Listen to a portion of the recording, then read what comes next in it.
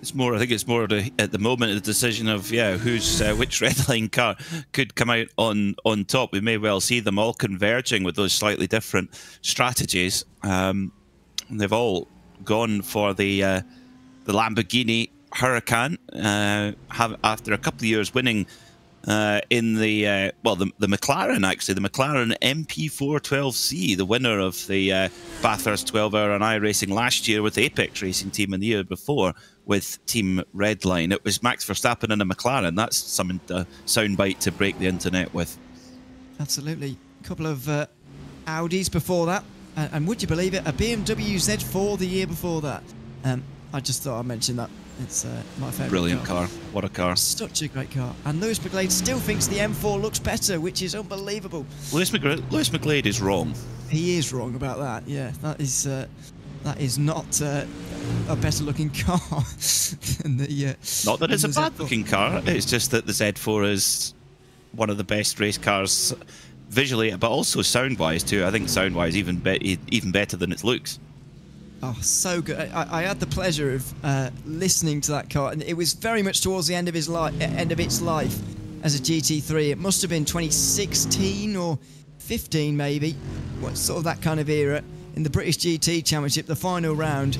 And there was that, I can't remember who sponsored them, but it's sort of this bright green and orange livery that was very bright on a BMW Z4, and it sounds absolutely brutal. It was just fantastic to listen to at Donington Park, which is where I was. And yeah, what a great car. I'm very glad that I got there at the final year. I don't know, I can't remember what year it was, but it was the final year of circulation of that car, and I'm very glad I got there for its one of its final races anywhere, actually, at one of the top classes of competition, because it was about to be phased out by the M6, I believe, was taking over at the time.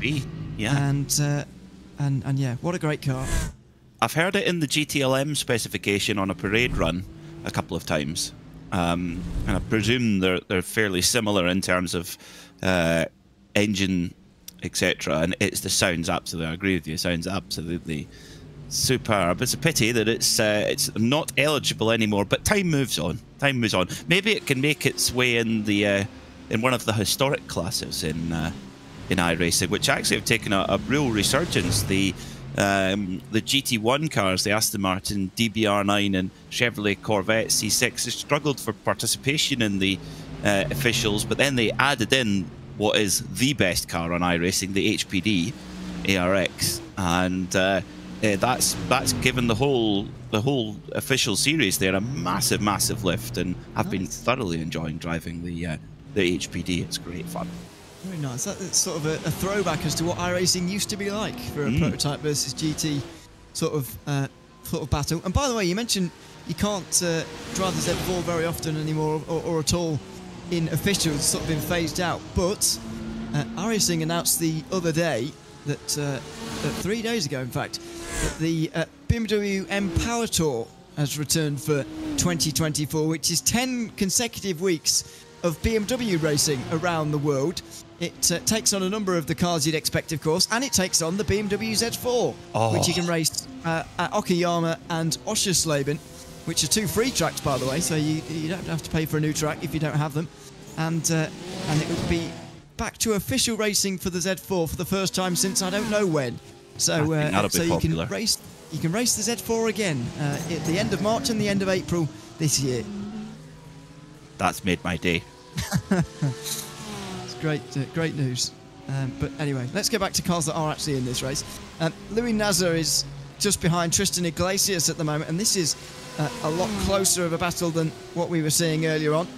Partly because, or mostly in fact, because Louis Nasser took on a 36-second stop that time around. Not really sure of the logic behind a 5 seconds shorter stop at this stage, suggesting a short fill, but I guess Williams had the fuel to play with and decided that the halfway mark was the time to play with it. Could be, yeah. Could be that that's when they can be a bit more confident in terms of back timing to the end of the race, quite possibly, for these two Porsche 992 GT3Rs, of course, the winning car from last weekend's Bathurst 12 hours, the Repco Bathurst 12 hours, the Manthey EMA team coming out on top with with a driver who's made a big part of his career development in the sim, Hanchan Guven, winning alongside Lawrence Van Torres. Big move there from the Williams car and made it look very simple. Yeah, Louis Nasser through. So now he's only 13 seconds behind Sam Coiter, the first of the red line drivers, but that means that he's sort of best of the rest, if you like. Best non-red line team now goes to Williams Esports, as long as the likes of Drago Racing, Apex Racing Team, or the other Williams car can't get out ahead of them, which you'd imagine with only a 20-second margin would be very difficult to do. You mentioned there that Guven was part of the winning team last weekend. You're right in saying he was very much involved in the simulator, has been involved in the simulator. In fact, he missed a round of the DNLS, which he's been driving quite a lot of this season, to do that race at Bathurst, partly because he was probably sleeping before God knows what time in the morning they get up for that race. Goodness me, it's an early start. But he wasn't at the DNLS race last weekend as a result, so not only part of his development, of course, but very much still a part of his life, which is fantastic to see. And we've seen Max Verstappen spectating in this session. We've got Sebastian Weldon in the top 10, another driver with real-world credentials in this race. It's the amount of real-world drivers in sim events these days seems to be increasing, actually. I think the two cross over more than they ever have before. I mean, I think the results of the kind of COVID time have definitely had a lasting positive effect, but there's been a lot of people that have stuck around and the sport has continued to grow here. But I firmly believe that nowadays you've got so much more engagement. We saw some drivers taking part in sim racing in the COVID time because they literally couldn't be out on the track, but it's changed complexion now. Now it's seen as very much a part of the overall performance tool. You know, Bruno Spengler, BMW factory driver, he's been here, you know, in the sim world for several years now, and it's very much a part of his ongoing development and training. And you look at the drivers that the manufacturers are selecting through their young driver programs, and a lot of the time it's drivers who have sim racing ability as well, who get the nod over some other drivers of a similar speed. You look at Lauren Heinrich and Anjan Guven are two perfect examples where they went up against some very stiff competition to be the Porsche Junior in their respective years, and a lot of the time they're being good in the sim definitely makes a difference to getting the nod when there's a seat on offer. Yeah, it's great to see so much sim racing being circulated in the real world in that respect, especially for Spengler, who you just mentioned there, who's continuing to soldier on in this race despite being 4 laps down in it at the moment, and still they're a lap off the next car up ahead of them. It's Thiago Marteau who's driving the Williams Esports Academy car now in 40th place, as they've all overtaken Falcon Sim Racing Team for some reason, who've just retired now. Jonas Rutten was at the wheel, but he's decided to call it a day as well. I'll try and find out why that is the case, but it means we're down to 41.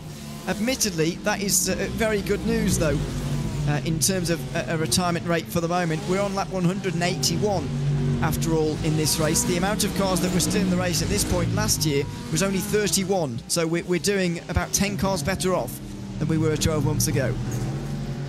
And attrition is always a conversation here at Bathurst, when you're going over the whole mountain section. The walls are so close, and just the tiniest little mistake and it can all be over just in a blink of an eye. So really it's fierce here at Bathurst. So expect there to be more attrition in the next 5 hours and 42 minutes, and that's where really the drivers are earning their crust, having to just keep knocking out these stints. And of course, as we go further into the heat of the day, the track temperature will continue to rise, and if it gets excessively warm, then you've got a problem with the track feeling greasier and having less grip, and that makes life even more difficult. Temperatures still indeed on the rise at the moment. We've been taking a look in the last couple of moments, by the way, on the screen, and you may have noticed some of the former Urano drivers. We had a view there of Luca Kita, who was coming towards the end of a stint in the Apex Racing Team number 99. He's now come out just behind Jakub Masiewski. And we've got Vlad Kimichev, who was on your screen there a couple of moments ago, in 12th place, just up ahead of them. And then ahead of all of those guys, it is Sam Kreuter in 3rd place, who's been snapped up by Team Redline. He's now 12 seconds off the lead and 11 off the driver in front, the second of the Team Redline cars. So Urano drivers have dispersed, and unfortunate and sad to see that the end of that team really was near, and it eventually did come to an end at the end of 2023. And this race was one that they actually were never able to quite win. They came so close on occasions in the past, most notably last year when they were involved in the closest finish ever that this race has seen, with just 9 seconds separating them and a race win. Unfortunately, they weren't quite able to do it in that year, and they never did win this race, but at least their drivers have found somewhere to go. That is always the worry, that there's not going to be space on a team for them, but we've not lost a driving talent, at least, even if we have lost one of sim racing's best teams. They were an impressive outfit, weren't they? They had some really great performances over the years. I remember Daytona as well, the Urano team being very quick in the prototypes in the first year of the BMW M Hybrid GTP. Remember that Dominic Hoffman putting in some amazing runs and stints there. But yeah, the world moves on. It's no different, really. I was listening closely to your discussion, you and Cam's discussion, Ewan, about the kind of teams and how it works. You know, these things happen in the outdoor world too. Teams come and go, and the overall framework of the sport changes. You know, you look at how you have, you know, in the outdoor world, you'll have effectively factory drivers are like a pool of drivers that are contracted to a manufacturer and then are sent out to teams. The model can be slightly different in the virtual world, but you know, teams do come and go, and drivers move from team to team. It's all part of the game in any form of motorsport. You're absolutely right. It happens. So happens here in sim racing too. I've just had a conversation, by the way, with Jonas Rutten of the Falcon Sim Racing team. I think he was supposed to be sharing with Jesse Jones here today, but unfortunately he doesn't feel very well at all, does Jesse, so unfortunately they've had to park the car here this afternoon. If you're listening, Jesse, I hope you feel better soon and get well. Hopefully it's not too serious, and we can see you out on the track in a special event again very soon. Speaking of real-world crossover, just while we're on the subject of Falcon Sim Racing team, I believe they might still have a car in this race. They do. They're 17th position with their other car, Luca Vunks, in the number 2, just trying to hold off Mark Perez in the Simify car. Real-world livery crossover. Got a bit of that at BS Turner, which is much talked about, of course. They're 21st, but Falcon Sim Racing have got a very iconic livery, as well as the Falcon racing cars in real life seen in years gone past, and admittedly I haven't seen for a little while. Falcon and they did have a great presence in sports car racing in America, in the American Le Mans series in IMSA, and when the rain came down, Falcon really came to the fore, winning at Petit Le Mans in the GTLM class. It was a Scotsman, Derek Walker, who ran the team, and they had some really good performances, but still very much a presence at the Nürburgring. In fact, they actually gave the Porsche 992 GT3R its kind of first proper run out, really, in a really cool sort of Falcon colours but camouflage livery. That was the end of 2022. So Falcon very much a big part of racing at the Nürburgring, and I wonder whether their time might come to get an overall win. They've got the cars, and they very often have the drivers in those cars to be able to do that. I would love to see it, but with Falcon, it's they've kind of almost made a little bit of a niche and a little bit of a reputation for themselves. When the weather gets changeable, those Falcon tyres do come to the fore. That's great to have them here on the grid. Just following on a battle for 5th place on your screens at the moment, by the way. Somebody asking which other real-world pro drivers are there in the race. As I said a little bit ago, Sebastian Weldon, the son of the late great Dan Weldon, is in 6th position in the race, as you can see, and Moritz Lerner's down in 36th. Has done real world GT4 racing, so there's plenty of crossover between the real world and the sim world.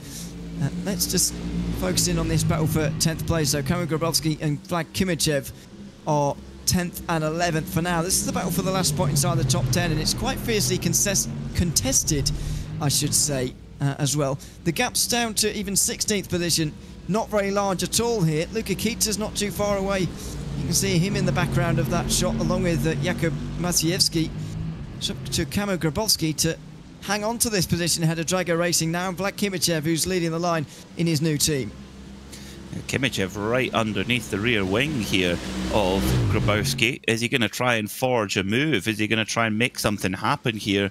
Good chance up into Griffin up the inside, but decides to stick in for now. And there's two decisions to, there's two outcomes here. You can try and push and try and force the move and try and make a move through and pull away, or stick behind to the end of the stint, do lots of lifting and coasting, save that fuel, reduce that amount of fuel used, and bring in a little bit more of a wider strategical window. That's the decision to be made here for the Drago Racing team, because it's but if you are going to make that pass, you've got to be confident that you can pull away, and that's a big ask, I would say. It is. Especially around here, lots of straights around here and lots of slipstreaming opportunity as a result. Down into Forest Elbow they go. Slightly a greyer look today to the front of the Williams Esports Fanatec car. Just help to distinguish the 5 Williams Esports Williams Esports cars that we have, including the 2 academies as well, which makes up more than 10% of the field. But they are doing well for now inside the top 10. 3 cars inside the top 10 as things stand. Kimichev not able to get anywhere close enough here to pass Kamil Grabowski on that occasion.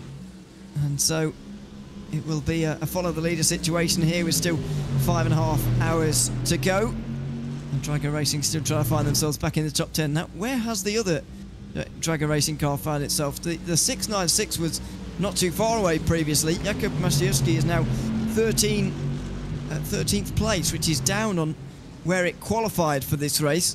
And interesting, the Virtual Coach GNG by Grid and Go car is just behind them, having qualified 2nd, but all the way down in 14th at the moment. We heard at the start of the day that the Porsche might well be better in qualifying than it is in the race. I'm not sure I'm totally willing to go along with that, because there are Porsches in 4th and 5th. And while track position is important, you don't get there by fluke. So it does very much seem maybe the way that you set up the car where the Porsche ends up in the race, because some teams have really struggled, like Grid and Go have only gone backwards in this race so far, but Williams in the semi-5 still comfortably inside the top 5. So clearly the Porsche is not all rubbish in the race. No, far from it. Far from it. And who knows which cars will perform best when the heat is going to keep ratcheting up as we head through into the last part of the race. It will get warmer and warmer. It will tail off a touch in the last hour or two, but we are going to keep getting, the track temperature is going to keep climbing. So which car performs best in those scenarios? Also, the fuel numbers of what each car can do as well are slightly different. And I don't think we've quite seen the full picture there yet. But great shots here, riding on just on top of the bonnet of the big thumping 6.2 litre Alphabet V8, the AMG. I tell you what, we are going to miss this car when it goes, big time. I mean, it feels like it's been around for ages, doesn't it? It has, yeah, because it has, yeah. Yeah. It's venerable. It's had an Evo version, hasn't it? But that doesn't really count. The AMG itself has been around for a long time. The SLS itself, which was the predecessor to this, well, not this specific one, because as I say, the Evo version, but the predecessor model, I suppose, the SLS phased out in 2015 or something. It's a long time ago now. So Mercedes have been running with this car for quite some time, and it is going to be an iconic sound that goes missing from the GT3 ranks when it does eventually go. And let's just have a little onboard with this car now. Vlad Kimichev trying to work his way through on a fellow Mercedes, but not able to here, as he will rumble his way across the top of the mountain, trying to find this 10th position. Yeah, it's a very, very special machine. You can hear the rumble from it. Car built by a company called HWA AG in Falterbach, Germany. The HWA have run all of Mercedes-Benz's DTM programs, actually, through it, all the way through. 11 drivers' titles, 14 team titles, and 12 manufacturer titles. So hugely, hugely successful. And actually at Bathurst, really, AMG have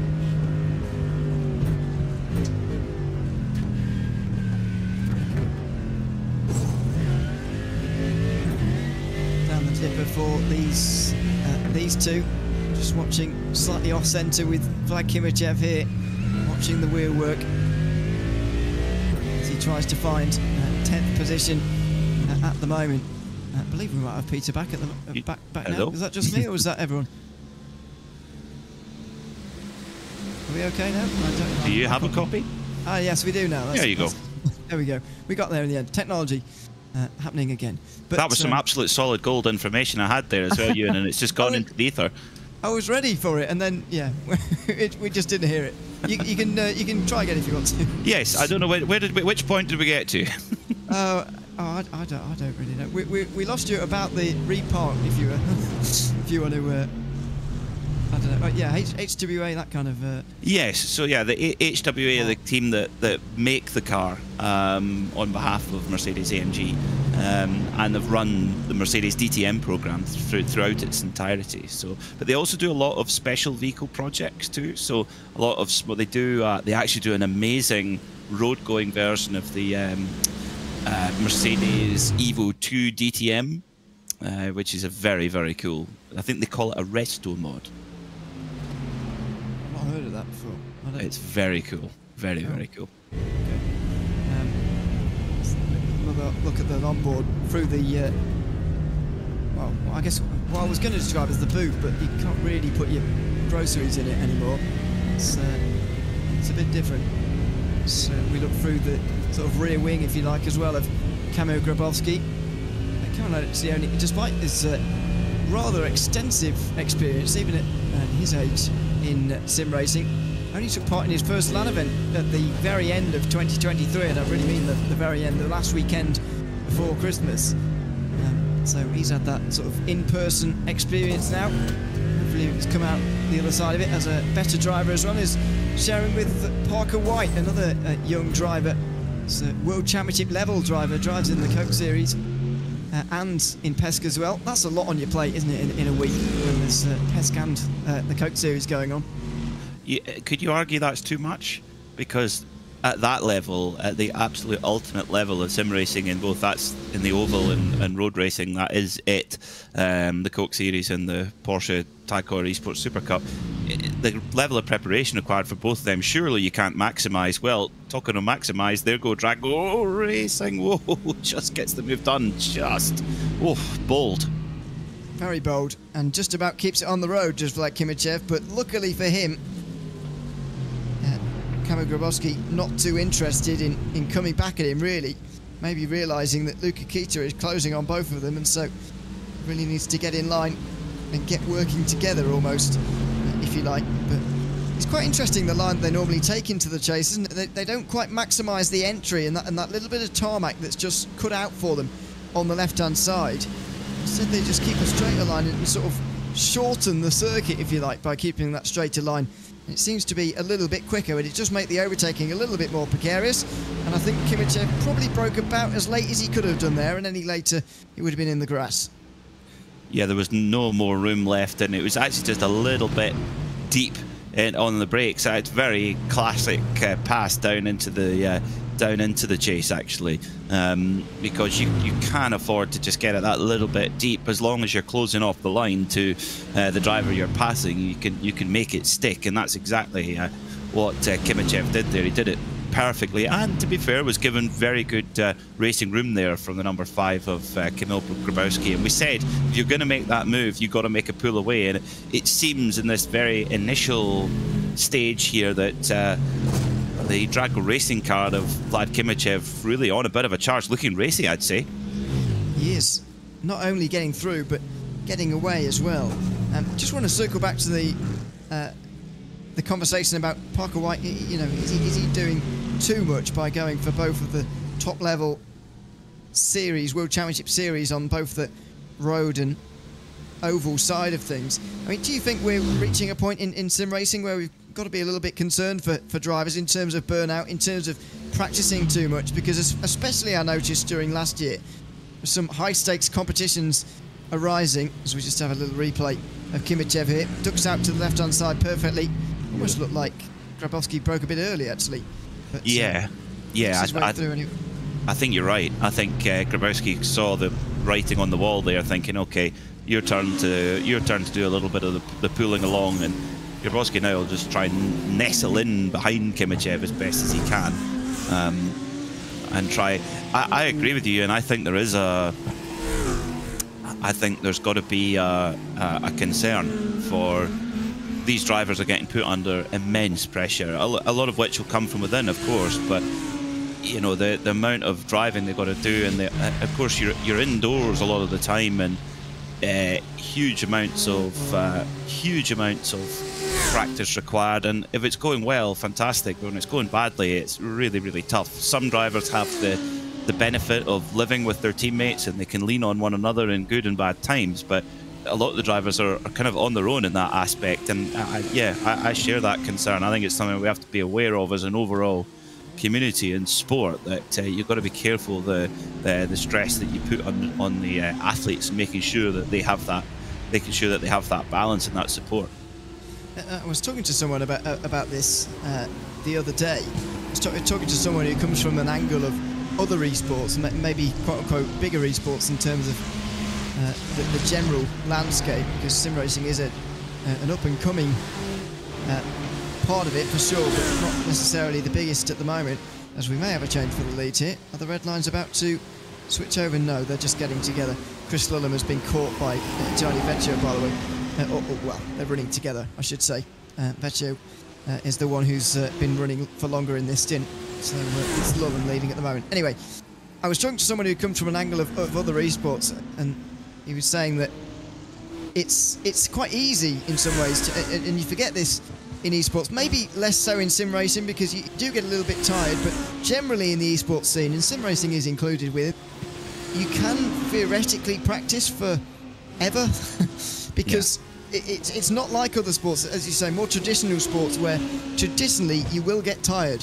If you I mean, most people watching this may have another sport that they play for whatever. It requires some physical exertion, and you'll be tired eventually, so you will stop because of that. But in esports and sim racing, as part of that, doesn't really happen to you. You don't really get tired, and so theoretically you can practice forever. And so I think you're right. There has got to be a bit of a concern there with burnout, and you've got to make sure that there is things in place to stop people from doing too much and falling out of love with it completely and quitting. Because I think some people that I've spoken to in 2023 were actually quite close to leaving sim racing entirely with the amount of workload they were putting in. But after a step away at the sort of Christmas time and so on, maybe revitalised a little bit. But there is a danger of losing people that way. No question. Yeah, that's definitely something that needs to be kept in mind. But this is where you know, in the outdoor world of motorsport, you've got governing bodies in each country, you've got national federations, you've got the FIA themselves, where programs can be put in place. Whereas in the virtual world, everything is so much newer, and everything's so much more kind of in its infancy, really, in the grand scheme of things, that these things are difficult to implement. There's a little bit of coordination work there from Team Redline, interestingly. So the navy blue car, the car number 70, goes through into the lead of the motor race. So a little bit of coordination there for Team Redline. Gianni Vecchio going past Chris Lulham. And by the way, I'm not sure whether you heard this earlier on, by the way, but that car being a slightly different shade for the main body is actually not intentional. But looks good. Someone did something wrong. It helps us to tell them apart, so we're not complaining. But they are slightly, especially we've got these lower cameras now. You can just maybe see. You might have to get a bit close at home to have a little look. But it's the slightly lighter shade. I'm going to say lighter shade of black. That makes it not really black, doesn't it? To be honest, the number 70 car is slightly navy blue, as you say, whereas the 20 car is very much a black colour on the main body. Just behind Miles in their BMW, only one of them remaining, as Patrick Holtzman, unfortunately, with a bit of an injury, I'm afraid, has not been able to help Max Benneker, and so they've been out of the race for quite some time. But Yuri Kastrup and Moritz Lerner are still in the race. They're now 36th, but they're a long way back after making 2 stops in the first hour and a half. Didn't quite get to the bottom, actually, of why they had to come in for a second time so quickly, but unfortunately they did, and that's put them a long way back. But Moritz especially just looking for the experience in iRacing all over again. It's been a very long time since he's raced iRacing competitively. He won this race in the Porsche Cup class back in 2018, and he hasn't really won anything or competed in anything notably since COVID, really, so it's been quite a while away for Moritz Lerner. Good to see him back. Good to see him back competing, and what an event to do it at the Bathurst 12-hour, and what a great schedule of special events we have this year on the iRacing platform, both on the endurance side, but also things like the Formula Ford Festival, and you've got all the oval stuff, and I believe the return of the Indy 500. Are we allowed to say that yet? Yes. And isn't that a wonderful thing? Isn't that great? Great to be back. Yeah, we're very pleased about that. I know Arjuna's very pleased about that, especially. Oh, I bet he is. Yeah, he doesn't stop talking about it until May, or during May. I understand it's his favourite event in the whole world, but you know, it's. I'll be honest, it's a good event, but not my favourite in the world. I've got to be honest. So there you go. But don't let him hear me say that. Don't let him hear me say that. No, I'll certainly be tuning in though when it gets around to it. It's a great schedule that we have. This is a bit of a look from the back of Chris Lullum, and or now Johnny Vetter. You now see the slightly different shade of colour. This is sort of through the back end. I'm not really sure what to call this part of the car. Sort of through the back end of the Lamborghini was what I'd go for. Rear deck. Be a better way of going for that. Rear deck. Would that be appropriate? I suppose so, yeah. Just trying to work out what we're sort of in between at the moment, really, with this camera angle. We're underneath the spoiler, I think. I feel like that gap's a bit too small for it to be the spoiler. Maybe it is. I feel like the spoiler's a bit higher than that. But are we sort of on top of the exhaust, maybe? Yeah, I was thinking that. I'll have a little look again here. Is the gap between the spoiler and the actual rear deck, as you would call it, that big? Oh no, it's not very big at all, is it? I think that's exactly what I think you were right. Yeah. And the exhaust isn't far away, so we're both right. Let's pat each other on the back. Okay. It's a very low car, isn't it? Very sleek through the air, especially when you compare it to the BMW in the background.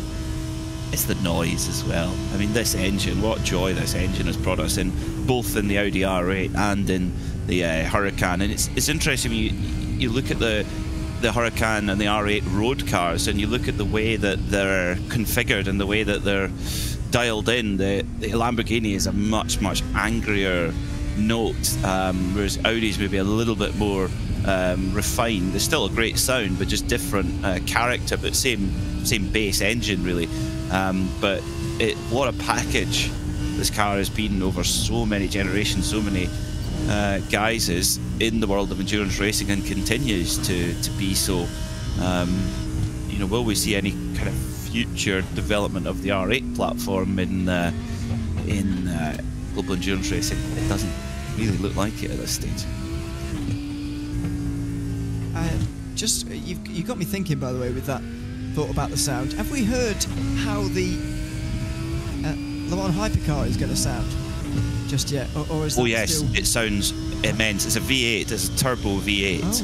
and it sounds fantastic. Yeah. I don't know how I missed this. I need to go and see this after. There's the a few broadcast. testing videos. If you go on the internet, there's a few in social media Okay. and things. Yes, That'll be it sounds my, great. That's my first job after this broadcast is finished. And it's a brand new engine, developed, with Iron Links, Prema, have been very involved with that engine program in conjunction with Lamborghini's Quadricorsa. Well, that's fantastic to hear. I wonder how they're going to get on in testing. I was going to mention about, or maybe reference the testing that's going on this weekend in today's broadcast, but it's not happening this weekend anymore. It's happening Monday and Tuesday now. So there we go. Hopefully they can get it in time for the actual season, because otherwise there could be some very rusty hypercar teams, especially when we get round to the first race of that championship to worry about. The containers have arrived. I've seen a picture of a container arriving today. That's good. Hopefully there's enough time. How often is this going to happen? Because this... Well, I don't think we know the answer, but because the Hub Auto team, the Taiwanese team, we're going to have a Porsche with Kevin Estra, and I can't remember who the other drivers were, factory drivers anyway, and they didn't make it to Bathurst because the car was delayed in shipping. Such a pity. Yeah, it is. And without getting too, to that side of things, as you say, you don't really see where that's going to end or when that's going to end for the moment, which is a bit of a shame for now. So we'll keep our eyes on it, of course, but it would cause a bit of disruption, because that part of the world, it's fair to say, whether some people would have opposition to it, but it's fairly important in the world of motorsport now. So there's a lot of events that happen in that part of the world now. Huge amount in Asia, Middle East, Australasia. It's and it's a lot of cars will do a lot of these cars can be worked hard. If they're a private team and they're going around at various events, the logistics involved are quite remarkable, and everything's got to really hit the marks. And if the one little thing goes wrong, then all of a sudden you're left without it. So you're left scrambling to try and find a car, and that can really change the economic viability of the sport. And a lot of people say, "Oh, why don't you just stick them on an aeroplane?" Well, simply, it's far too expensive to put a race car on an aeroplane unless you've got bottomless budget. I've always wondered that, but I just concluded that it was too heavy. I didn't realise it would be too expensive. It's catastrophically expensive. Okay. Yes. I can't imagine shipping a race car in a boat is much cheaper. Oh, it's to a factor of 50 cheaper. Wow. Okay, that's... oh dear. We haven't seen an incident for a while, and I wasn't going to mention it because I thought this stuff might happen. But unfortunately, the very thought of it has made it happen in real life. This is the Apex Racing Team Academy car heading down the inside, but getting sent off the other way by one of the BMWs. And then left with a little bit of a adventurous way to get back to the circuit. That's really frustrating drop in time there. It's interesting that the red line cars, ever since they made the switch, car 70 is really the leader, has really moved on. Gianni Vecchio is just in one of those grooves. He's doing Gianni Vecchio things right now. It's the Italian at the wheel of the Italian car, the Lamborghini Huracan, and up behind a car running off the lead lap, a Ferrari, another Italian machine, which actually at the start of the week you and I thought we were going to see a field full of Ferraris, but that late BOP change, goodness me, it's nerfed the Ferrari. And it's made it particularly unpopular in top split. With the first of them is, I think, still down in the 20s. It is 27th. The ATRS Esports car of Gabriel Erdely is the first of them, as the race leader has a bit of trouble getting past SimRC. But it says a lot really about where the Ferrari is, doesn't it? That the first of it is down in 27th, and SimRC, who are so strong in these types of races, qualified down in, well, started last. I don't think they did qualify, actually, now that I think about it, but they have made up 13th position. They're still over a lap down now. They're actually 2 laps down as of right now, and that's a surprise really to see for a team like SimRC, so experienced in sim racing and endurance racing especially.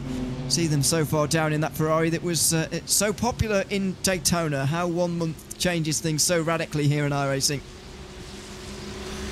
it's incredible how just you think 3% power, oh, that's not too bad. I mean, that could be 20 horsepower, thereabouts. Maybe slightly between 15 and 20 horsepower anyway. So you've got, yeah, that makes all the difference, particularly at somewhere like Bathurst. When you're going up out of turn 1, out of Hill Corner, all the way up Mountain Straight, that's where horsepower is everything. So to have it taken away is definitely going to hurt. Move here for 10th place. That is the Apex Racing team. Luca Kita going past the Drago Racing number 169 Mercedes AMG. So the Apex Racing team winners last year, don't forget Luke McEwen and Elvis Rankin winning in a McLaren. Certainly going to be a big ask to repeat that success today where they're running at the moment. It is. I think they're going to have trouble finishing on the lead lap, I've got to be honest, but they might just about manage it. They're now 10th. That was Luka Kita getting past Vlad Kimichev, which must have been odd for those two former teammates for such a long time. Kamo Grabowski has just been overtaken by Luka Kita as well, just preceding that. So Apex Racing team are on the march, and I think they're probably favourites to finish in 10th position, but for them to have any designs on finishing higher than that, I think would be a bit over-ambitious unless there's problems up ahead, because there is a whopping 28 seconds up to the Williams Esports Chill Blast car in 9th place. And I know the Porsche does not quite have the race pace of the Mercedes, maybe. I don't think it's quite that much of a difference. Nearly half a minute is maybe even too far, even with 5 hours to go. And we still don't know how the pace is going to change as we get into the kind of hotter, stickier part of the day, and when those track temperatures continue to rise, and that's it's just what you don't need going over the mountain section where you really want this maximum amount of grip. You don't want it to be greasy, and that's exactly what happens when it gets excessively warm here at Bathurst. So the drivers will be hoping that they mercifully end up with a cooler track temperature than expected.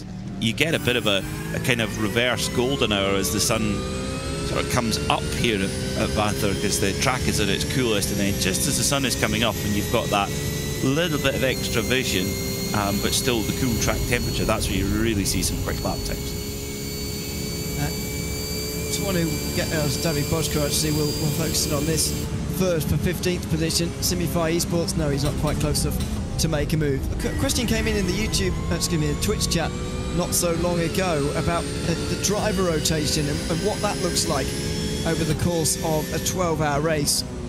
Well, mostly in recent years, we've seen 2 driver teams prevailing here.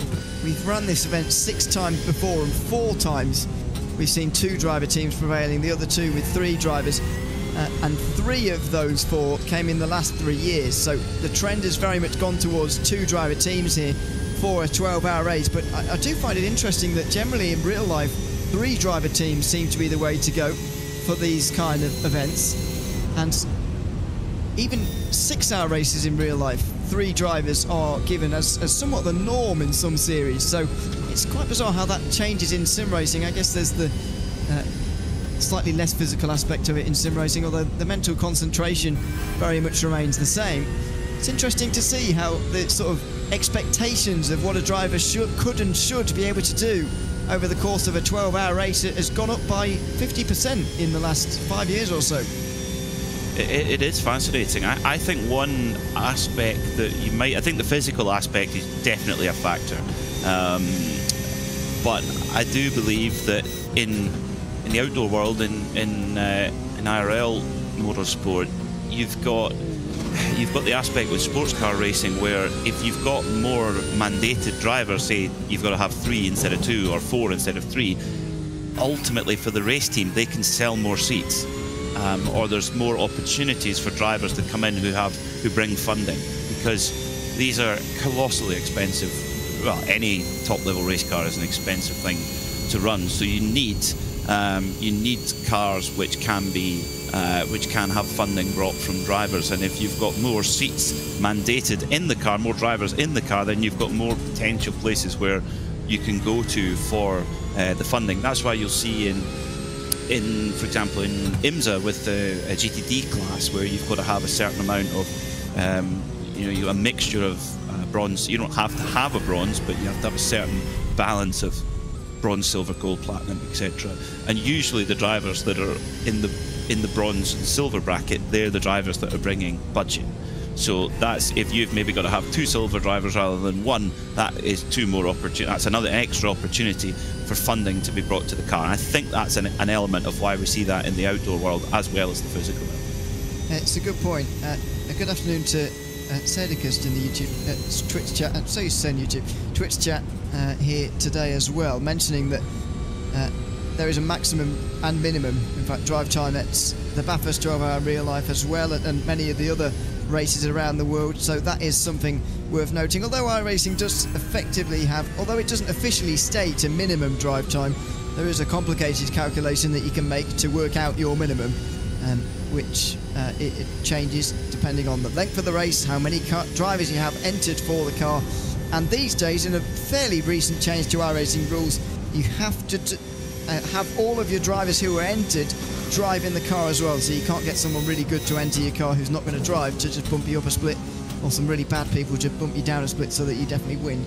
You've got to use everybody who is entered for the minimum drive time, which is worked out by that complicated calculation that I don't quite fancy doing 7 hours into this race.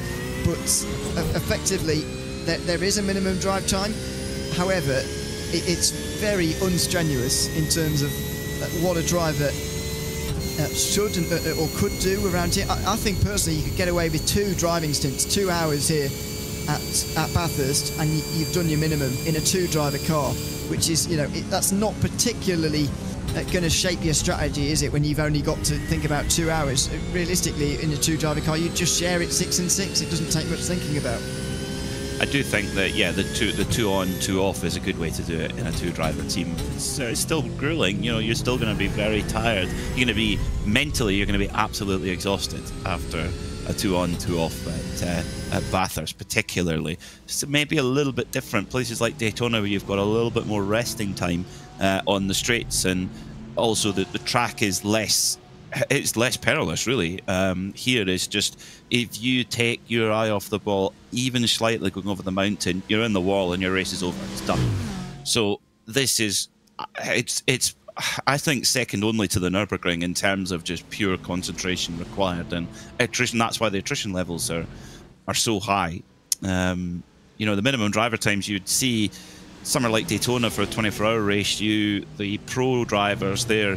Their minimum driver time is, I think it's 1 hour and 10 minutes or something. It's very, very small. Obviously, you'll see drivers doing a lot more than that. But for the amateur classes, or the pro amateur classes, LMP2 and GTD, it's 4.5 hours minimum driver time, which is a fair chunk. The idea being that you can't just get one driver in to pay the bill, them do 10 minutes under a safety car and then hand it back over to the professionals. It's designed to try and be as fair a playing field as possible.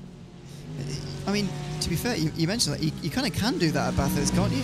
Wasn't the minimum drive time last weekend like 40 minutes? Yeah, so what's happening now is you're seeing car owners or amateur drivers who are bringing funding to the operation, or completely funding it in some cases, are actually entering the pro class so that they have less driver time to do, and they can do their driver time and still, with the intervention of safety cars, etc., still be in contention to win overall. And that then is seemingly more attractive. There was a couple of teams at Daytona did that, where they entered their car in GTD Pro despite having bronze-graded drivers in the car, and that was all to do with minimum driver time requirements. So this, they actually call it the Kenny Habul rule. Unofficially, they call it the Kenny Habul rule at Bathurst. And Kenny, of course, a 2-time winner overall of Bathurst 12-hour in 2022 and 2023. Yeah. But officially called, of course. I mean, it's very different to what we've got in iRacing, which very much tries to cater for sort of everybody from top split down to last.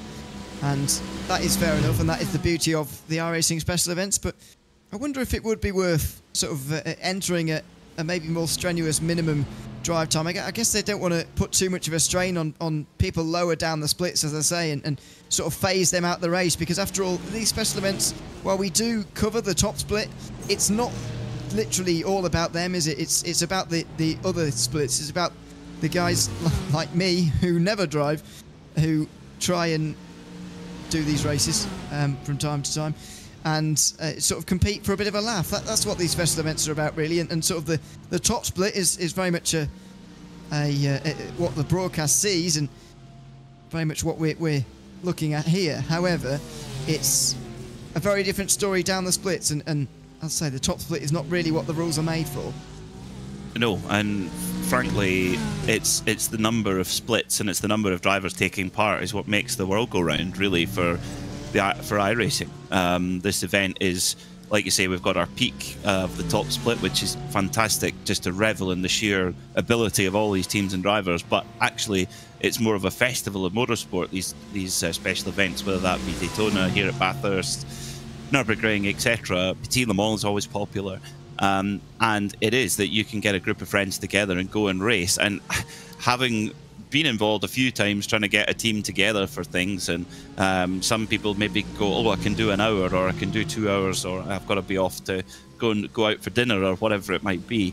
I think that the rules, I think, are set pretty well. You've got to put at least some amount of stint in, but if you can only manage a stint, that doesn't exclude you from taking part. I think that's where this format's really good, where you can sort of go in and do a stint and still be part of the experience.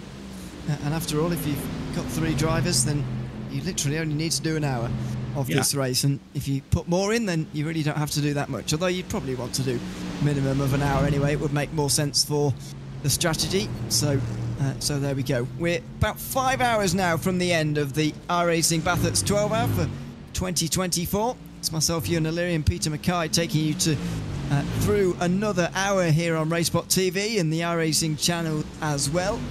Hope that you're enjoying the coverage this afternoon, and you'll stay with us for the outcome of this race. We've seen Gianni Vecchio into the pit lane in the last couple of moments, by the way. The number 70 car, we did see that. We did see him drop down the order that little bit. He's now 7th, 55 seconds off of Chris Lullum, who got very close to Vecchio on that last stint. And the two are running nose to tail, but the obvious advantage that Lullum still has is the ability to put less fuel in at that final pit stop, and surely he's going to take advantage of that to, at the moment, be in the race lead. While he never is leading in the course of the cycle, I think he is sort of morally leading, if you like, with that last pit stop to come and that time to be gained. Could be. I mean, certainly when Gianni Vecchio went past, when he was allowed past by Chris Lullum, Vecchio really cleared off, and they're clearly on a different program in that Navy number 70 car, which is going to be the best formula. That's actually, for me, that's really uncertain of these red line cars, which has got the best strategy on board at this point. It's difficult to tell, and for the drivers, this is actually where a little bit of internal competition can be really healthy, because if they're all running in a held formation, I think it's easier to make a mistake. Whereas if you're pushing for inter-team supremacy, I think that really does focus and sharpen the mind that little bit more. And I think that's what Redline are going to need. They're going to need that over the next 5 hours to really get this one done and get a record third Bathurst 12-hour win. Is they're going to need that sharpness and that focus to get it across the line here. They don't want to rest on their laurels, because there'll be several other cars, the Simify car, some of the Williams cars, etc. They could be on them. One little mistake, and that could be a different complexion entirely.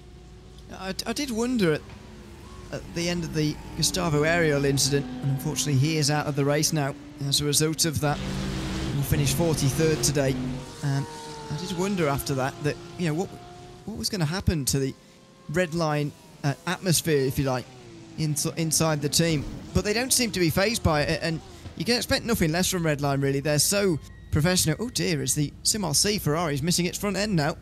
We'll try and figure out where that has happened in a couple of moments' time. But as I say, clearly Redline's philosophy and their thinking, their driving, and their atmosphere has been unchanged and unflustered by an incident, which is the mark of a great team. It is. It is. They're just relentless. Absolutely relentless. Pit stop going on there. Tristan Iglesias bringing in the number 33 Porsche for Simify Esports. Fuel going in as well. That was a change a year or two ago in the iRacing platform, where you could, now you can now fill in the fuel while tyres are going on as well. So that does change strategy a little bit compared to what we used to have, where the tyres and the fuel had to be done separately. As I say, we'll get a look in a couple of moments' time as to what happened to that SimRC car. Trying to look around the field at the moment to see if there's anyone else walking wounded. I can't see anyone else with bodywork hanging off or missing at this stage, but that doesn't mean that there was nobody else involved. I mean, it's very plausible at Bathurst that there was nobody else involved, but I'm just trying to work out all the possible options at this stage, because I'm not sure what's happened to that car. Jürgen Frank was at the wheel at the time. We've got Ty Simmons in at the same time for Apex Academy, but he's going again, and it's not a long stop from him at all. Nobody else is in pit lane. It may well be a single car incident for SimRC. Unfortunately, Bathurst may have bitten for them, I'm afraid, but we'll wait and see and reserve judgment on that one. Looks like a bit further down we've got some fights going out on the circuit, or indeed this is just a bit of traffic going on at the moment in front of one of the Drago racing cars. It's the 91 car of Servo Esports who are making the bit of the traffic. Now this is what happened to SimRC on the way down towards Forest Elbow. On the brakes. Oh no, out of the corner. Oh, they seem... Oh, okay. So it's already sort of wobbling here. And they're trying to get rid of it. Scuffed the wall at some point, surely.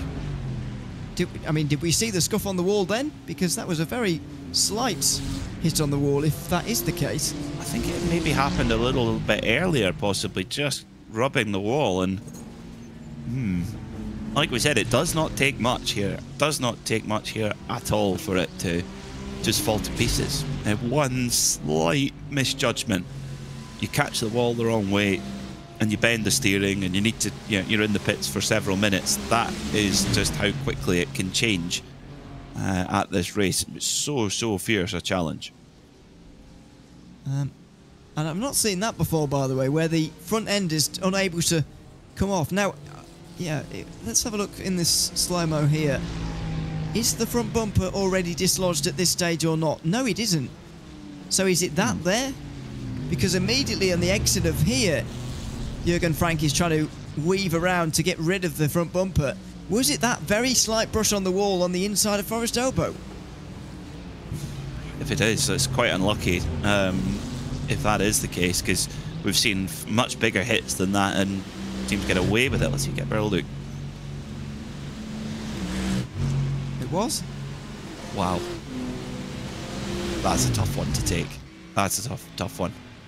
And that is a perfect example of just how you can actually think you've not even made an error, and you just go that little bit too close to the wall and something like that happens.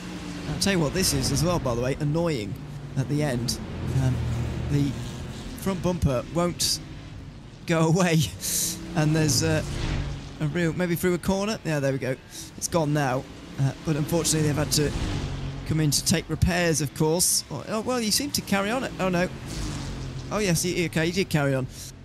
They're not necessarily taking the blend line as you're meant to today, so he continues on. But clearly there was something wrong with the front of the car, and he decided to get that fixed because it was a long stop from Jürgen Frank. 1 minute 48 down on pit lane to do a full tank of fuel, 4 tyres, and a new front end. But happily, I guess the one silver lining there, not much suspension damage, which is the real killer in terms of repair times on iRacing.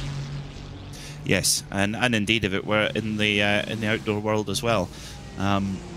and that is funny, but that Ferrari has moved on the game in terms of how serviceable it is in the heat of battle for a GT3 car. The front end there's a huge clip where you can just take a huge section off the front and clip a whole new one on. The rear, you're taking off a big proportion of the rear of the car, just clip it off, new one, clip on. I mean, the assembly that is an extremely expensive spare part, but it's, you know, it's won them races already. You know, the Fricadelli team that won the Nürburgring 24-hour with their Ferrari last year, they had a puncture on the rear left and did a bit of bodywork damage, which I think with other cars would have caused them a lot more problems, but they just clipped off the rear section, clipped a new one on, and off they went. They didn't even lose any time. So it's the serviceability of that Ferrari. Okay, it's not that isn't simulated in the iRacing world, but it's an amazing thing that the outdoor version of that car, what they've been able to engineer into it. It is, and comparisons to a sort of GT prototype sort of crossover are very welcome, I think, because it very much behaves like one in that respect. Door Esports come into the pit lane as well now, and it very much seems that not only have Redline got the speed advantage over the rest of the field here, but they've got a bit of a strategy advantage as well. They're now 10 minutes clear of the hour mark, and they're just going further and further now, meaning that they'll have a shorter and shorter final pit stop, which is really going to help them in the final stages of this race when it comes to trying to beat this car, the number 70, currently being driven by Gianni Vecchio in third place. So it's been all about Redline so far today. They've led for 1, 2, 3 and 4 by quite some distance for quite some time. Now it's just 1, 2, 3, of course, with one of their cars out of the race, but they're still leading by quite some way, and it's very much them to beat. I think some teams will be looking around at the moment in the world of sim racing, especially thinking, how can we beat Team Redline? They've just signed Sebastian Job as well, who's now in their ranks. They've got so much going for them already that they were already difficult to beat, and now it's got even harder. In special events, they seem to be pretty unbeatable. In the Porsche Taycan Esports Super Cup, they're going very well as of right now as well, all over the front of that field. It's difficult to know which sim racing competitions they're going to be absent from or going to be not winning in over the course of this year.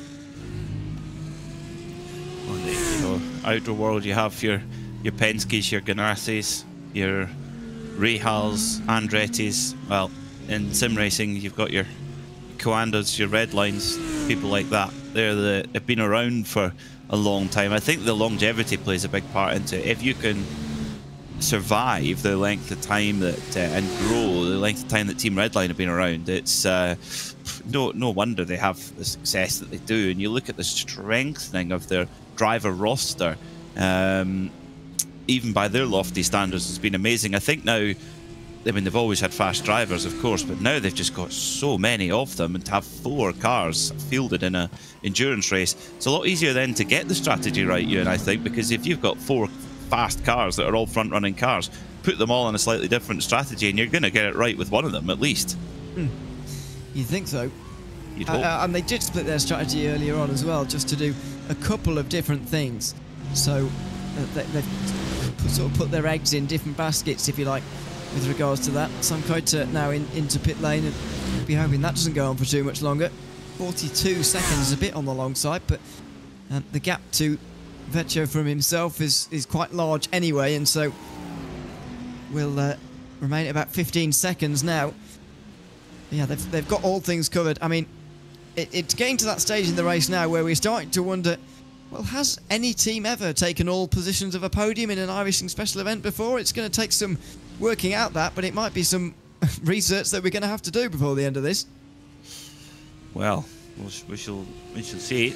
Here, number 5 machine, Camille Grabowski in the pits right now, as our leader comes down into the lane. Chris Lullum, car number 20, hasn't won this event before. He'll be hoping to add to that tally, although Team Redline have won it twice. Lullum has not been in the winning car either of those times, so Can he get that onto his extensive CV today, I wonder? Well, he's certainly in the mix. Down on the brakes for the final pit box. Just angles his car towards the exit a little bit more for that straighter run off. And the advantage for him as well, you can see the green cone right next to his left. When he gets going, he doesn't need to fit the pit limiter again. He just needs to accelerate up to speed and get going, because the exit line is right there and he won't be able to break the speed limit, you wouldn't have thought, on his way out. That's a real advantage to have, isn't it? Being there, pit box number one. That's, I think, where everyone wants to be. Last bit of fuel going in, and be able to get back to racing action there for Chris Lulham. Didn't see a driver change, so stint continuing. Off he goes. And there goes the sister car. And then Vecchio, oh, it's tight. Vecchio, they're side by side on the mountain straight. And Vecchio just nips in ahead. So the German will lead ahead of Chris Lulham by 7 seconds over Luca Kita, who's still yet to come in. But the two Redline drivers are very close together again.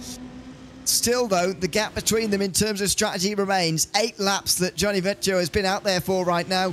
And so he will be about a quarter of a tank lighter on fuel than Chris Lulham. It means that he's got a bit more speed at this time in the race, as to be expected, of course. But how do you deal with that in terms of getting far ahead enough here? Because right now, they're just not far enough ahead in the 70, in my opinion, to be able to cut out that amount of time. I'm not sure what amount of time they are going to lose during those pit stop cycles as the result of 8 laps, but I think it could be in the region of 10 seconds, and that's quite a big gap to sort of close or pull out in the next 4 3/4 hours. Well, yeah, Vecchio's certainly on a real tear. Really impressive speed for him. So yeah, he'll be. I think this is going to be interesting to see. Obviously, the full push strategy of the 70 car and the maybe more measured approach of the 20 car, which comes out on top between these two Team Redline Lamborghini Huracans. And will Vecchio pull away from here from Lulham? He did so in the last stint, of course, having been let by Lulham, excuse me. So let's see whether the same will happen again, or will Chris Lulham be able to keep his hooks into Vecchio and kind of be pulled along? Because if he can do that, then that's a real bonus for the 20. Yeah, I think that they're really reaping the rewards of that at the moment, and they're really taking advantage of that right now out of Hell Corner. Is there going to be a chance into turn 2? Is there going to be an exchange here? Johnny Vecchio just pulls over to the left-hand side, and Chris Lulham will take the lead here. So is this a bit of a ploy by the two to even things out a little bit? Say, well, you're a little bit lighter on fuel at this stage, so you do need the slipstream and you need the fuel. So get in and help yourself to some of my slipstream. Well, I'm not sure how much teamwork is actually going on at Redline at the moment, if I'm totally honest with you, but because sometimes it looks like they really are racing each other, and other times it looks like they're never going to in a million years. So I wonder what is at play in that respect, because admittedly, even though Lulham is giving up the slipstream, he is more in control of this race if he's in front, because he can't let Vecchio get too far away, which is, I think, the real concern for the driver of the number 20. That's very curious. That is very interesting. So Lulham then to the front here at Bathurst. And about 6 seconds further back, they have Luca Kita in the Apex Racing team, but they owe us a pit stop. In fact, they'll be down pit road any minute now, I would think, and things will kind of shuffle back to where they were. Also the 169 car, the Drago Mercedes AMG of Vlad Kimichev, also due a pit stop. So that will put business as usual. So your closest car to the Redline Armada is car 15 with the William Esports Ben Q of Louis Nasser. Yeah. Lulham's pushing away gap, here, isn't it? That is a smaller gap, isn't it, than what we saw before the pit stops? 19 seconds. It's down below 20 again now. But we see this gap fluctuate between just below 20 or just above 20. You know, forget about 20 seconds. They're going to have to bring it down below 10 pretty soon if they want to really close in, because they are going to run out of time at a certain point. Well, if they just get closer, and then the pressure just ratchets up, it just takes one little mistake, one little disagreement in traffic with a lap car, and all of a sudden there's a bogey in there in the Team Redline exhibition show at the moment, which is what it is. But you'd be real sure that Williams Esports BenQ, they'll be desperately wanting to try and get in there and spoil the party a little bit in their Porsche. So, and has the Porsche got performance in there to do it? Are the conditions in the last 4 and a bit hours of the race, are they going to suit the Porsche? Are they going to suit the Redline Lamborghinis? We'll see. At the very least, I think Williams would like to get on the podium. Yeah. And that seems like a more realistic goal. They're 6.5 seconds behind Sam Coulter, who I don't think has been quite as quick in that Redline car. So I think there is a possibility there that they could make it to the podium positions, but it's still going to be tricky for them to manage that, I suppose, in this race. We'll wait and see, of course, on that front. But certainly for the win, it's looking a pretty forlorn hope at the moment for the likes of Williams Esports. Even Simify as well, who are at 6th position, and they're losing a bit of time actually recently.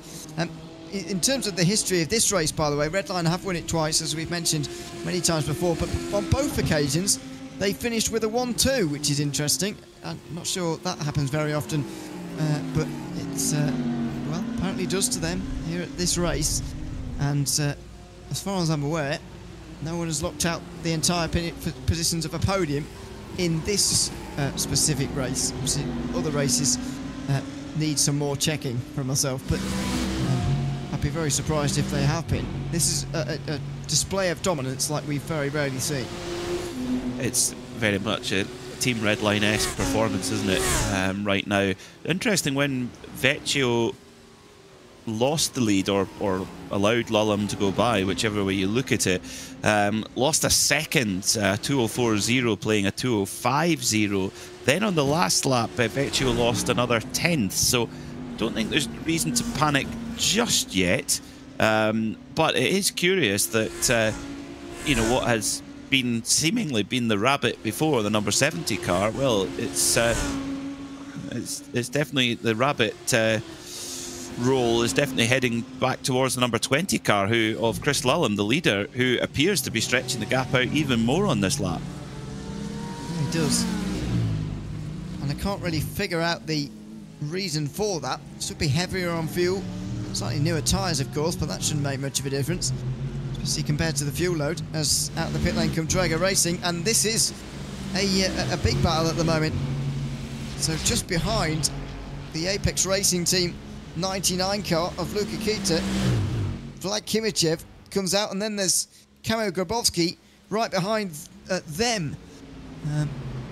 Not too far away in the Williams Esports Fanatec, the sort of grey livery that was slightly throwing me off there for a moment. So Kita back in front of Kimichev again after the pit stops. That was the way round they were before, at least for a period of time during the last stint.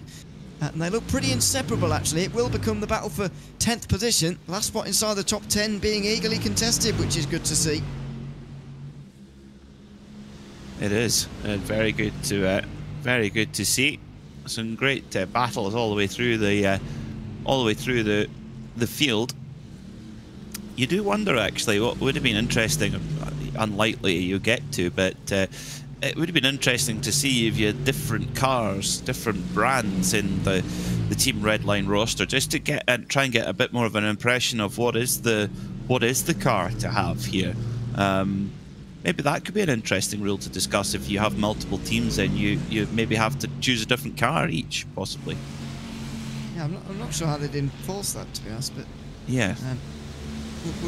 I guess the way around that would be they just start calling themselves different things. True. Yes. The Smurf team. Exactly. Yeah. We have got Smurf drivers. Smurf teams will start appearing. I mean, you've got BS Competition and Marla Racing Team. I mean, it would be difficult to count them as the same team, even if, you know, effectively that they are in some ways. And of course, some teams have got deals with manufacturers that they have to run certain cars, so it would be difficult for some teams to do so as well. I don't know. I do feel like it's a problem that may need solving, but for the moment, I can't really think of any solutions. Yes, it's one where whatever rule you put in place, race teams usually find a way around them. Yes. That's the joy of competition. Exactly. They're always looking for ways around. I do find it interesting, just on that topic, of the perception of when sim teams do that, whether it's something in the sim or something personally where they're doing something to try and get an advantage of some description, whatever it may be, and the way that's looked down upon compared to the way that, if say an F1 team, for example, it's just been testing week in F1's, say if an F1 team finds a special way around a certain rule, and it's happened down the years, that's always looked upon as, wow, this is amazing, what a great loophole they've found, and what clever people they've been to enforce this and all this kind of thing. But in sim racing, if someone finds something on a track, a faster way around a circuit for whatever reason, or something good to do with the car, everyone thinks, oh, things. And I know there's probably reasons why people hold these beliefs for the two different things and whatever, and there's obviously we can't compare them as the same because they're not quite, but it's quite a big disparity for two things that are, at the end of the day, one trying to imitate the other, and they're not exactly the most dissimilar things in the world. Yeah, it's an interesting point, that, because I think maybe where the anger comes in the sim world is you have to remember the word simulation. You're trying to simulate something. You're simulating what we see in the real world, and there have been examples in the past where the advantage that's been found is not something that would be an advantage in the real world, and it spoils the simulation aspect. So one that springs to mind was when we saw drivers driving along with a wheel on the grass to cool the tyre down.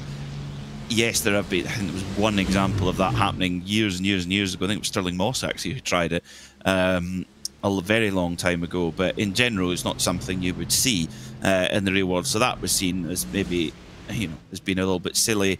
Other times, with tyre warm-up techniques, which were definitely not realistic either. I think that's maybe when there's slight problems, but maybe that's discussion point. And I can see why people would say, yeah, it's we want to keep the realism, and I agree with that. But if it's there, then in some ways I'm inclined to agree with it on occasion. But anyway, it's an interesting debate. Meanwhile, Tiger Racing seem to be making their way through the field here, and to pick PFBR, trying to hold them off on the inside, and it's side by side through turn 2. And unfortunately for Tiger Racing, they found themselves on the dreaded outside line that only comes about one time. On this occasion, that was not the 100th time. So, on the headlight flasher, here's the number 69 Drago car trying to get that entropic machine to, well, I think at this level it's hard that a little bit of headlight flashing is going to make a blind bit of difference, but there you go. Martin Siratek doesn't appear to be perturbed too much by it. Well, hardly surprising. As you say, they are at a high level. On board with Manuel Troncoso. Tiger Racing are probably one of the teams who are a bit disappointed to not be in the Ferrari here today. They have been favouring that recently, and driving very well in it as well over the course of the last few months since it's been introduced to the iRacing service, but unfortunately not able to be here today with that car. They've gone for the Mercedes instead. The best of their cars up in 11th position at the moment. That's a good 10 places up on where we are at the moment, with 4.5 hours to go on board with Manuel Troncoso into the chase. What this battle has done is extended the gap to Team PGZ, who were right in with these guys before. Now they've gotten away, and now Troncoso is to the inside. He'll have success here, and finally the 12 car letting him through a little bit more on this occasion. It's Martin Suratek deciding he doesn't really want this battle any longer. No, just allowing the space there and just deciding, try to tuck in behind and try and move forward, try and get a little bit of slipstream. And the two Drago cars now are together on track effectively, using two different cars there, of course, the MG and the BMW. I think Drago have got a Porsche in as well, haven't they? I'll have a look.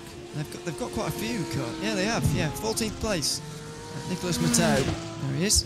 So they're spread betting. They've taken the Mackay theory and they're showing that that's a fun thing to do. You just say we're going to spread our strategy by spreading brands. I need to write that down somewhere. Put it in a Wikipedia page. The Mackay theory. Get it claimed, trademarked somewhere. But there we go. It's probably a good idea, in all honesty. Clearly they didn't want to take on the Lamborghini, and at the end of the day, especially when your team is not signed to a manufacturer, you might as well, if you're only two driver teams here generally, so if your two drivers agree on a car better than another two, then yes, it looks a little bit odd because you wouldn't often see that in real life, a team going for different manufacturers, but I mean, why not? No, that's a very good point. It would be incredibly rare to see the same team running two different cars. We did see, do you know, funny enough, we mentioned Falcon Motorsport. They used to do that. They used to have a M6 BMW and a Porsche GT3R. And then they switched to all Porsche after that, and which they continue to running to Porsche 992 GT3Rs. Yeah, great cars. They were. There is the Falcon car. There we go. Just in behind Sim RC. It's a Lamborghini for them today. I love how they've still got the old IMSA number. I don't even think they have them in IMSA anymore. But, it's been a while since the Falcon car has been in IMSA. I would say, must be 5 years, maybe even 6 or 7 years actually. 5 years is 2019 now, so. Oh yeah, so I had 7 then, I think. Yeah, 2019 is getting a scarily long time away, unfortunately. But there we go. If only we knew what was coming. No, I do sometimes look back at that. By the way, I was watching a TV series that was filmed in like February 2020 the other day, and I was thinking, goodness me, the people back then had, well, sort of an idea, because obviously that was when sort of murmuring started in England anyway. But I was just thinking, yeah, goodness knows if you could know what the world looked like right now. Oh, well, not right now, but a few months later, yeah, would be very different indeed. Very, very interesting to know. I was thinking this actually when I was when Alex Dunn was in the Apex Racing Team car earlier on, by the way. I'm not sure if you're aware what year he was born in, Peter, but Alex Dunn, who's driving in F3 this season, by the way, for those that don't know, part of the Apex Racing Team, who, as Williams just made their way into 8th there, part of the Apex Racing Team who are 10th at the moment in the 99. Alex Dunn was born in 2005. That's quite frightening. So there you go. That's frightening. Dear. Yeah. And he's in F3 next year. This year. Good for him. Good for him. And simulator work's been a big part of Alex's career progression too. I remember when he sort of burst onto the sim racing scene, yeah, during the COVID time actually. So yeah, four years ago. So what would he have been then? He'd have been 15 sort of thing, and yeah, just got so fast so quickly, as young drivers do. Yeah, they do, and I feel like that time progression is being accelerated, isn't it? With younger drivers getting onto the sims younger and younger, they're getting faster and faster. I mean, I remember I was a sim driver at their age, but you know, to be at their level at their age, I could never have dreamt of that. It was a long way away for me. So I'm sure part of that's down to less talent, but I mean, picking up so early, there is a risk once again with the whole burnout thing and the whole getting sick of it thing. At, 18, we don't want to see drivers who suddenly turn 18 and think, I really don't want to do this anymore. I've already been doing it for 10 years. We don't want to see that kind of thing start to rear its head. But it is good if you can stomach it for a long period of time, and you can learn from a very early age. You can see the benefits of it. Definitely, you can. And you look at, I think picking up on both of those points. You look at Kalerov and Pera in the World Rally Championship, now a double world champion, still in his early 20s, and is taking a half programme this year, simply because he's been more or less driving rally cars full time for 15 years, since the age of 8. You know, been on the road all the time, and deciding to not step away entirely, but to sort of just take a little bit of a kind of watching brief and a little bit more of a limited program to try and just recoup the energy. And I really don't blame him. I think it's completely understandable. Yeah.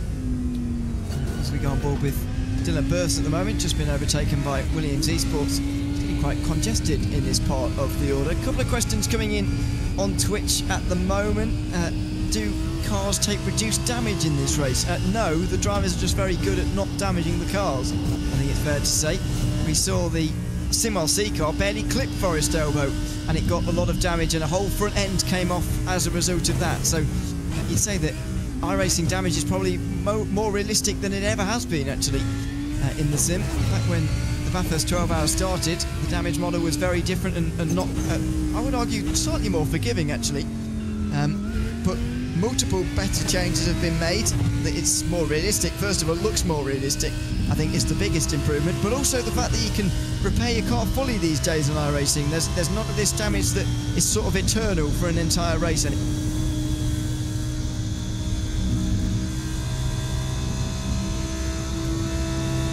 think that's what's most is important. You want to be able to keep in the game, don't you? So yeah, being able to just keep repair. If you have a bit of damage early on, you can repair it as you go. Dylan Burst, Aussie driver, used to race Hyundai.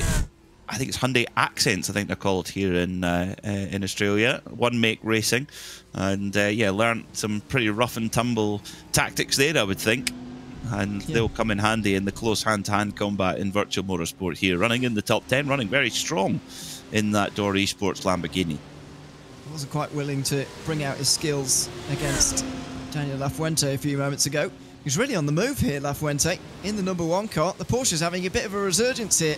Louis Nasser is getting quicker. He's only 18 seconds off the lead and is bringing that gap down to a non-red line car for the first time in a while. And Daniel Lafuente right on the back of the Marla Racing team, moving forward. Felix Quernbach. Unfortunately, Sebastian Weldon, I don't think, has quite got the speed of Quernbach. He's now down to 7th. He's lost out to Rainer Tauvar to the tune of a few seconds. So is there much to read into this? Is the Porsche coming good in the really hot part of the day? I wonder, is there something for Team Redline to be wary of? Because yeah, Louis Nasser is now getting closer and closer. He can see Sam Coiter just a little bit further down the straight. So let's keep a close eye then on this number 15 BenQ Williams Esports Porsche. At least this in this Bathurst 12 hour, we don't have the problem that we had in Daytona with the Williams GTP car. We couldn't decide whether it was orange or brown. We don't seem to have that issue today. When you say we couldn't decide, Lewis McGlade couldn't decide, clearly. Well, he decided. For sure he decided. Well, we decided wrong. I would say. Again, that's 2 things he's been wrong about. Both on BMWs as well. Clearly not his strong suit. It was an Acura, wasn't it? Or was it? Oh, was it an Acura? Oh, well, I've made myself. I've scored an own goal for myself there. That's good. We'll brush over that. That's fallen to bits on the spot. Oh no! What an own goal. Anyway, that was definitely orange, by the way. You really hope he's not listening right now, because he's going to have you for that. I know that he isn't, because he's on another broadcast, so that's good. Oh, good. But yeah, what I was going to mention actually about colours, Williams Esports have made it very useful for us to tell them apart actually in this race. They've got the Williams Esports BenQ car, which has got sort of a purpley tint to it. Can we call that purple? Yeah, I guess so. Oh no, don't start this. No. Yes, it's purple. I agree 100%. Okay, yeah. That's good.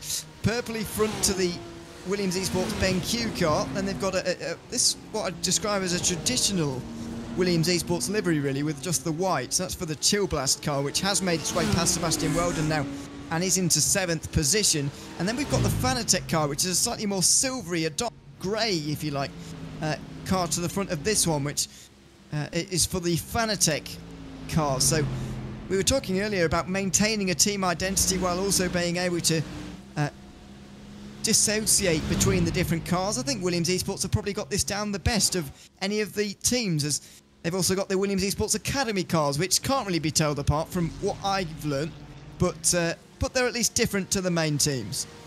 I think they've nailed it. I think they've absolutely nailed it there. But yeah, nice clear differences, whilst still maintaining their corporate identity or the team identity. Yeah, top marks there to the painters within the Williams Esports operation. What I would like to see, you know how I'm coming up with a lot of Mackay theories today. This is good. We should write these down. You know how in NASCAR they have the throwback weekend, so they take they take a lot of their existing sponsors, etc., and then they do throwback paint schemes from race cars of old. I think we need to have an iRacing special event, which is the throwback iRacing special event, whether it's Watkins Glen or something like that. One of the longer standing, maybe Sebring actually would be a perfect one for it. Sebring would be ideal, given it's been going since 1952. By all means, use your it's a bit of a challenge for the painters. Use your team identity, team colours, team sponsors, but weave it into a throwback paint scheme. I'm not opposed to that at all. Let's get behind that. That's a great idea. That is a good idea. This is like philosophy with Mackay. I'm on a roll. I mean, the different cars one, I was like, you're right. That's going to be impossible to enforce. But the throwback paint schemes, tell you what. This is what philosophy is all about. You put out an idea and then you either debunk it immediately or you run with it. And we've done both here, so I think we've done well. Dame Baird thinks that F1 should use the Monaco Grand Prix as a throwback week, and wants to know your thoughts. Well, Dane's ideas are clearly better than his pace at Sonoma, because he couldn't pass me at Sonoma. So clearly, because that's an excellent idea. Pace at Sonoma, what's the story behind that? Well, he was about 2 seconds faster than me and still couldn't pass me. Oh dear. Yeah. Dang. I turned my 991 GT3 Cup into a JCB digger. And it was 3 years ago, apparently, and he's using the old excuse that he had damage. Of course he did, Dane. He did. Yes, he did. He was still 2 seconds faster. Oh dear. The old racing driver excuse doesn't run out when you become a producer of RaceBot TV. Got a replay coming up in a few moments' time, by the way, of this. This is SimRC having a... How have they missed the wall there? Oh my goodness me. Save of the season. That's one of the best saves I think I've ever seen. Hopefully get off that racing line pretty soon. They have done. That was remarkable from SimRC. Jürgen Frank somehow avoiding the wall at McPhillamy, and I've no idea how. Let's get another look at it on board, just over the curb. Oh, just catches it on the front, and he's all arms and elbows. Oh, so how he goes from skiffing the wall with about 1 millimetre and loses the front bumper, and then he has the mother and father of all moments and gets away with it. I'm not sure about the rejoin. I think he just about got away with that. I think he's just glad to be alive at that point. Yeah, I think he is. Can't see straight anymore. He's gone around so many times. He's dizzy, but that was remarkable. Here's another look at it. I've not seen a save like that at Bathurst for quite some time. The way he's able to not hit the wall here is just astonishing. Even when you're running backwards as well, which is normally the part that does for a lot of drivers, is they recover from a spin and then they just back it straight into a wall and break the rear end. But was even able to alleviate that as well. Fantastic driving from Jürgen Frank. And fantastic driving from Gianni Vecchio at the front of the field, by the way, who is now leading the Team Redline train. I cannot get my head around what's happening to these Lamborghinis, because at one time Lullam is a lot quicker than Vecchio, and he went out to more than a second's lead at one time. He's been reeled in and now he's been passed, and he doesn't seem to have the pace of Vecchio now. Strange. I can't work it out either, actually. I really can't. So, is there a... have they got the cars set up differently? Is the 70 car better on a low fuel load? Certainly the last stint that would maybe indicate to be the case. But will that pattern continue? Considering they're 1, 2, 3 at the front of the field, Team Redline, they are keeping us guessing somehow. Yeah, they are. And it's worth noting as well that Louis Nasser is catching in 4th place. The gap now down to 16 seconds. And with 5 hours to go, they were 20 seconds behind. So 4 seconds a stint would be enough for them to get on terms again. But is it too much wishful thinking from us that we get, you know, a multiple team battle at the front of the field? Is this going to be settled between Redline with Louis Nasser sort of watching from the outside, a frustrating amount of seconds behind? Well, I think a lot of it could come down to is how hard a time the number 15 Williams Esports BenQ Porsche has with the number 17 Redline car in 3rd, because this is again one of the many advantages of having several bullets in the gun, several front-running cars going for the win. They could effectively sacrifice the number 7 car here, knowing that they've got the 70 and the 20. This is Team Redline. Knowing that they've got the 70 and the 20 up at the front with a very strong chance of winning. Do they effectively sacrifice the 7 car to make the Williams car make their life as difficult as possible, you know, really defend as hard as possible? And I think at Bathurst, if you're, you know, at this level, if you really want to defend hard, you can hold somebody off for, you know, for several laps, and that could be enough to just allow the 2 leading Team Redline cars to break away. Yeah, and I think Williams got a chance at it at this stage, but most of all, it's an interesting situation with the red lines first of all that has got to be settled. Vince Cussy has got a well, I don't think it's a theory. I think he's quite convinced of this.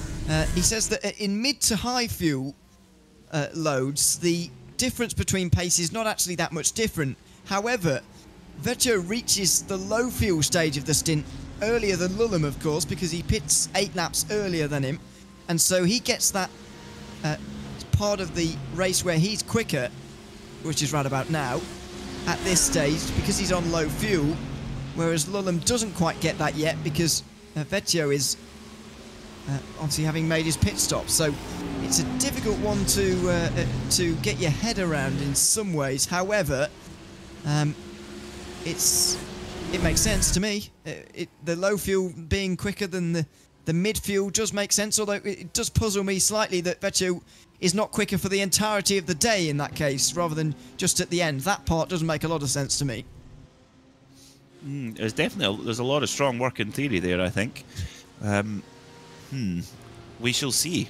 That keep us tuned in over the next 4 hours or so to see who's going to win this 2024 Bathurst 12-hour here on iRacing with the support of Coach Dave Delta. Now, big battle here between the number 9 car of Dylan Burson, the Lamborghini, trying to get past the Mala machine of Sebastian Weldon, and does so.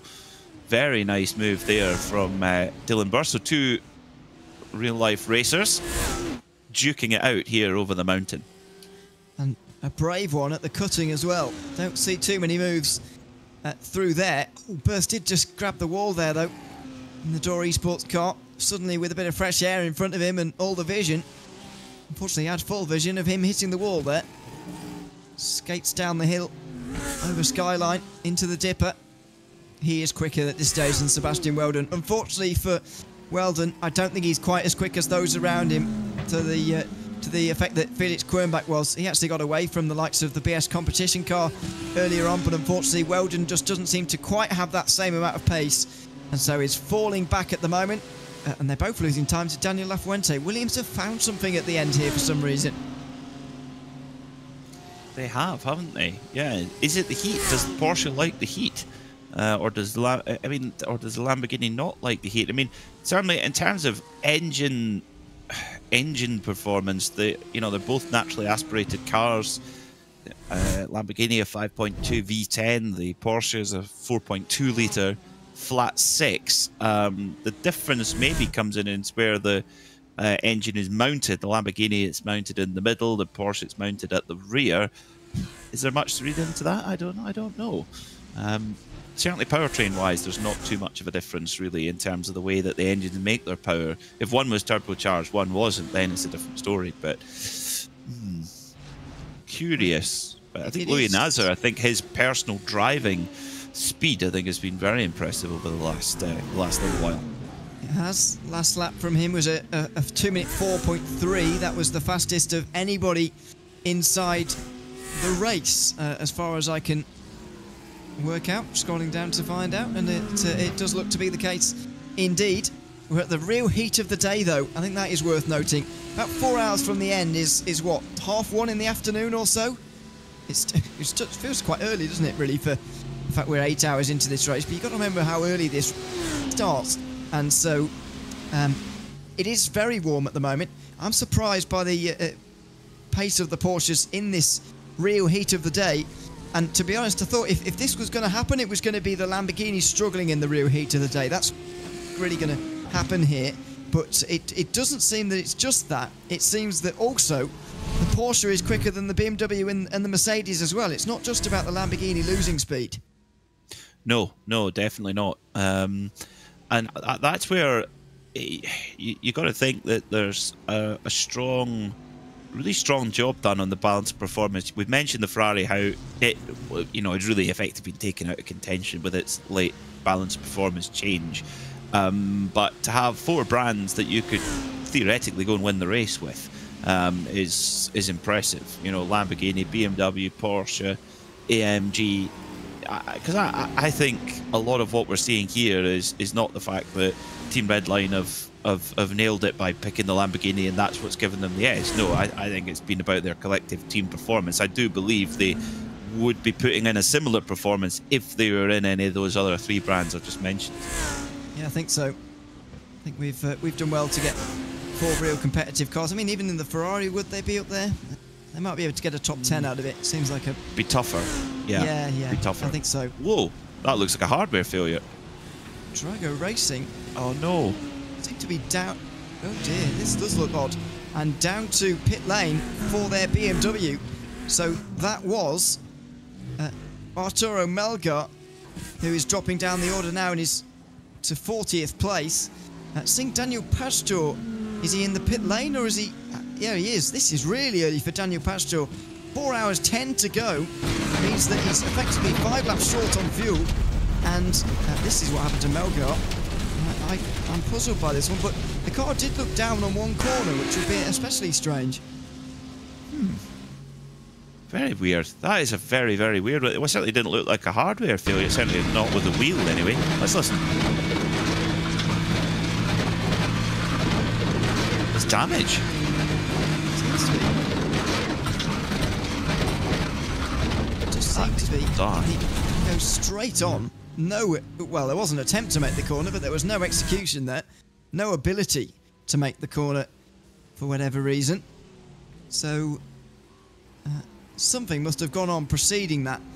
We'll try and find out quite what. Now, unfortunately, I mentioned Daniel Pastor. He's now out again in 12th position, but with 4 hours 10 to go, he's effectively 5 laps short on fuel. He's going to have to save 5 laps in 4 hours, which seems near impossible to manage at the pace that they're running. Yeah, without compromising a lot of lap time. Curiously, there's a little bit of a scuff appeared on the rear right of that number 20 Team Redline Lamborghini. I don't think it's too much to worry about, but just a little bit of scuffage. Let's see if we get an idea what happened to Drago. This is Arturo Melgar into Forest Elbow, the prime candidate so far this race. And they... Oh, that'll do it. Oh. Wow.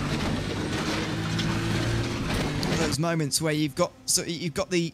If you imagine the wheels turning sort of in the arc, and the wheel's still at an angle where it sort of wants to climb the wall, if you like. It would be the rear end of the tyre sort of trying to climb the wall as it's rolling forwards, obviously, because he's moving forwards. And that was odd to see him go skywards, but that will do the damage. It was also odd to see him not just scuff the wall, just plough straight into it. There's something not quite right there, I think. But just a little bit of scuffage on the right-hand side of the number 20 Team Redline car here of Chris Lullum. I think it's the sort of damage that could easily be sorted out during normal pit work, and whether it's actually taking any performance away or not is too early to say. Vecchio is 1.1 seconds ahead, but keep an eye on Lulham. He's obviously had a little dalliance with the wall at some point. He has. So let's see how they continue today. The other Williams car into the pit lane. So Gabor Grabowski's now. Oh no, that's not the right car, is it? Where have they gone? Bathurst Belaziotis has gone down to 16th place. So that was that the car running in place at the time? It can't have been, because they're now missing entirely from where they should be.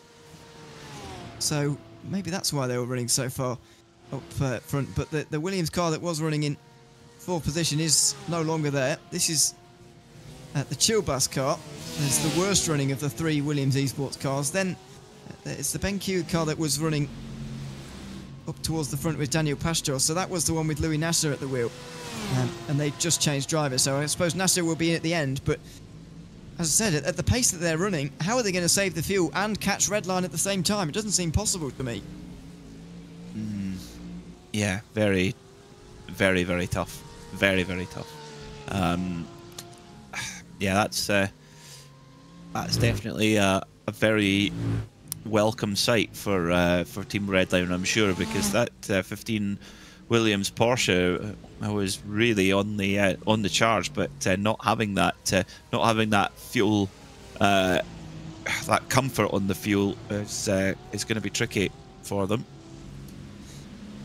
Vince Cusi is ahead of me again. He said he answered my questions before I got there. It was the BenQ car that pitted into the pit lane. It's these teams with so many cars in them are really confusing sometimes to figure out who is where. But there we go. There is the car that was running 4th place, about 16 seconds behind Redline. Maybe they're hoping that they'll put some Koita in the pit stops, but that feels unlikely now they're running out with full fuel, and Koita is at the very end of a stint as of right now.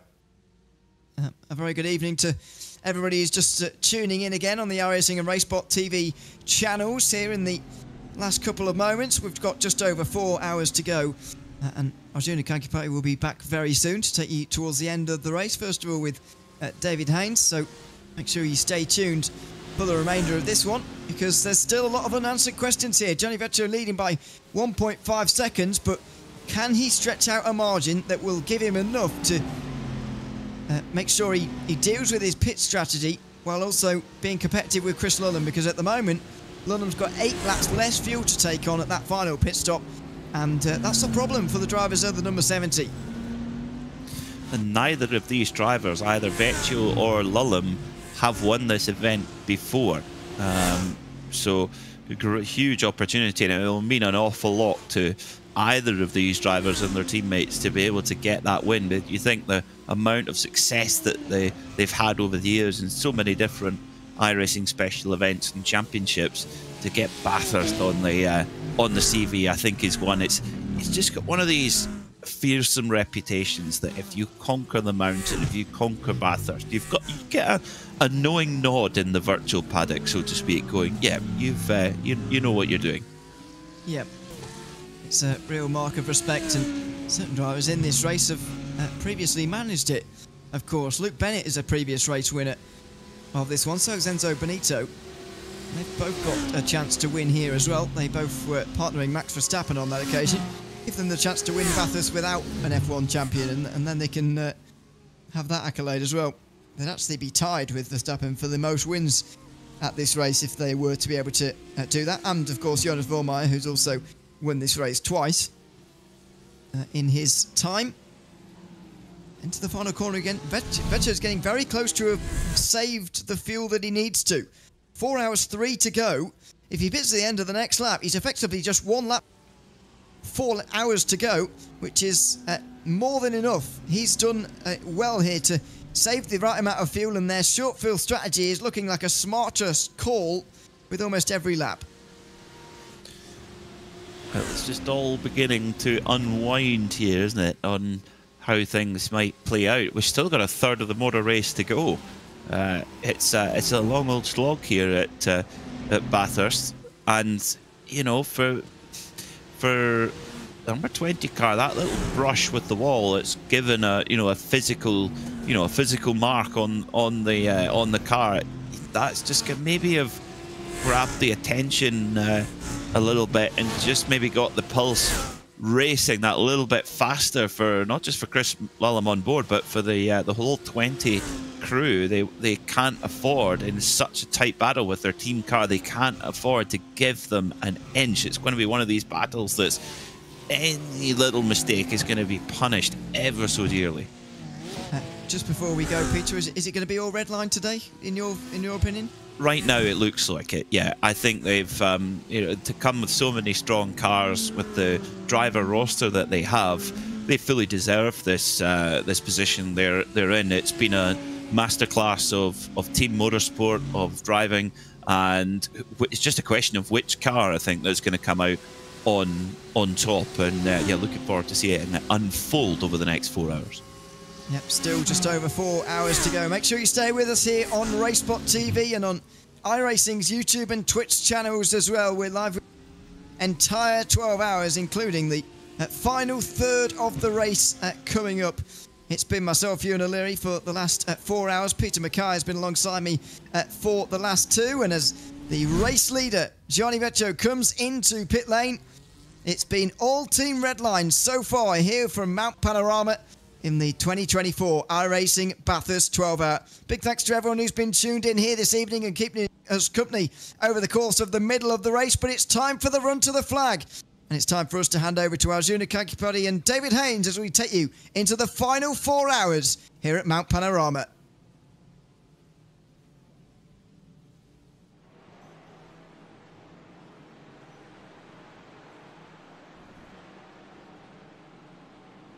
Well, into the final 4 hours of this iRacing Bathurst 12 hours, presented by the coach Dave Delta, Arjuna Kankipati, David Haynes, ready to walk you through the next couple of hours. And David, pit stops underway for a handful of drivers. It's been an intriguing 8 hours or so, and the middle portion of the race, as the temperatures have continued to rise, have seen some changes play on out.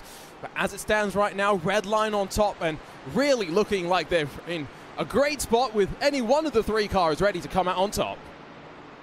Yes, hello everyone. Time for the legally required minimum quota of Australian content within this broadcast, and it is very much a top of the hour kind of pit stops race for a lot of the competitors. Some of them look to split between either an 11 or a 12 stop strategy, and is pretty busy on that Mount Panorama pit lane right now. Revving the engine, Tristan Iglesias fires up the Simufy number 33 that drops and rolls in what will be 12th position, just behind Cody Deathan, the virtual coach by virtualcoach.gg by GNG machine. Plenty of different things to make sure you add. It's got more G's than Snoop Dogg, let's be real. Oh, that's a good one, actually. I hadn't even realized that. It could very well serve as a rap title in and of itself. No bars from David Haynes. Certainly a name that we've had to say a couple of times just based on they've been inside of the podium positions, inside of the top 10, one of the best performing Porsches. And Porsches that came out on top, of course, last week in the real Bathurst 12-hour race. David, you were there. You were enjoying some of the sights and sounds. What did you take away from this year's edition? The first, I feel, correct me if you think that differently, first edition of this race in a couple of years that's truly felt international. Yeah, it's felt still relatively international across the previous ones. Anything with more than 2 manufacturers feels incredibly international compared to the 1,000 around here. What was most unique for me is every other previous time I've been camping up the top of the mountain, you know, around Skyline, McPhillamy, those other sections, and I was down the bottom this year.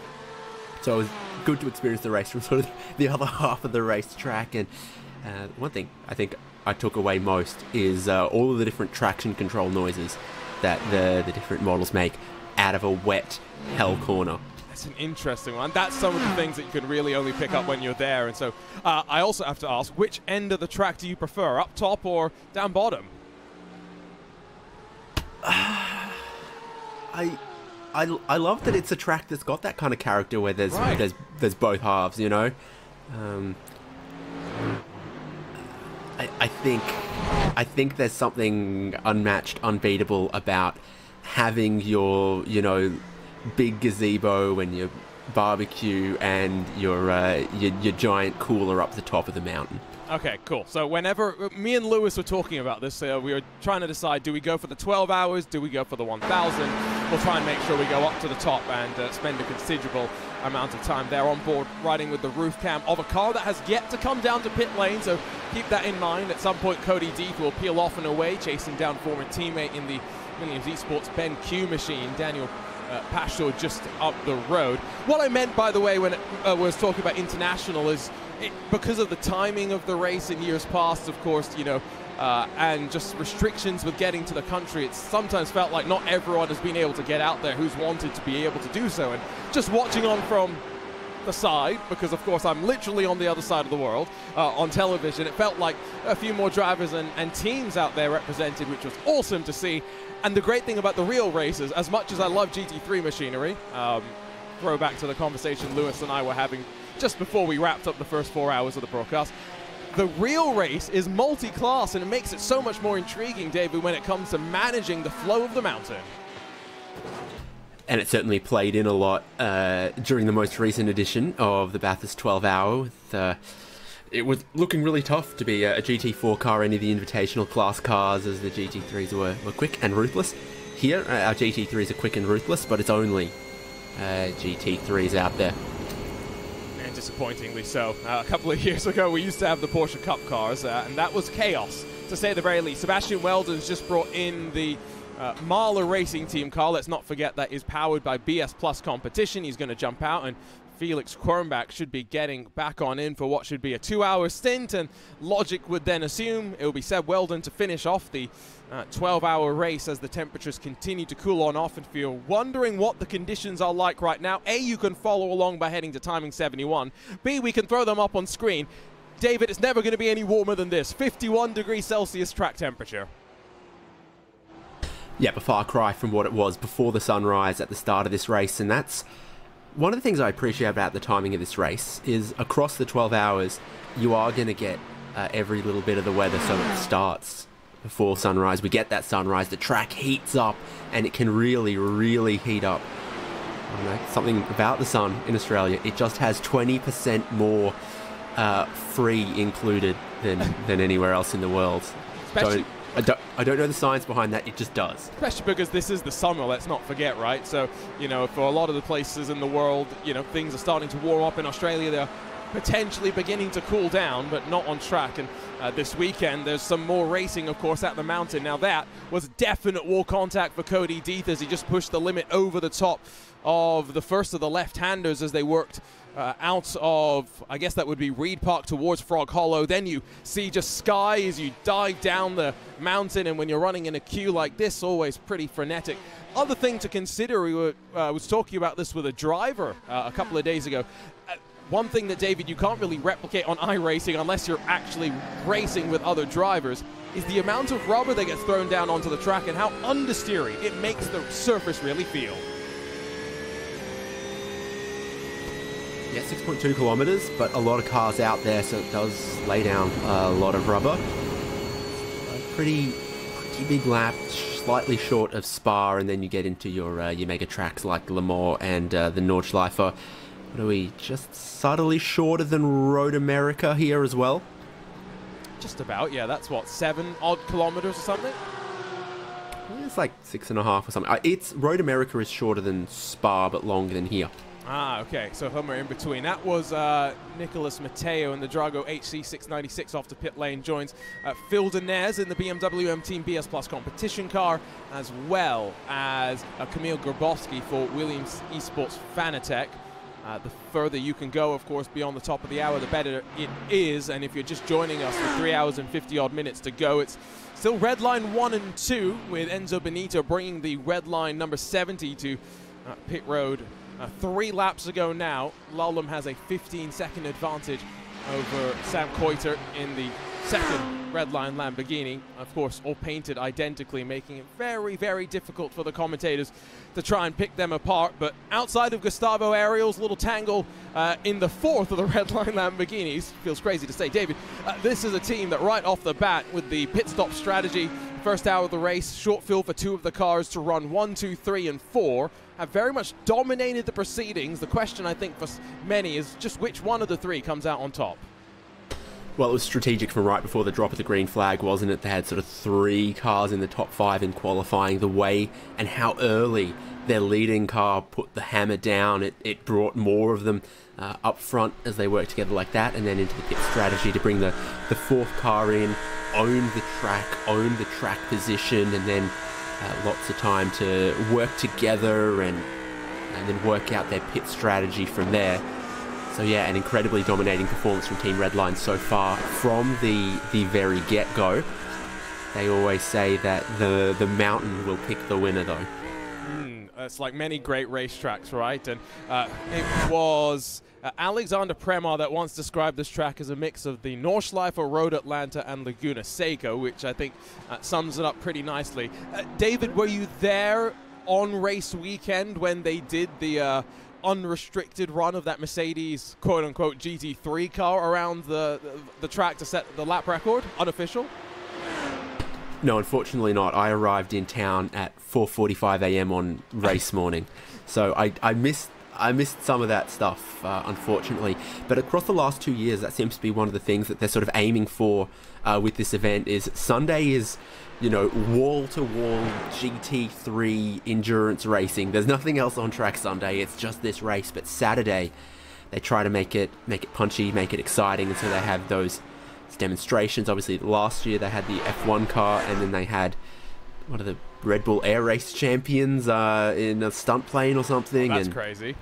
So I like what they're doing in that direction. If Sunday is just is for the hardcore fans, it's wall-to-wall sports car racing, and then Saturday, some interesting demonstrations. You've got the punchiness of the qualifying and the shootout and some of the support car races. So I like that mix. Saturdays, you know, every 15 minutes it's something else and it's snappy, and Sunday is this. Sunday's the one as well where, you know, you just are waiting till the end to figure out who's going to be in play. Race winners, let's not forget, got a drive-through penalty. I still can't believe this, saying it a week after the fact. Apparently thought that they could serve it under safety car, which is something that I've never heard in any racing series anywhere in the world. Had to come down later during green flag conditions to serve said penalty, and still through all the chaos managed to come out on top. It was a wild race. I only got to see glimpses of it, and of course the great thing about it is you can watch all of it free on YouTube, so do that afterwards because we got a fight on our hands. Here comes Tristan Iglesias to the inside of Daniel Pastor. And saw out of the elbow, he gave the flash of the headlight. So if there was any hint of maybe, you know, working together or saying, hey, I want to go here, I'll lead if you don't want to, then it looked very, very simple by the time they got down to the chase. And it was indicated early on that that's what Simify were gonna aim for. Out of the final corner, it was Door Esports' next car into pit lane, and the young Dylan Burse hands over to Damon Woods in another one of the Lamborghinis, and so it will be the number 9 next to file out of pit lane, just waiting now for the final little bit of fuel to be added to the car. One thing that, of course, fuel and tires being done at the same time brings to a race like this where the temperatures on track get to such a high threshold, is it means that you are going to, of course, have the luxury of being able to take fresh tires every time. It means you will therefore be able to maybe run your setups just a little bit more close to the edge, close to the threshold. Phil Denez is being checked up behind the Williams Esports Academy car. This is the thing that happens when, of course, we get deep into a race. The number 77 yet to come down pit lane. Phil Denez 2 laps removed from his last pit stops. We start to get this bigger overlap between you know, the size of the pit window, who's pitted, who hasn't, and yeah, you are likely to occasionally rejoin behind some cars that are then on the same lap. No blue flags, no obligation to get out of your way, but they are not far away from stopping, which will then put them behind you. And you know, they're not your fight, but you can't really get them out of the way if they are hindering you at all. Making me feel better, by the way, that the lap times that we're seeing for the most parts, I know Chris Lolland's just done a 2:04.1, but that's on low fuel. He's probably gotten pretty lucky in terms of traffic as well. For the most part, we're talking 2:05s, 2:04s. They're doing that in 51 degrees Celsius track temperature. David, I can do that in probably 25 degrees track temperature.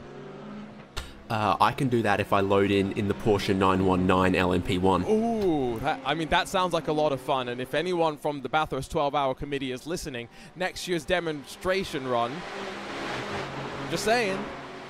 I mean, you got to think, okay, how do we top Liam Lawson in an F1 car, that Ford Supervan thing, like 2,000 horsepower in a vaguely van-shaped electric prototype, and then, you know, the Mercedes GT3 Extreme unrestricted. You're running out of...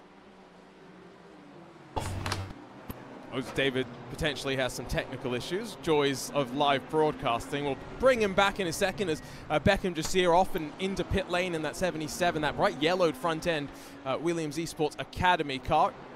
David, do we still have a copy with you?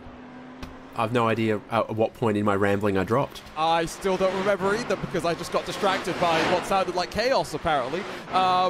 What were we even talking about? I think my point was, what do you bring now to top an F1 car, a 2,000 horsepower electric supervan, and an unrestricted GT3 Extreme? It's a tough ask. It really, really is. And so the only acceptable answer is literally every top-level prototype that they can find that's ever run in human history.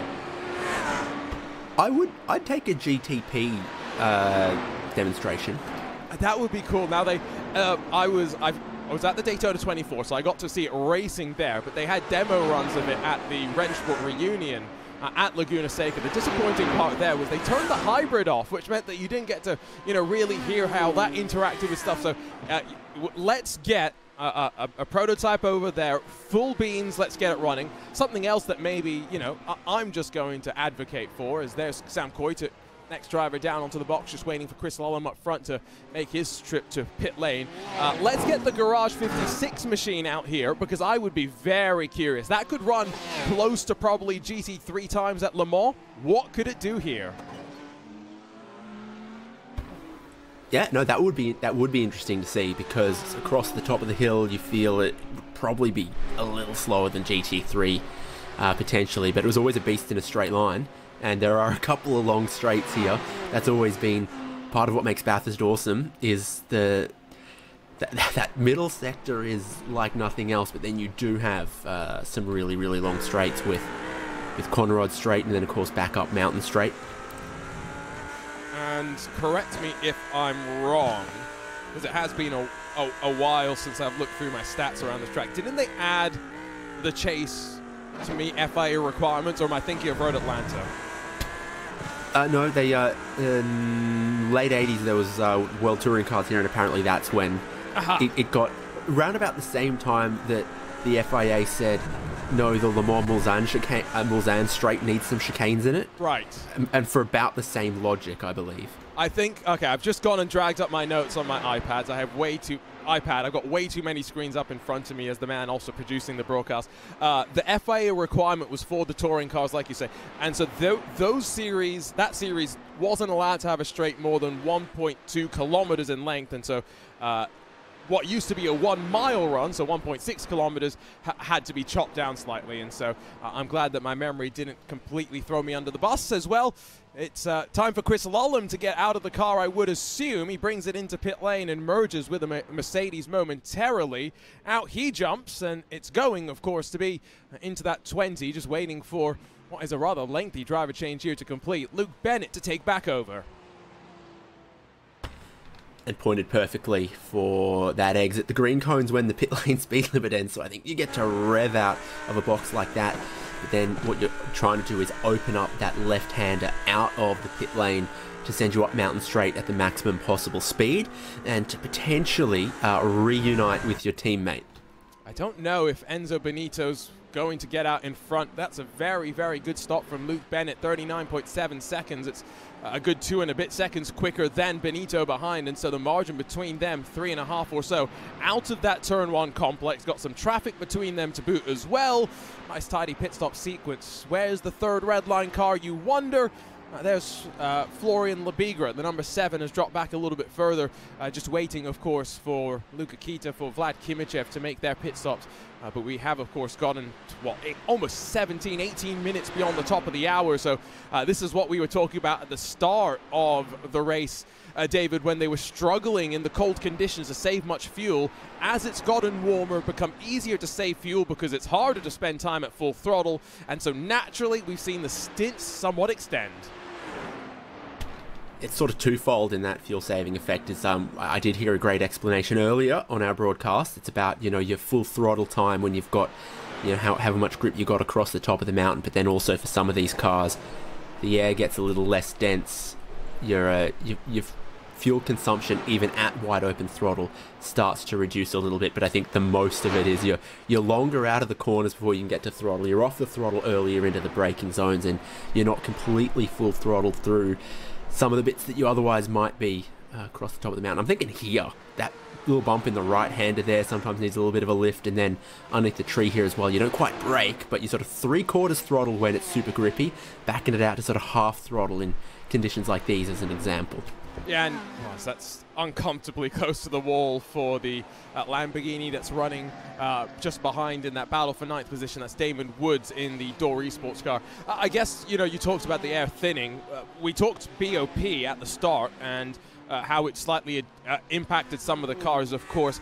This track at relative elevation, I say that because it's quote-unquote only about, 800 meters probably at average or above sea level, but that will probably make enough of a difference for the turbo-powered cars to probably have had an advantage, and that's where they got whacked a little bit in the BOP adjustment as compared to the naturally aspirated cars as it runs right now. Take, of course, the red line trio of Lamborghinis out of the mix. You still have Porsches, BMW, and Mercedes all running up inside of the top 10, so it's relatively good BOP once again from iRacing, David, as we saw at Daytona. Good to have a healthy mix of the cars. Yeah, I forget that even the base here at the pit lane level is actually at a little bit of altitude, and then of course there's a little bit more at the top of the mountain. So yeah, there is the SRO balance performance is a standing, just sort of when you go to the mountain, naturally aspirated cars get an extra blah blah blah of air restrictor just to try to keep them in line. With the turbo cars, it do work like that. And of course, with that little bit of altitude, you also need to remember that that third beer hits like it's the fourth one. Yeah, this is a Top Gear story, so it's probably false, but the story was, of course, for the Bathurst 1000 that they set what was a rather high restriction for the amount of alcohol per day that you could bring for those that were camping. Some Australians apparently didn't think it was high enough, so went early and buried alcohol. Now, David, is that just folklore, or is there any sort of basis in truth to that? I've never seen it, but I've never seen it, but have you heard of it? Oh, I've heard of it. I've got to imagine it's true.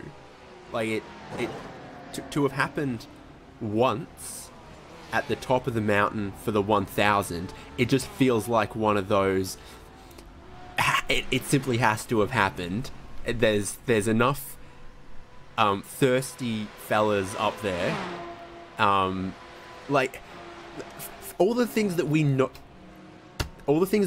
happened. That's got to be happening as well. If you're talking about like thousands of couches being burned, and then all the other like temporary structures people put up, and all the other nonsense that happens up the top of the mountain for the Bathurst 1000. The idea of someone who lives vaguely in the region going, oh, this is the one that's going to be my campsite come race weekend, digging a little hole and burying a bottle of Bundy is like a near certainty. It sounds very plausible, very believable, and well, Dane Baird, who was producing the last 4 hours, was watching WWE, which is down in Australia, actually. Yesterday, I don't know how you really are going to call it, given the time zones at play. And there was a section where one of the wrestlers walked out and did a shoey on the way to do a talk show style segment. So, you know, you've got to play into the order. To be fair, he did do a shoey, David, with Tai Tuivasa. So if there's anyone to do shoeys with, it's Daniel Ricciardo and Tai. Short list. I'm aware they were in Perth, and that's the full extent of my knowledge of... Do you know who Tai Tuivasa is, at least? Come on. No. No? Oh, he's a big, lovable UFC fighter from Australia. Okay. You do the comparison, as we were earlier, Mount Panorama to some of the other great, world circuits. And so you've got the Temple of Speed at Monza. You've got the National Park of Speed for Road America. Yep. This is some kind of a mystic mountain, except what you won't find at the top is any wise men. Okay. Is there actually a nickname for this track officially in Australia? I think it's just the mountain. Just the mountain? Like capital T, the capital M, mountain TM. Okay, I see. I feel like it is iRacing's obligation here as a community to try and workshop and suggest some good names, because Australian Park of Speed, I mean, it just, it's cliche. It fits into everything else. But I'm sure we can find something, maybe something to do with the fact that, a couple of years ago, kangaroos broke loose on the track and everyone had to slow down to a halt like they were driving through rush hour traffic. I think the mountain works. The mountain is enough. If you say the mountain, people think here. They don't think Kilimanjaro or Kosciuszko. No, that's true. No, especially in racing circles, right? It's there is only one. I think in any circle, genuinely, I think the mountain cuts through that in almost any context. It's Mount Panorama Bathurst. I don't disagree. I'm just saying that when I go to work on Monday and I say, I was commentating on a race at the mountain, I think there are going to be some questions. Oh, which mountain? Maybe. Skill issue. My co-worker's lovely, but I don't blame them. They have absolutely no interest in racing, let alone sim racing. They did at least they do oblige at least a bit of fake interest in my in our wonderful obsession that we all share here. Back to the front of the field in terms of gaps. It's red line 1, 2, 3 again, but with 18 seconds across the three of them. Lebigra and Bennett in the 20 and the 7 find themselves, of course, on the same strategy. It's Enzo Benito still trying to claw back a little bit of ground after the short fill in pit stop number 1 to bring himself onto level playing field. When would you, David, as a team manager, tell your drivers that, okay, if you're side by side, if you're close together, you have the free reign to fight side by side? At a place like the mountain, I feel like it's very much in the final stages of the race. Yeah, it's maybe after the last pit stop even kind of thing. It's not quite here. You're hoping to be working together cooperatively even this deep into the race.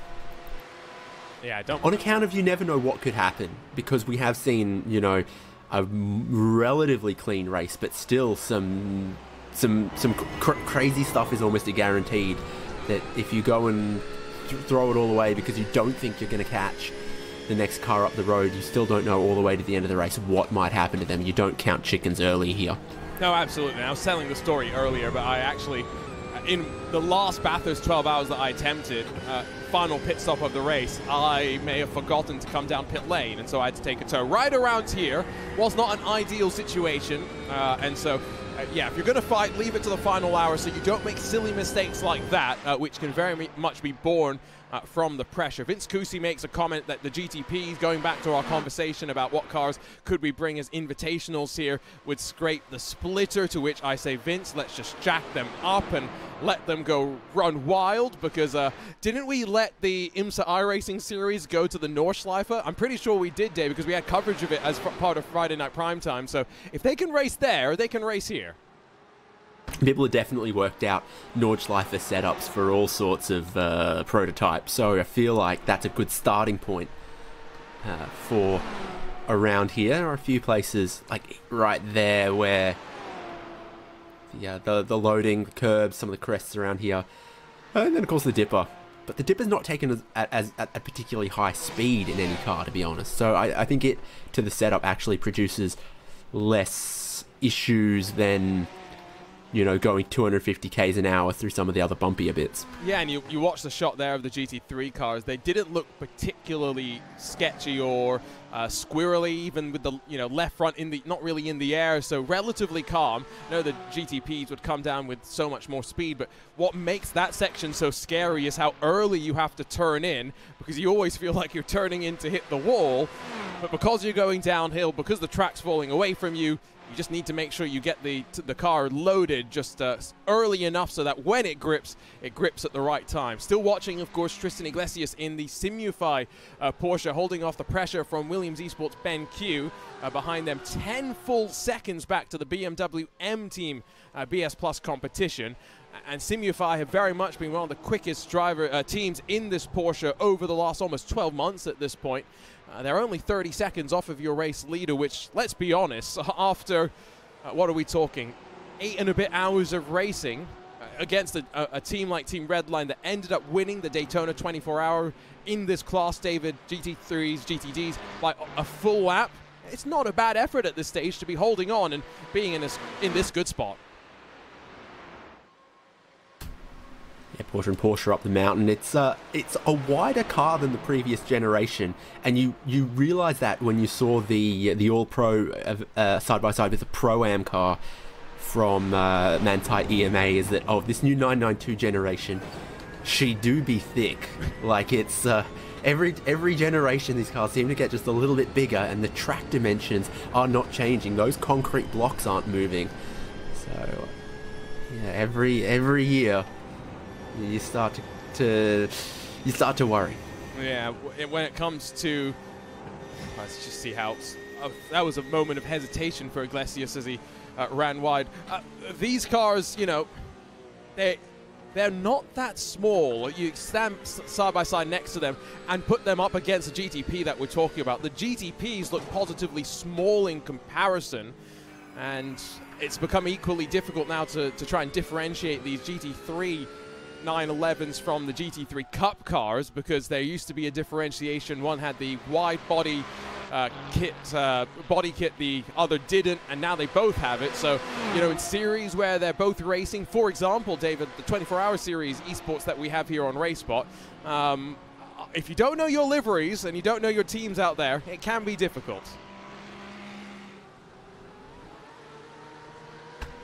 Yes, indeed. I was sat by the chase for a little bit, getting absolutely roasted in the sun, applying sunscreen for the 3rd time in the day, and you're looking like, is the bump really there? If you hit it at speed, you could clear this tyre wall. But it's about as possible in the real world as it is on iRacing these days. No, regrettably. We figured out the fix, David, to ensure that we can have it and still have this gravel model, okay? What will happen is, we need to get iRacing to agree to implement this, but come the checkered flag, once every car has seen it, so, you know, there's no one left still driving, we turn off the gravel model.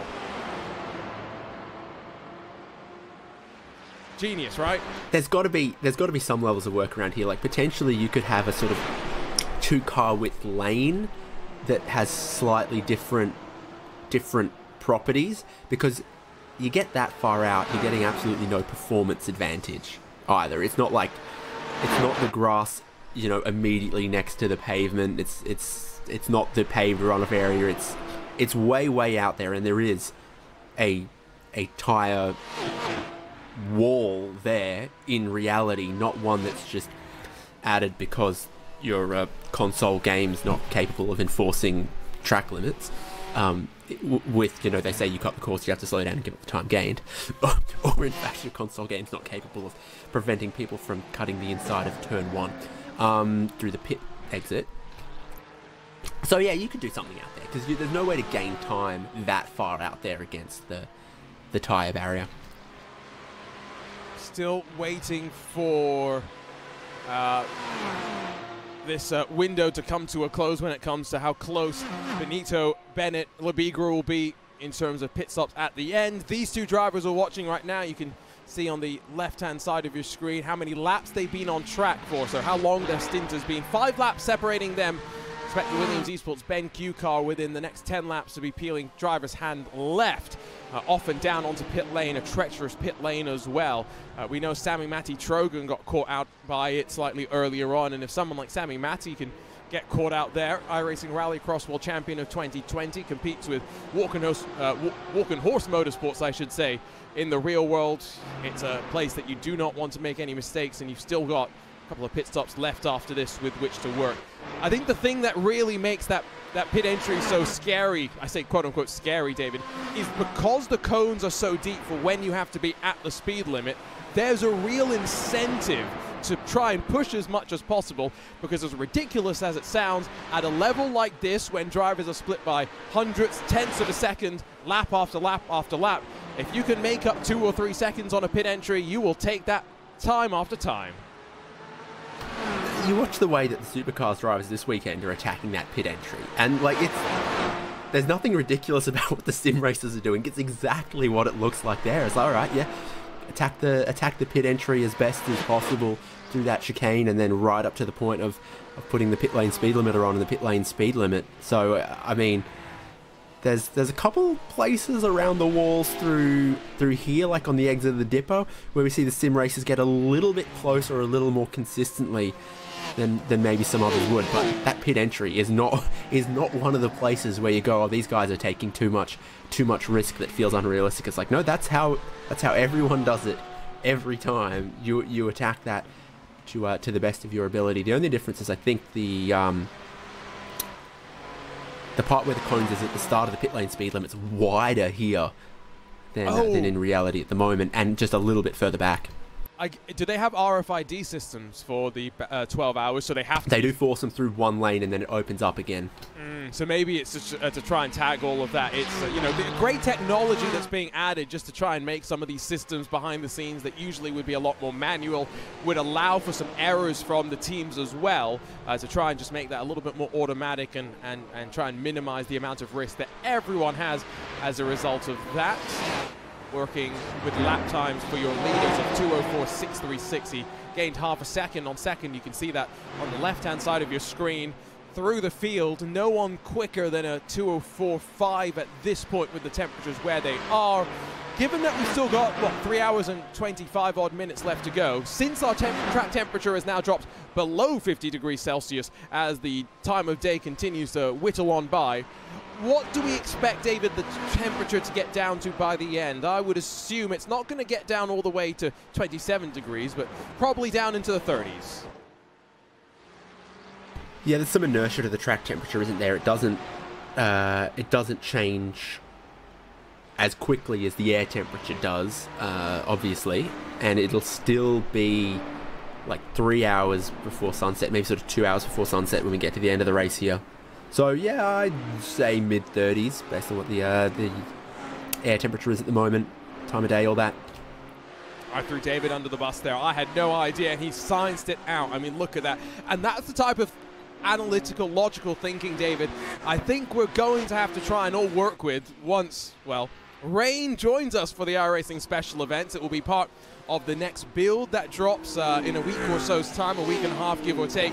And with it coming to all of the cars in the IMSA iRacing series, I think there's a lot of sim racers, a lot of iRacers questioning, wondering, expecting that Rain will be enabled for the iRacing Sebring 12 hours in about a month's time.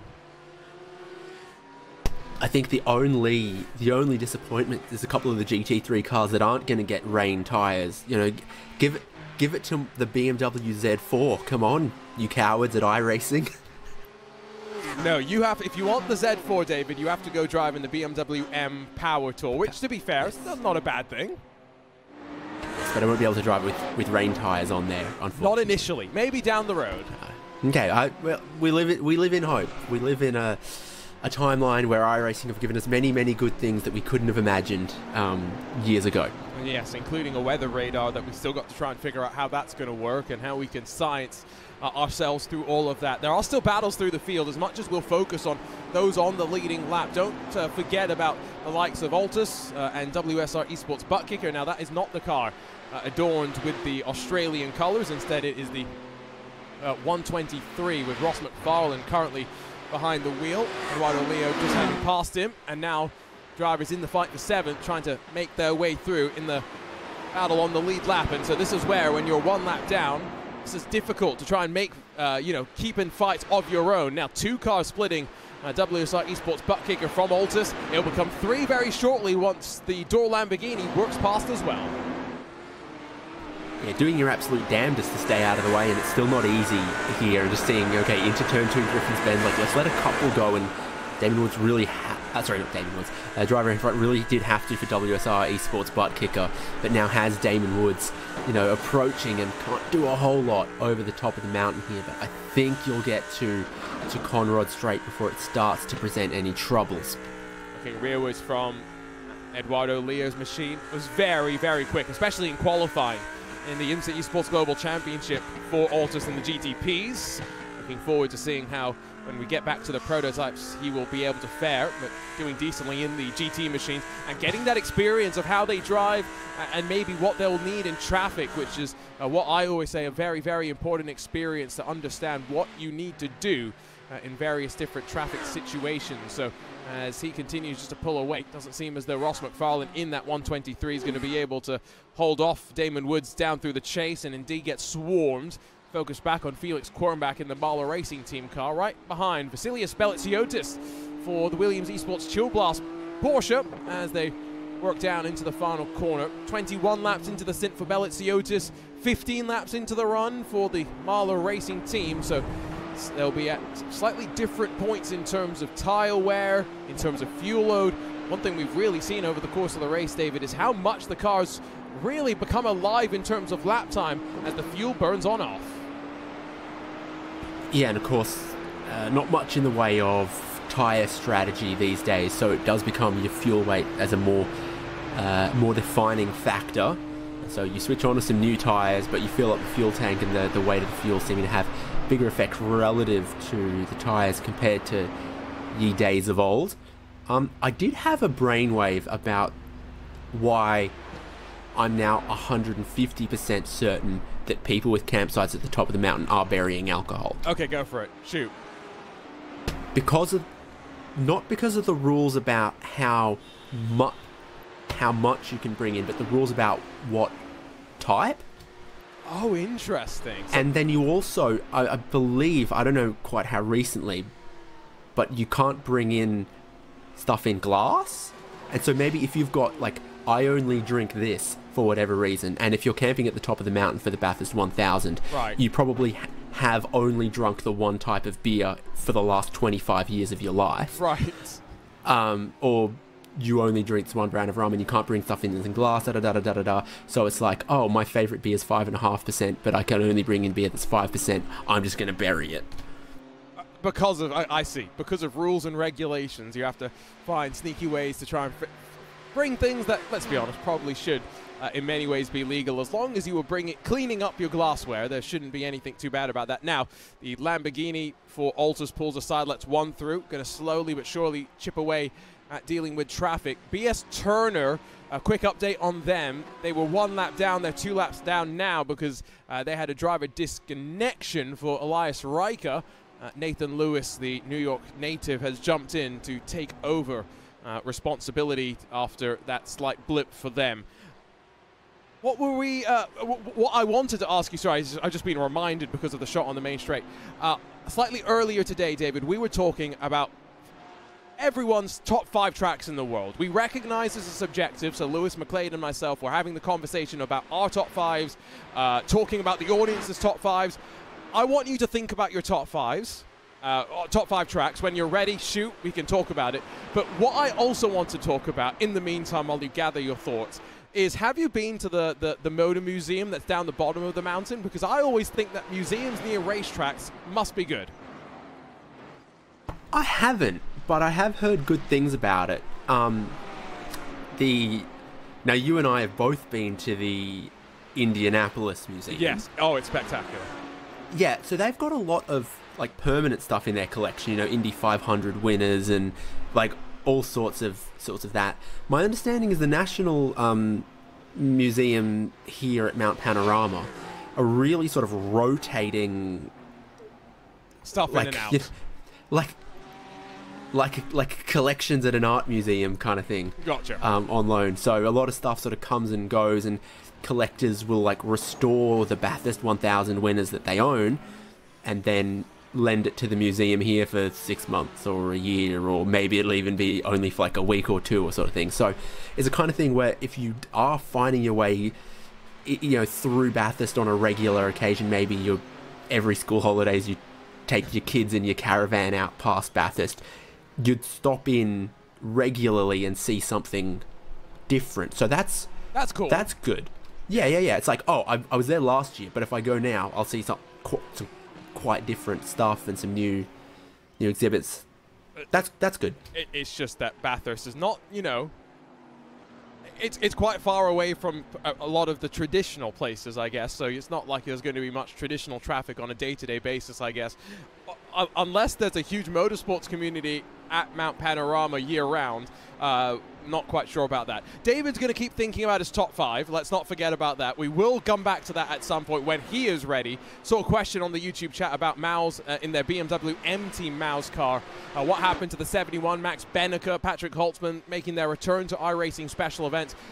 Benneker started the car, did the first 2 hours, and then Patrick Holtzman actually had injured his back last night. So, you know, they'd done all the preparation, done all the hard work, and then in one of the last practice sessions before they went racing, just a small tweak of the back, and Patrick Holtzman really not in a place where he felt comfortable racing and racing for any sort of period of time. So BMW M-Team Maus electing to retire the car quite safely. Are his neck and his crack okay? It's a good question. All I saw was what I saw on social media, where poor Patrick's feeling quite bad about him, about the injury, and I don't blame him. You know, you feel bad about all the effort that you and your teammate have put in, and you don't get to go out and really show your speed. I'm 60% of the way through my list right now. Okay, so that means you're at 3 of 5 tracks. Yeah. Okay, there we go. We've got 40% still left to go. As Vasilius Belitsiotis now checked up behind the Fyrus SimSport car, I believe the 17 machine, Rasmus Christensen behind the wheel there, who will give a bit of draft, a bit of slingshot down in towards the chase. Of course, the section where, as we were talking about earlier, slight adjustment saw the jink to the right. Instead, they used to blast straight down into the final corner. I can only imagine what that would have been like with some of these GT3 machines and the straight line speed they are capable of now. I'm told all the cars would get super light over this hill here. It's like the crest in Mountain Straight on steroids as you're coming down the hill at speed, and then it's no cool. brake temperature whatsoever into the final corner, which is now, you know, the biggest stop on the racetrack, replacing that big stop into the chase. So, yeah, it's one of those additions that I'm sure at the time it was sacrilegious, yes, but very quickly everyone's gone, nah, this is good. No, having a chase here is good. And let's be real, if you did enter that final corner with brake issues, there's not much runoff. The runoff's the escape road's at an angle as well. Yeah, it's not an ideal situation. Let's just leave it at that. I'm not sure what FIA grade it would get, but it's probably not at the very highest of the ends. You'll overshoot, and by the time you do get it stopped, you'll be at the Oxford Hotel, having blowing the froth off the top of one. I could just jump straight into the jacuzzi, hot one, a cold one in one hand, and sit in the hot tub and enjoy yourself. I've got my list. You got your list? Let's go. Shoot. Top 5 tracks. Okay. David Haynes. Here, the Nordschleifer, Macau Gear, Indianapolis. Oh gosh, what was the 5th one that I forgot? Oh, come on, David. You can't forget. Le Mans? Okay. Yeah, Le Mans. So the only one that Lewis and myself didn't talk about, and to be fair, none of the viewers even brought it up as well. We had the chat, of course, about this track, which is Lewis's number 1 as well, just so you know, David. Nordschleifer, which you, me, and Lewis all have at number 2, I guess. The only track we didn't talk about was Macau. It's like, what if Monaco spoke Cantonese, Portuguese, and was good? But there is one issue with the track. Do you know what I'm going to say? It's not open enough of the year? No, that is actually a good point. That's a fantastic point. But no, it's not what I'm thinking of. It is that there is a corner that you're, by race controls reckoning, you're not allowed to pass at because there is a permanent yellow flag. Yeah, well, there's a lot of other corners and they're good. Oh, they're fantastic. I just have an objection with being told that I'm not allowed to pass in a corner. Well, let's be honest, it's not probably realistically safe to pass there. But if you tell a racing driver you can't do something, David, what do they want to do? Come on. What do they want to do? do it. Yeah, and so, yeah, that's my problem, because the racing driver in me wants to pass there. And so I feel like I am being judged upon for my racing driver wants, and so I have a problem with Macau just for that reason. One of the best clips of commentary, in my opinion, of all time comes from Macau. And David, do you know what it is? It's iconic. No. So it's when, was it out of turn 1 or is it the, whatever it was, but GT3 cars are racing, and the wonderful English commentator does a great job, by the way, of keeping up to date with what is a crazy race, what I can only imagine is limited timing information and some crazy names to try and keep on top of as well. But the likes of Lawrence Vantor fighting at the very front of the field, they fly through the fast right-hander, and I think it was the Porsche or what, the Audi, I forget off the top of my head, but it flips upside down, and it's just, commentator goes, "How do you do?" And he just shouts the "do" because he was about to ask, "How do you do that?" And now there's a car upside down. It's just spectacular. I'll send you the clip, but you know how they say in commentary that timing is everything? It's the same in comedy as well. Yeah. One of the things that actually really impressed me through the most recent coverage from Macau across the 2 weekends was their graphics overlay and driver names and everything. Yep. Works really, really, really well. And there are so many other series, other whatever, where you go, it's weird how it takes their name and it shortens it that way, or it's weird it displays their name like that. Like Supercar's new thing this year, they fired it up, and Jack LeBrock lost his Le to just be Brock. No, he didn't.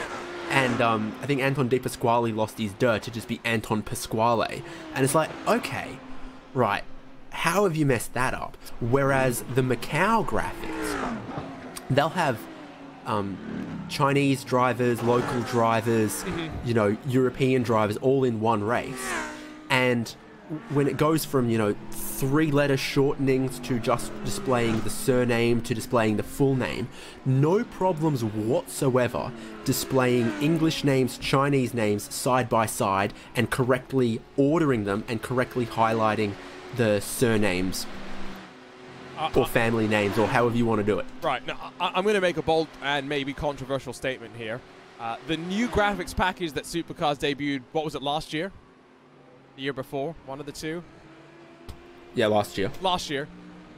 A big step backwards from their previous graphics package, which was, in my opinion, the best of any racing series on 4 wheels. The reason I say that is MotoGP has potentially the best graphics package in all of motorsports. The way that they do small things like have multiple driver images, and when they pop them up big on the timing tower left of your screen, they will have a picture of the leader smiling, being very happy, very excited, second place being a little less excited, etc., etc. They do little small nuances like that, and it's just a really well put together visual package with colors as well to keep you on top of everything. David, do you agree or disagree about Supercars, though? I remember very clearly at the very start of last year when they kicked off at Newcastle, which they no longer go to, like the first session, they put up that graphics and everyone went, why is it grey names on a white background? And then the next day, it was no longer grey names on a white background. It was grey names on a black background or something, and it's still not quite right. And then you saw the shortcomings of that graphics package when they applied it to the Bathurst 12-hour, and everyone's like, what do the green dots mean? Right. And it's like, well, here's a graphics package that's only designed for having 2 drivers in a car, and they haven't bothered to create any accommodations for 3 and 4 driver endurance races. Yes, which, you know, again, fair enough. That was not maybe their expectations when they were initially designing the graphics package, but it doesn't make it any less confusing. At the end of the day, for the viewer, that's actually having to interpret all the information and try and figure out what's happening in the race, trying to figure out what is out. I think a lot of people have voiced their opinion about Formula One, not necessarily thrilled with the new direction they went with as well, although it has enabled them to do some cool things with the tower and inset video feeds and stuff that we haven't seen too much in the past. what other great graphics packages are there in the world of motorsports? Now, our graphics package... Go ahead. I don't hate WEC at the moment, to be honest. I think it's clean enough. Do you know what? Actually, it just feels like a cheap copy of MotoGP. The real issue with WEC is often it's just like you have the car number, but then not a team name. As we see the BenQ machine with Daniel Pastor off to pit lane, 29 laps going to be complete for him. And so even for a hardcore fan, it's sometimes like, oh, okay, now which of the GT Porsches was that? Because, of course, back in the GTM days, there were quite a few of them, and if you're not following the category closely, it can be quite difficult to follow through. So that's the thing. What I was going to say, David, is like, our race graphics package is okay, but, you know, there's a lot of things that we don't have that I would love to have. For example, IndyCar, we're so happy that we can broadcast that now again, of course, but we don't have a graphic that shows all the different tire strategies that drivers are taking, which seems somewhat important. I do like this new font though, Arjuna. The round, it's very nice. With the round letters and stuff. Yeah. It's what do they call it? Foreshadowing. Dun, dun, dun, dun. That's what the kids say. No cap. Yes cap. I don't know what I meant to be saying, but cap something. Hashtag dab. Anyway, we've got pit stops underway for Williams. Daniel Pastor and Vasilius Belitsiotis run their way into pit lane, and Pastor going to leave now with no driver change being done. Of course, we would typically see that reserved for probably 2 hours to go to get the final driver in. That was a bit of a sideways moment for the Delinta Esports by TK machine. 2 laps down for Victor Miranda, and with Felix Quirnbach in the Marler Racing Team BMW directly behind. And we always have to just reiterate to highlight that the Marler Racing Team car for today, David, is being run by BS Competition. Sometimes we see Marler Racing by Williams. Looked close to the wall on the way and again towards the dipper. Yeah, like closer than the others for sure. It's a game of but pixels, it's those isn't it? really tight tolerances that are only possible with Marler Racing pistons. There you go. Look at the Marler Racing Team. We're going to be thrilled with that, David. Yeah, do they have my email? Yeah, they need to send you one of those Marler Christmas sweaters. Did you see that they did a bit of a giveaway on social media? I'll tell you, I don't normally need a sweater at Christmas time. No, you need this Marler Racing Team sweater, David. I promise you. Okay. I thought for a sec that was a look up the inside, just closing in through the final corner, as Quirnbach probably going to want to try and slip past sooner rather than later. 2:04.896 last time by for him, about half a second off of your race leader in the number 20, Luke Bennett, driving that red line Lamborghini. I think Victor Miranda's trying to get out of the way, but Quirnbach's trying to take every little bit of advantage that he can in the draft. Of course, now with the Williams Esports pit stops, Quirnbach has 5 laps, David, with which to work and to try and make these lap times really count, to try and make the overcut work. Yeah, and he got off at the inside, and he's going to take it. So you're in a part of the stint here where it's obvious the car's a little twitchier, but it's light and it's quick. So, yeah, sometimes you feel like you've got less grip than maybe at the start of the stint, but everything is happening quicker. And the stopwatch says you're doing good work, and at the end of the day, the stopwatch is the only truth in motor racing. No, that's not true. The vibes as well, right? That's what some people all go by.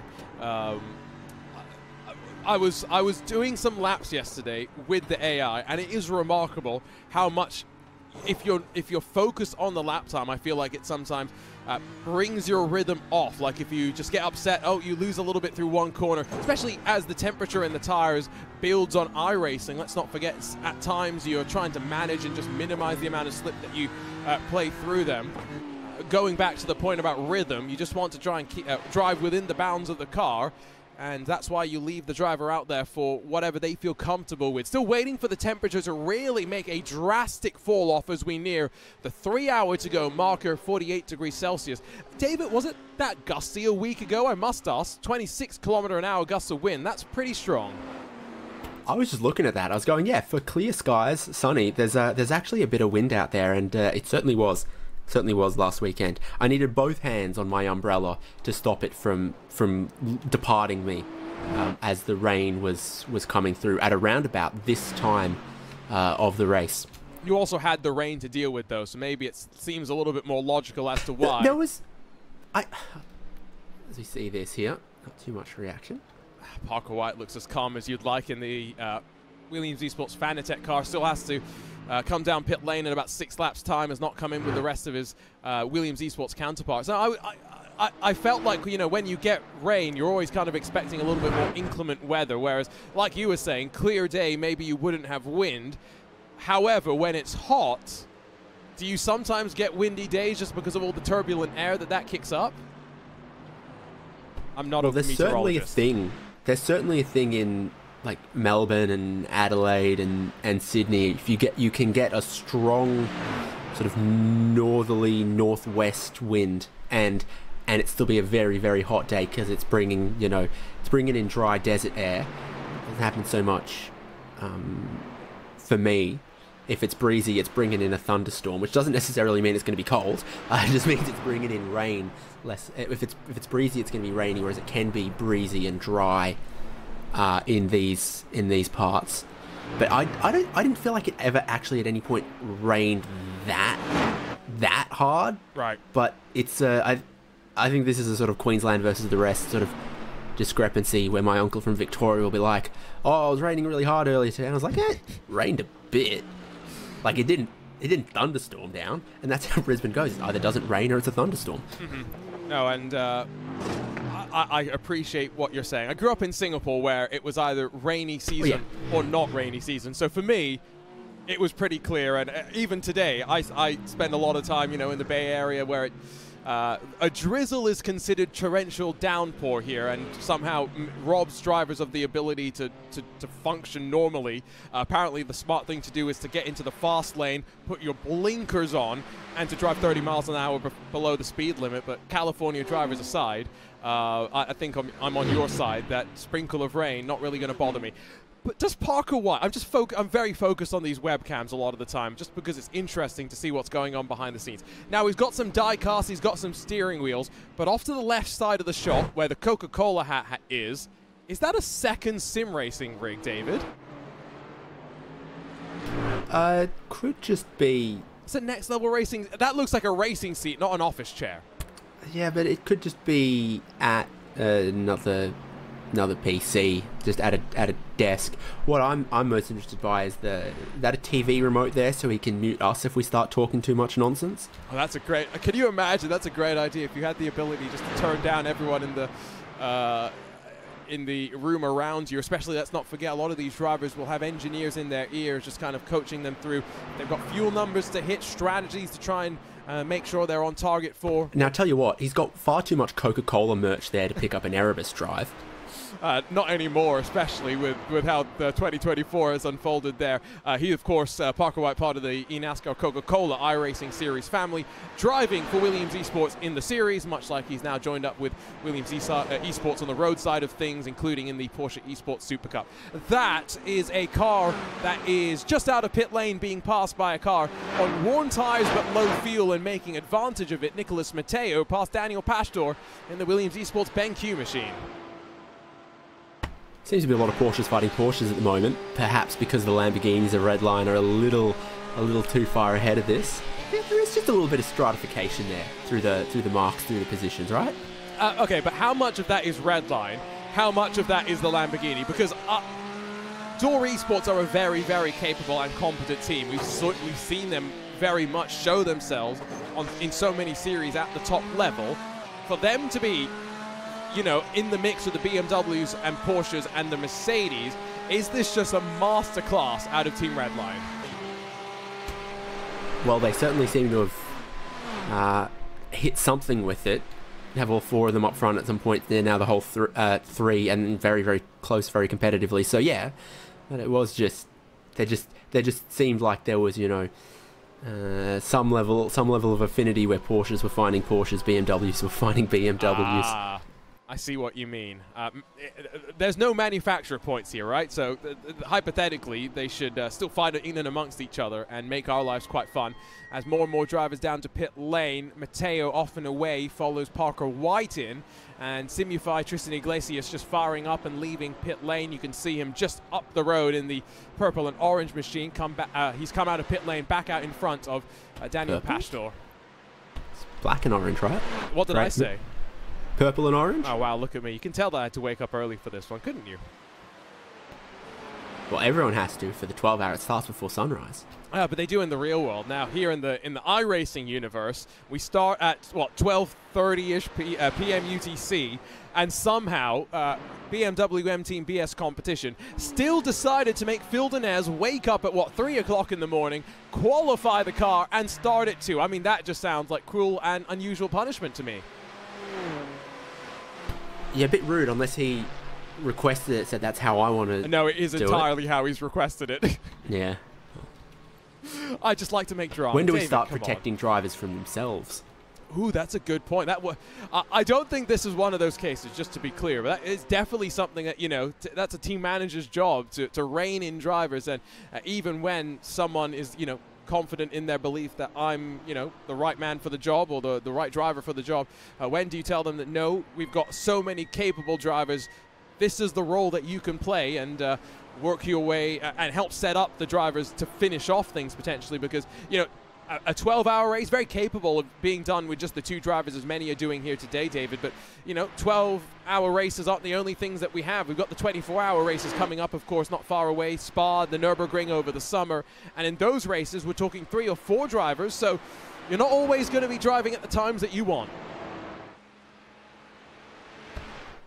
No, definitely not. You look at some of the lineups that were in Pro last weekend, and they boarded on 2-driver lineups as well. When you look at sort of Kenny Habul just trying to tick off some of the minimum. Not sure how many laps Liam Talbot did. There was one other car in Pro of a similar composition. Oh, I know who you're talking about. I just can't remember right now. And no. I'll give credit to Kenny Habul, because he had to drag that car, the race-winning car, at the museum, out of the 6th floor museum or whatever it was back in the US, so that they could ship it down under for the race. And so that is full commitment. Unfortunately, they didn't put it in the wall and totally mess it up. Speaking of messing things up, a little bit of a mistake, but fortunately no harm, no foul, as the 69 of Manuel Troncoso off and into the gravel. Yeah, just a little wide there at McPhillamy Park. You end up in a no-grip zone, and you see that very, very tall curb here coming. And once you get too much of that curb, bonk, you pop up over the other side of it. You'll see a lot of the drivers just trying to ride it like a speedway berm. You know, a little bit of cushion on the exit of McPhillamy Park there. All of them just sort of track out onto it and use it to sort of straighten them out a little bit, but then you get just a little too much of it. You end up in that situation. Here we go. Phil Denez down to pit lane, and he will now, lap 27 of the run, clearly indicate to us that it's about managing the margin of fuel that you have to the end, because hypothetically could even go just that little bit longer. Let's go back, by the way. We saw Troncoso's little bit of an issue. I say a little bit of an issue. That could have been disastrous in some cases. There's no other way to put it, a humongous save by Sim RC and Jürgen Frank, not even going on about an hour or so ago. And David, I wasn't around when this happened. I've seen the replays though, and I'm still in shock and awe as how this was kept out of the wall. Honestly, life imitating art to last weekend in the rain, and I think it was Jack LeBrock in the M Motorsport Mercedes. I'm just seesawing at the wheel, flicks the wipers on in He hit something as the wheel was upside down. Panic, and you know, everything coursing through his veins. Unfortunately, at the end of the day, it stays out of the wall. But poor Sim RC. they've just been running at the back for most of this race, and after starting down the back as well, just picking up places as they come, staying out of trouble. So Jürgen Frank showing us the dangers of the mountain. Someone in our iRacing Esports Network chat, by the way, David, did mention that the only mountain to them is Pikes Peak. So what do you have to say about that? I have to say to that, Come on. get 100 people, ask them to point on the map which one's Colorado. Oh, shots fired at Colorado, which, to be fair, beautiful state. I've never been. I've just heard about how beautiful it is, and not much racing there, to be fair. So we'll have to try and build a racetrack. Let's see what's happened to the very now dirty Altitude Esports car. It was white initially. It's gone a little bit more grey with all the debris that's been picked up and weight on the rear of the Porsche, and around she went. Yeah, did they think they were going into the outside wall, let off the throttle, and then it's looped around here? Because, no, the rear's a little loose on the way in very early, and then they're controlling the slide a long way through, but then it just reaches a tipping point before the exit. So quite early on the turn in, it starts to go. So we're through the compression here, and it's about here we're already in a slide. We're in a slide. It's like a neutral slide until the nose hits the curbing on the inside, I think.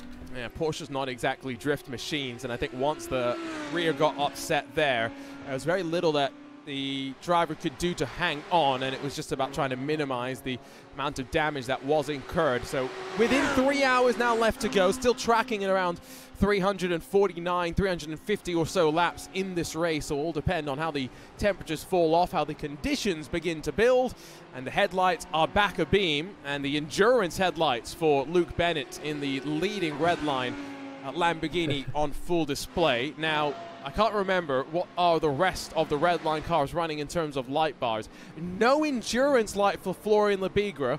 One might wonder, David, is that the difference between these two cars? Oh, potentially. It was the 20 leading in the dark with the non-endurance lighted car in behind it. And you do actually sometimes get that variation as well out of the cars at the 12 hour. I think there was some Mercs with the full endurance lights on, like they run at the Nürburgring and at Daytona, and some that didn't have it. I think you can get away without it, to be honest, around here. And then at the other end of the spectrum, the IRC GT cars in the Invitational class, where the headlights are stickers. What? I don't know if you picked up on that, because they no, didn't get a whole lot not. of TV. No, the Mercedes body shape cars in the Invitational class, they had these little tiny little LED things in the very, very lower part of the grille, right? Because the headlights are stickers. And I was looking at those going, if you spin out on cold tires lap 1 and you get separated from the pack, you are not making your way around the mountain with those lights on. Insane. Actually insane that they're allowed to run in that spec. I'm going to have to go and look. I missed the first... I missed the start of the race. I had a couple of different commentary things here on iRacing that I was a part of, so didn't get to see what is always the best part of the race, in my opinion, which is the start under the night lights. That just sounds scary. I'm going to be completely honest. Please, I would like no part of that. Cody Deeth brings the virtualcoach.gg by GNG machine. As David quite aptly put it earlier, more G's than Snoop Dogg in that team name. 001 down to the box, just now waiting for top 3 cars, and then the Apex 99 machine, the Drago 169, and Thibaut Prevost in the Williams Esports Academy car to pit from inside of the top 10. As we near past 10 minutes complete beyond the top of the hour. Special event calendar, if you're wondering around about that, iRacing.com/special events. Sebring 12 hours up next. That's the only event in the month of March. Only one event in April as well. That's the Road America 500 that we will very much, I think, be very much looking forward to, breaking out the classic IMSA machines and the GTP, the GTO class. And then May, the Nürburgring 24-hour race, the Coke 600, all building, of course, the end of the month, and the iRacing Indy 500. We got some interesting little events and a diverse set of events coming up, David, in terms of cars and races. looking forward to the return of the greatest spectacle in sim racing. We can say that without getting sued. Oh, it's so good. Wow. It's so good. I tell you what, you know, I ran some numbers on this, and I think Valery Polyakov spent more time in space than the IndyCar license spent away from iRacing. When you put it like that, it doesn't feel as long as it felt. Because it felt like a long year. No, but then 477 consecutive days in space on the Mir space station probably did feel like a long time. What a beast that the, you know, staying up in close confines for extended periods of time. I have a lot of respect for astronauts. And while space travel gets romanticized in science fiction and all, I don't think the reality is as perfect as that. We have Door Esports down to pit lane, so slowly but surely we're seeing drivers make their way in for what will be not the driver change, that's going to come next time by, but the third to final pit stop here today. So a question on the iRacing Esports Network: what do you need in terms of content to race in these special events?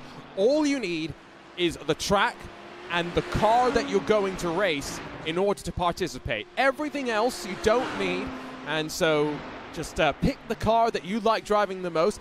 David, one thing that's great often, especially as we come to the iRacing build days and build week coming up, iRacing Test Drive lets you try any car that you have downloaded, even if you don't have it purchased. So you can use it, try a bunch of cars out for Sebring, and then buy the one that you want to participate in the 12-hour race.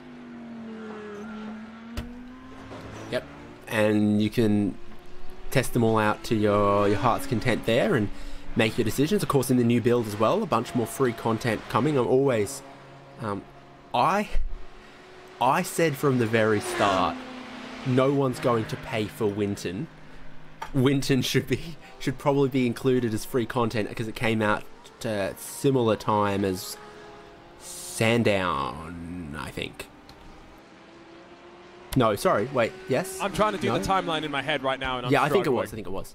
Because the three we had was Oran Park, Phillip Island, Mount Panorama. That was the three Aussie tracks for a while, and then we got Winton and Sandown, and I thought between those two, Winton's a really good track for a lot of cars that are popular on iRacing. Formula Vs, Formula Fords, Skippies, all that type of car that's very, very popular on iRacing, but it's just not a circuit that I thought people were going to be that enthused about forking out cash for. So I'm glad that it's now a track that's going to be hopefully more used, and people are going to get a good look at it. Yeah, and of course, you know, there's plenty included in that iRacing base tier subscription, so don't hesitate to join as Florian the Beagle rejoins the racetrack in front of incoming Formula 3 driver Alex Dunn, who's going to be joining up with MP Motorsports for a crack at the Formula 3 campaign this year. GB3 runner-up in 2023 and 2022 British F4 champion. Redline's trio of cars going to all be coming down to pit, it would seem, as well, because Luke Bennett's down on pit lane. If you're wondering about new memberships on iRacing, head on to iRacing.com today. New memberships 40% off, and you can join in the fun, be a part of all of it, and there's plenty of content, not just in terms of road racing, but oval, dirt road, everything in between. And we're talking mountains. Let's not forget that, David, we do have Mount Washington on iRacing's the sole hill climb available for our drivers to enjoy. See, iRacing put out the clip of someone's world record time descending Mount Washington in the Mercedes F1 car. It was madness, wasn't it? You're like, I know what this is going to look like. I get it. And then you can't look away. It was kind of like me watching that GT3 unrestricted lap at Bathurst, I'll be completely honest, where in the sim as well, just watching that lap of the F1 car descending, precision required, remarkable. Same thing can be said, of course, in the real world. And it's all those little details, right, of the car moving around, David, that make those laps so exciting. And that's what iRacing, I think, with the model of the cars moving around, captured so much of the characteristics and behavior. I mean, we're spending most of our time, yes, talking about things other than the racing, but watching these cars, and anytime there's a slight slide, anytime we see them very close and potentially knocking into the wall, we're getting super excited. best I can tell, every car here, when they shift into first gear in the pit lane, are mostly remaining on planet Earth as well, which is very, very, very heartening to see. Yeah, Mount Washington, I can't say enough good things about that.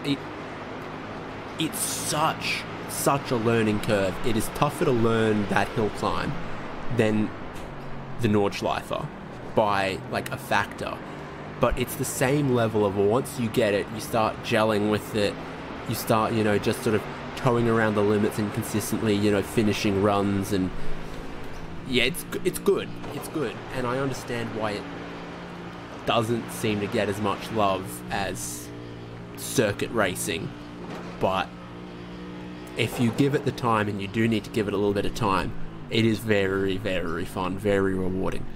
RaceSpot's own, that was close. RaceSpot's own Peter Mackay, who's part of our coverage here today, of course, has been part of the European Rally Championships post-stage interview coverage for the last handful, I think 2 years or so, and he was part of a great event that we had on RaceSpot TV, the Next Level Racing Race to the Summit. Basically, drivers got a maximum of 3 runs. They had to qualify through a time attack qualifier, and then all got thrown into a session where the board was reset, and 3 attempts, you could use them basically in order, and the tension, the nerves. I mean, Peter and myself had an absolute hoot, and I can catch the replay on YouTube if you want, but highly recommend as well, whenever you get a chance, you jump on in and get the opportunity to try out some of the more unusual things that maybe you might not have thought your iRacing bounds would have taken you to, but you can always try something different done. By the way, just closing on to the back of Labigro, but not necessarily making moves. Comment in the RaceSpot TV YouTube chat was, oh, looks like Redline has a whole pit stop ahead of the field, it would seem, David. Well, they seem to be continuously just slowly extending their advantage. The width of the pit stop window is now so significant as to at all times be slightly confusing. Yes, because technically Redline have a pit stop ahead of the Apex Racing team. I don't think you would make the argument they have a pit stop ahead of Simufy, for example. So I guess you're just waiting for those final cars to come down pit lane. It's not just done in the 99. Rico in the 169 yet to make his final transit down pit lane. Luke Bennett, fresh tires for him. 12 seconds in front of Enzo Benito. We were talking, when do Redline let these drivers loose to actually fight? At this stage, doesn't look like there's going to be much of a fight. We're closing on an IMSA race distance, effectively, away from the checkered flag, 2 hours and 40 minutes. And already Luke Bennett's got a 12-second head start, if you wanted to look at it like that. Certainly does, and the consistency of pace between the two of them makes a gap like that very, very difficult to close. Although, we're starting to get, you know, ever more traffic for the leaders around that wide pit stop window, around cars that are, you know, falling a lap down. Here's an example where you go, do I send it, do I wait? And wait is the order of the day. That's behind one of the 3 Simufy Porsches we have in the field today. That's Alejandro Avin Rui Sanchez. That's about to go 1 lap down in the number 14 machine. Got word, by the way, from pit road that there was a bit of a moment, so let's check out the replay for the 98 car as it makes its way down pit lane. It looks tidy. Oh, I was just about to say it looked tidy, David. It does in the end. A little bit of reverse parallel parking, but no, not what you want to do. Lost the rear, laid on there. Used to be an issue with these Mercedes AMG GT3s where the downshifts weren't quite properly synchronized, and so at racing speeds from 6th to 5th or 5th to 4th you wouldn't notice it, but that last downshift into first had a big chance of locking up the rear axle. Is it already in trouble before that? Yes, and it's not even still in second gear. Good look, and then of course the infinite point turn. This is where you want a button map to turn off the traction control, so you can just... Well, the pit lane speed limit button turns off the traction control in a lot of GT3 cars, so that you can burn out from the pit stall. Ooh, but then I think you would probably have to dump the clutch, wouldn't you? Which he might not have been thinking about that, to try and get it spun around. And I will also be honest, for most people with the pit lane limiter being on, I think the natural reaction is just to assume that you're not going to get as much traction and drive forward as you're going to want. You're of course going to be limited eventually, but just by the speed limiter, and so maybe just not being aware of the situation. But we've all made mistakes like that, and he is not the first driver to make the mistake on pit entry. Hopefully, he is the last though, because these are now out of the 48 that started, 39 still running. We've got 17 on the lead lap. These are all teams, all drivers that would want to see the end of this race. You said that the mountain often picks a winner, David. By the same regard, trying just to finish this race is an achievement in and of itself. I just realised that pit lane entries reminded me of people with, you know, imported Japanese right-hand drive cars in the US reversing through drive-throughs. Do they do that? Yeah. That's you can do that. Wow, yeah. Okay. I mean, it's not a smart thing to do. It's a very, oh, I've imported my car from Japan, it's so JDM, bro, kind of thing to do.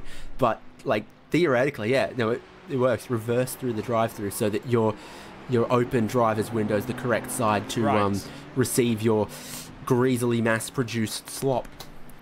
Most of these fast food restaurants, as far as I am aware, now have apps that you can pay for your food without going through the drive-through. So maybe that's what you, if you've spent all that money to import your right-hand drive car, maybe just order on the app, drive through normally, and have them put the food through that other side. I'm just saying, logic. But that's even more preparation, because you'd have to have the window down on that side, and a lot of that is so tough. 25-year-old cars not got power windows.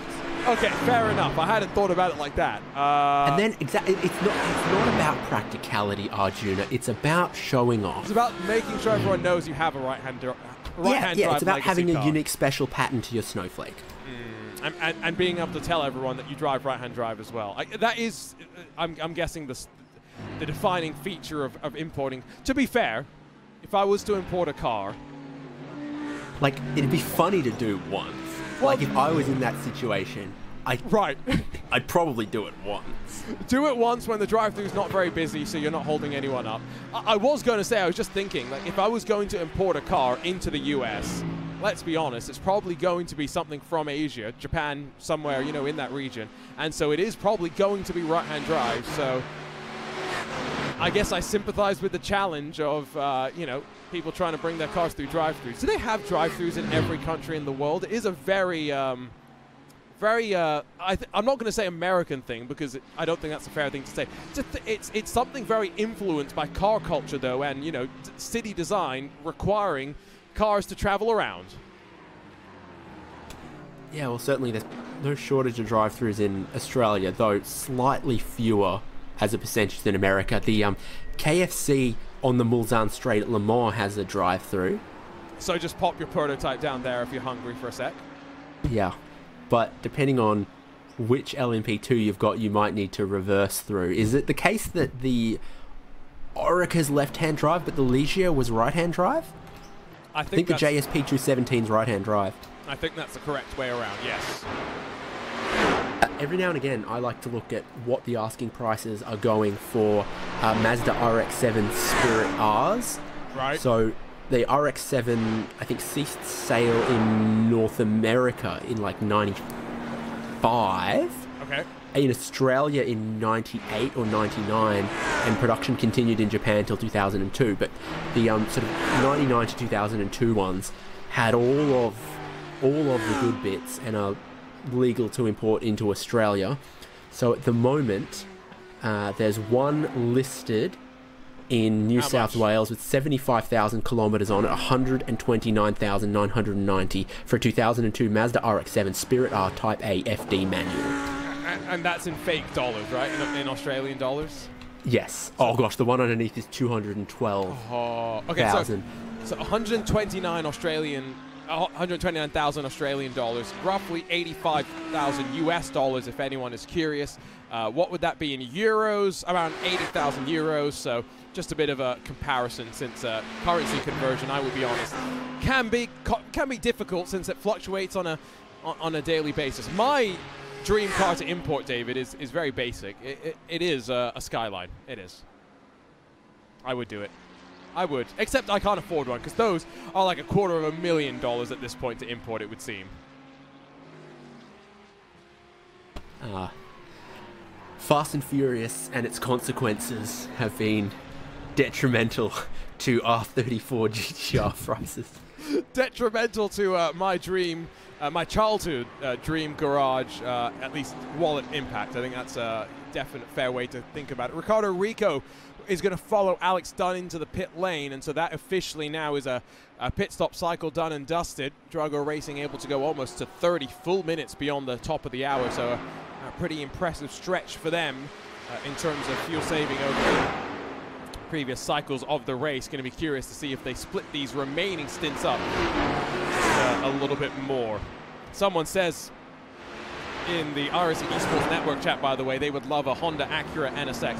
I would also love a Honda Acura NSX GT3 car to join the fun, David. What do you think about that?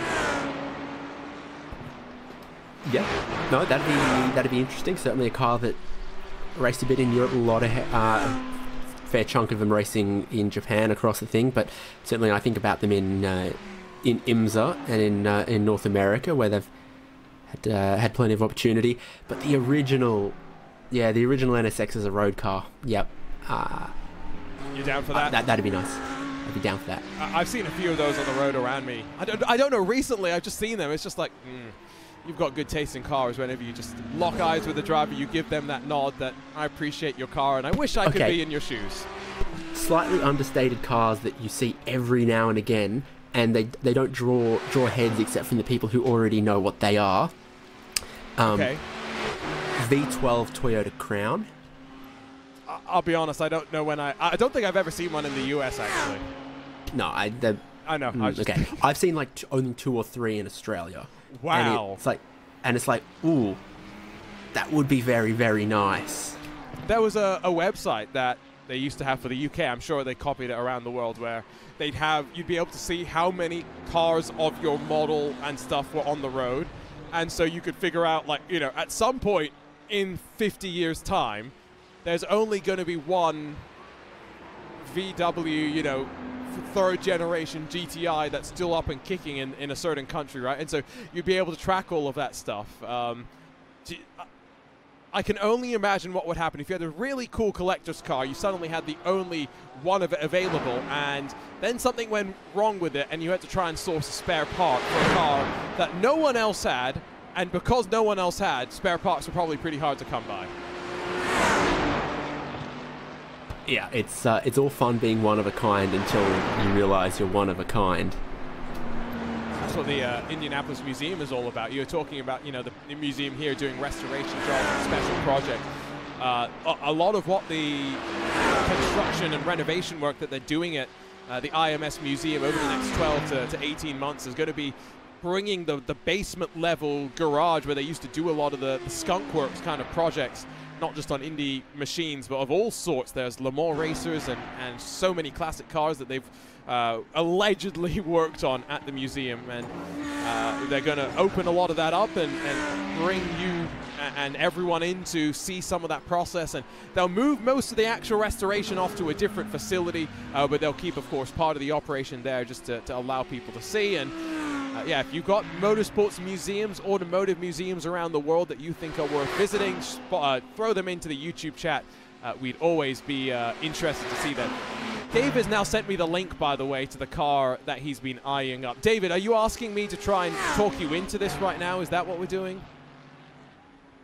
No, I just need you to see, like, the asking prices that are going for these cars.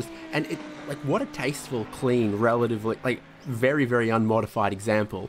But it's low kilometers, and they're asking that price, and it's got a little bit of bait to it anytime you see anything priced with that many 8s in it. Right.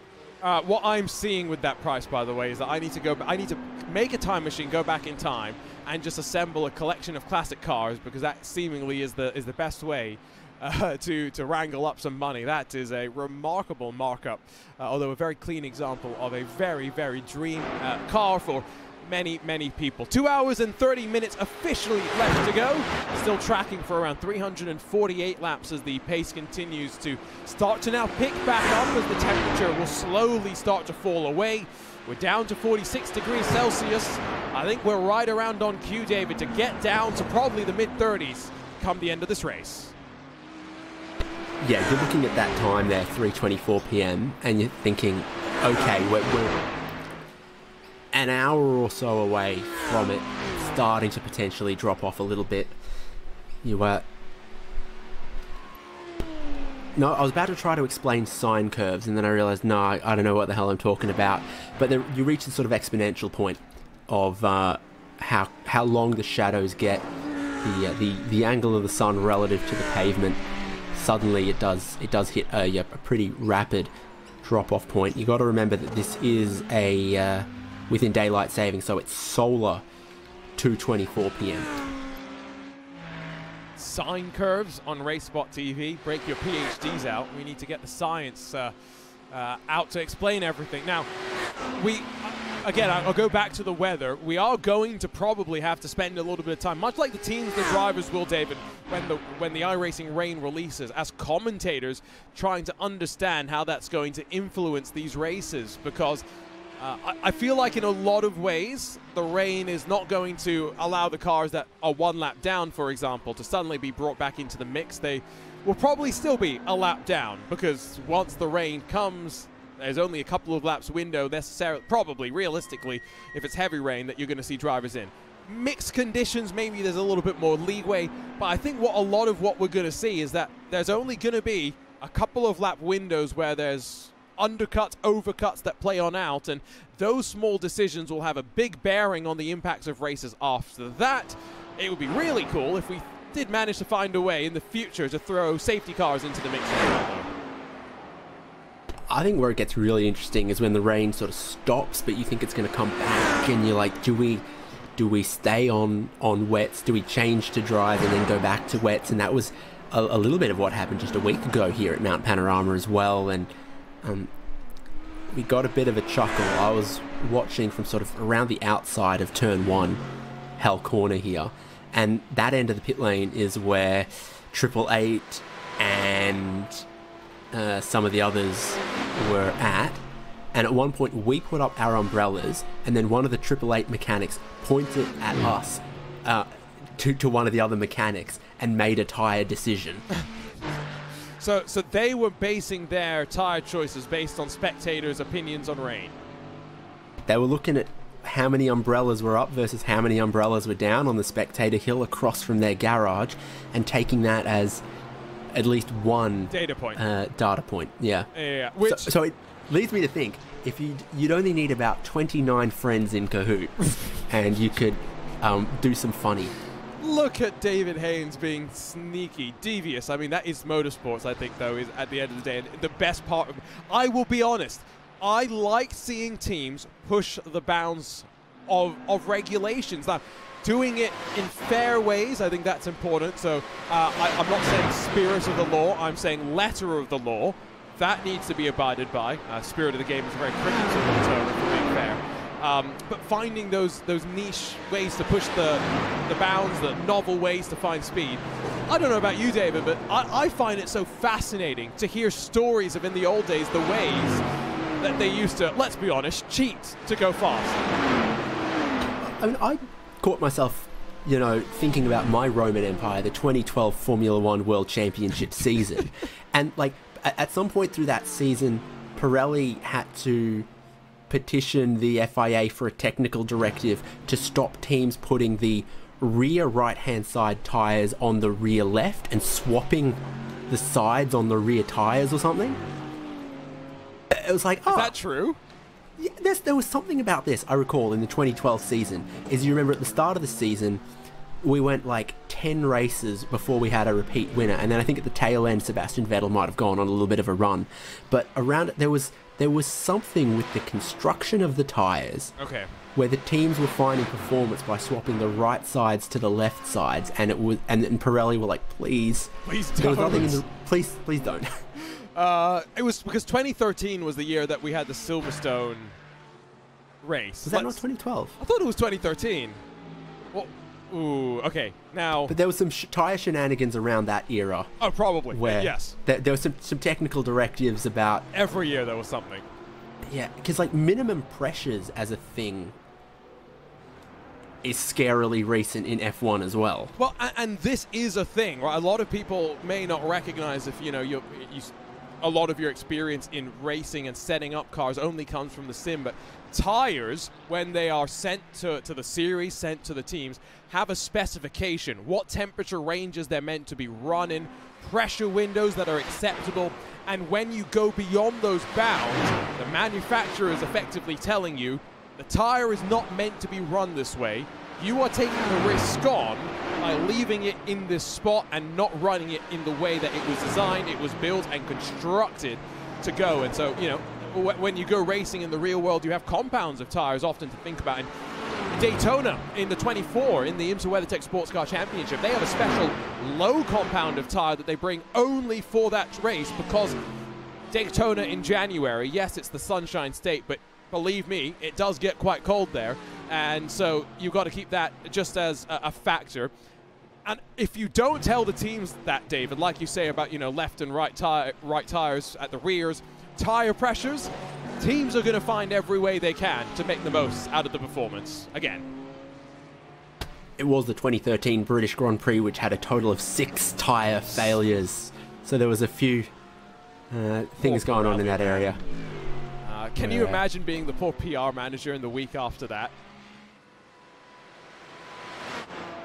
I feel sorry for them, I think, more than the average fan, as occasionally they're put in a no-win position, but then again, you know, they opted to be sole tyre supplier to a championship that has an incredibly large microscope and potentially some incredibly fickle fans. But then again, what are you going to do, you know? You're the tyre of Formula One. That's something to have. It's the pros and cons, right? You are the tyre for Formula One. You're also designing the tyre that Formula One wants you to have. I'm just going to make a comment. I don't like the 18-inch wheels. Maybe it's the nostalgia in me, but David, what is it about the old 13-inch wheels that just looked better on an F1 car? Yeah, they're not considering moving somewhere sort of in between. Are they really? Shortly, I believe. Yeah, so we went from 13s to 18s, and now they're talking about like 15s or something. I'm with you. Like, yeah, it's there is something classic about them. Oh, you just made my day, David. You have no idea. Is that real? Is this real? I don't want to hype it too. I swear it was something that was under consideration. You are correct. I've just found an article where they are considering moving down to a smaller tire. Oh, I'm excited. That would be quite fun. And not just looks. You know, there's obviously then factors that influence how the racing is with the tire as well. And I'm sure cold tires will be slightly less of an impact there when it comes to going out on a fresh track. 2 hours and 20 to go. Still waiting, of course, to really get a good sense for where the 3 red line cars are going to sit at the end of this race. But you'd assume that Luke Bennett, who continues to lead at the front, is going to be most comfortable of them all. Benito then second, Labigra third with 20 seconds, divvying up the Lamborghinis as they run right now. Vince Cusi made some analysis of the BOP about 15-20 minutes ago now at this point, which was basically saying that, you know, you pull away the red line Lamborghinis from the mix, so chop the top 3 off on the timing screen on the left-hand side of your screen, David. And being honest, being realistic, it's not like the Lamborghinis have been dominant. Yes, a lot of them have had issues. Sontec, the other one of the Falcon Sim Racing cars, for example. But, you know, Porsches, BMWs, they're looking a lot stronger in comparison. So going back to the idea that maybe Redline's just made the most of the Lamborghini, what's your thoughts on that? I mean, no matter the racetrack or the category of cars, you're not surprised to see a Team Redline car up the top. So if one of them is in the Lamborghini, goes, oh yeah, this is what's working for me, to have then multiple Team Redlines in the same model of car also up the top, it's just, you know, you find a way to work it well, and then they're a very, very capable team. Some of that shares around, and then yeah, they got a couple up the top. Yeah, and when you enter with 4 cars that all qualified basically inside of the top 10, you leave yourself in a very, very good position to capitalize and take advantage, no matter how the rest of the race is going to unfold from there. Again, you know why we need an art rework of Bathurst? Why? Ooh, tell me. because we're missing something very important. Do tell, because I love the Fujitsu banner with Tubby Taylor on it, but what would we get if we lost that? The monorail. There's a monorail here? Someone with one of the properties on Conrod Strait bought an old monorail, and it sits in their yard next to the track. Oh, that is spectacular. And by golly, did it put Mount Panorama on the map. I mean, that is... I've just seen some pictures of it. That is incredible. That is amazing. We need more spectator stands that are interesting things like this, because... and with a rework, where could you put Dale Jr. around the track? Inside that? At the controls, baby. Ooh, that is lovely. Of all the things Dale Jr. has ever driven, and competently, is a monorail one of them? This is an opportunity not for us, not for iRacing, but for the man himself. If Dale's listening... I'm not being selfish here.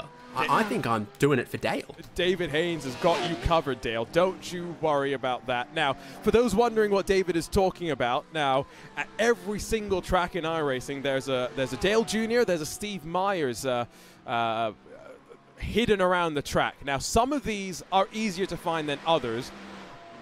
David, is there like a comprehensive list of where Dale and Steve are on every single track on iRacing? I'm not aware of it, to be honest. It feels like there must be. I know Phillip Island, they're on a yacht, which is, I mean, it's nice, but it's no monorail. No, it's no monorail. It might be a mono hull. In fact, it is. But it's no monorail. I know that, David, you and I, we share a fondness for a good RV, a good caravan trip. Are you a fan of boats as well? You know, I am a fan of the greatest canal and inland waterway cruising boat manufacturer there is anywhere in the world, Haynes Marine of Norfolk. I wonder why. So, I mean, like a Haynes 320, a Haynes 40 sedan, a Haynes aft cabin. They're the motorhome of the canals and inland waterways. And definitely no bias, because there's a name being shared amongst the two there.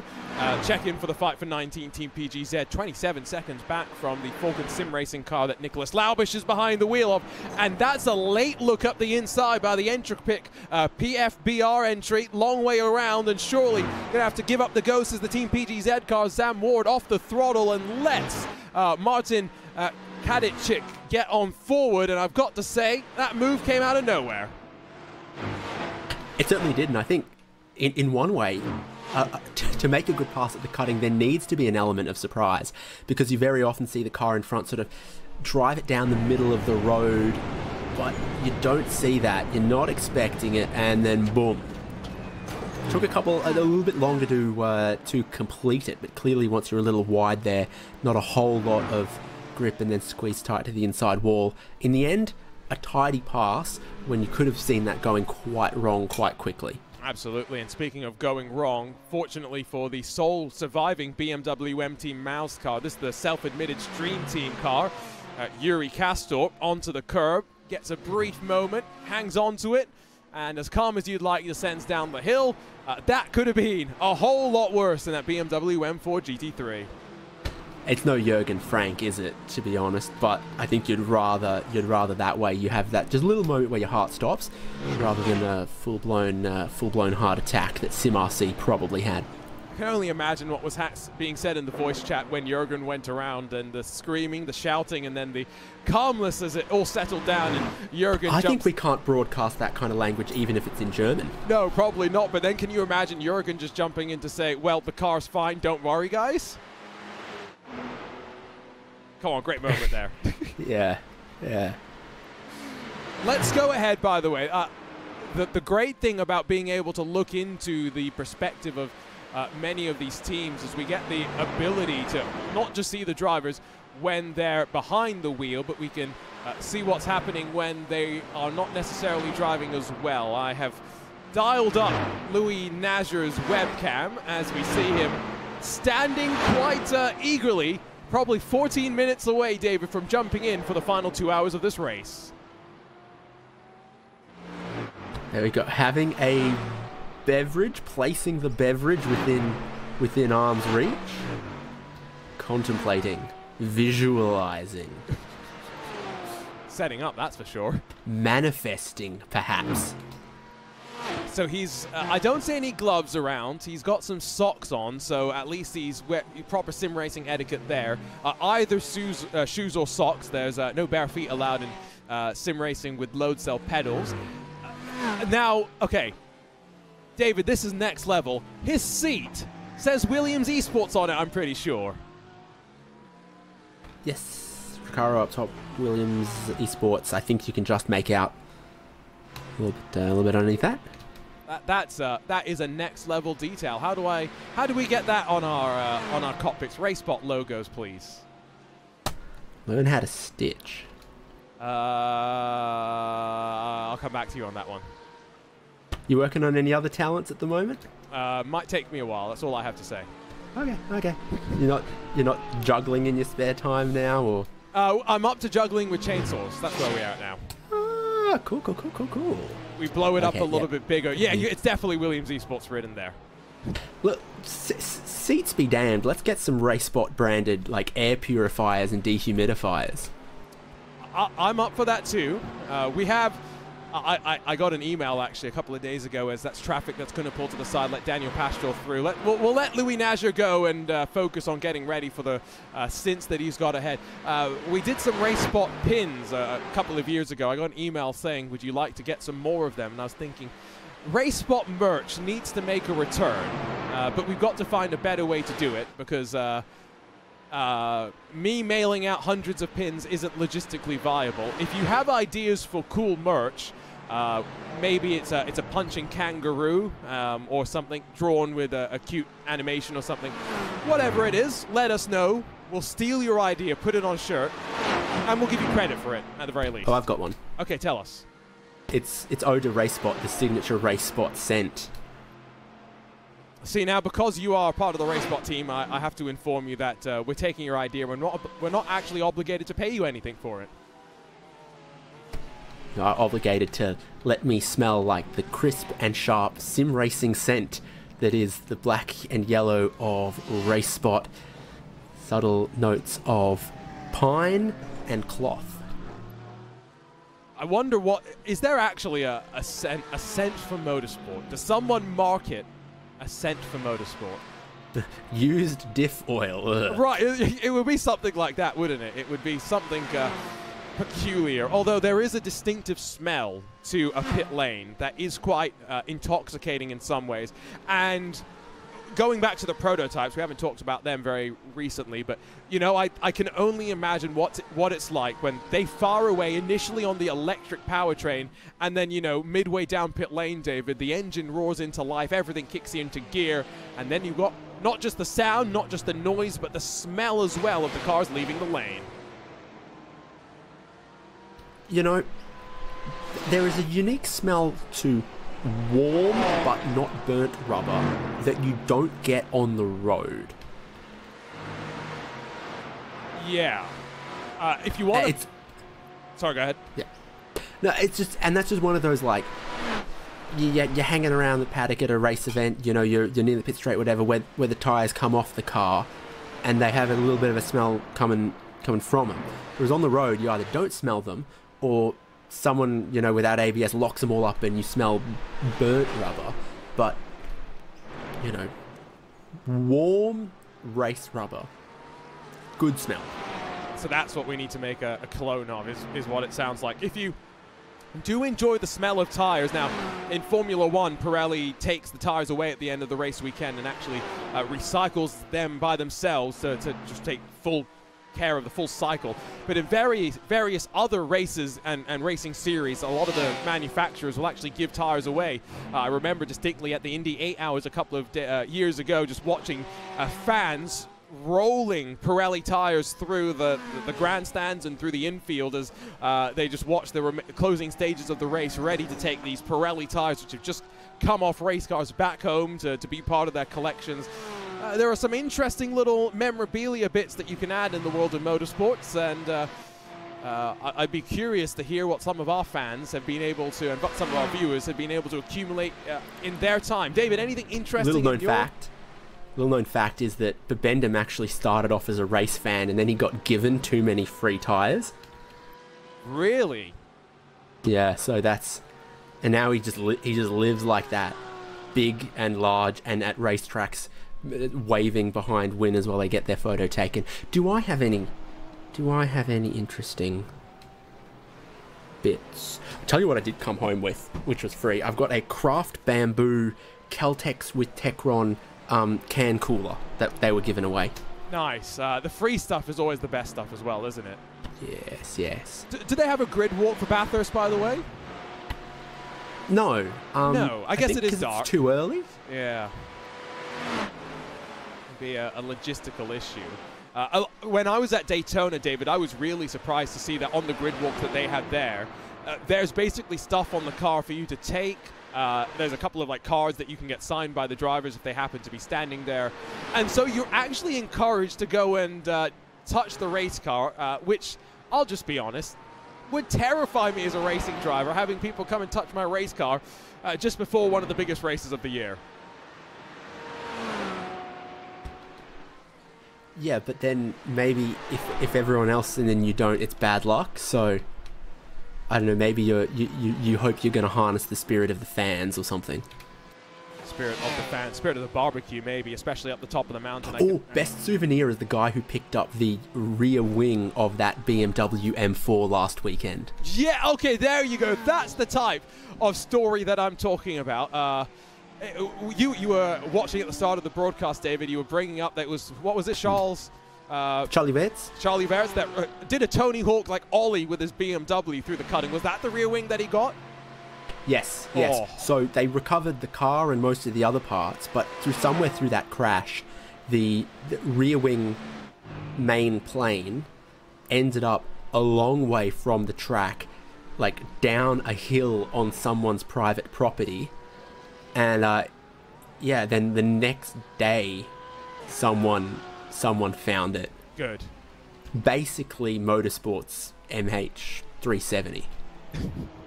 I'm glad that someone's picked it up and put it into, I'm hoping, what is a worthy collection. Off to the side, I'm very proud of this. I have Devlin DeFrancesco's rear wing from Texas a couple of years ago. If you are an IndyCar fan, you remember the race in which Devlin got tangled up with, what was it, 3 or 4 different drivers, and we wrote off a couple of, let's be honest, millions of dollars worth of IndyCar chassis. I've got the rear wing from that, and I love stories like that. So whoever's got the BMW M4 rear wing that did an ollie, congratulations.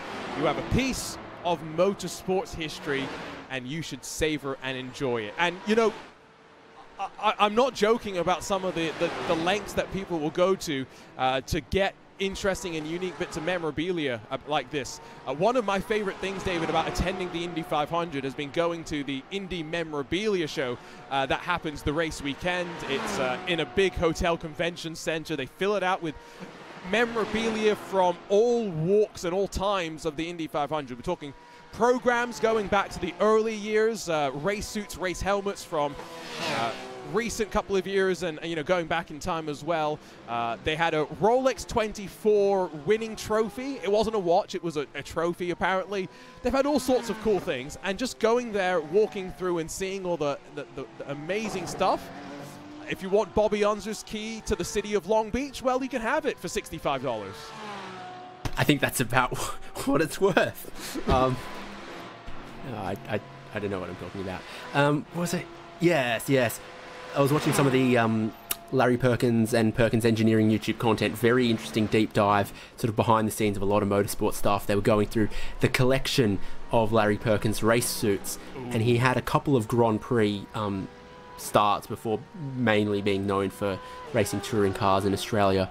But at one point, he got given by Nelson Piquet one of Piquet's Brabham race suits.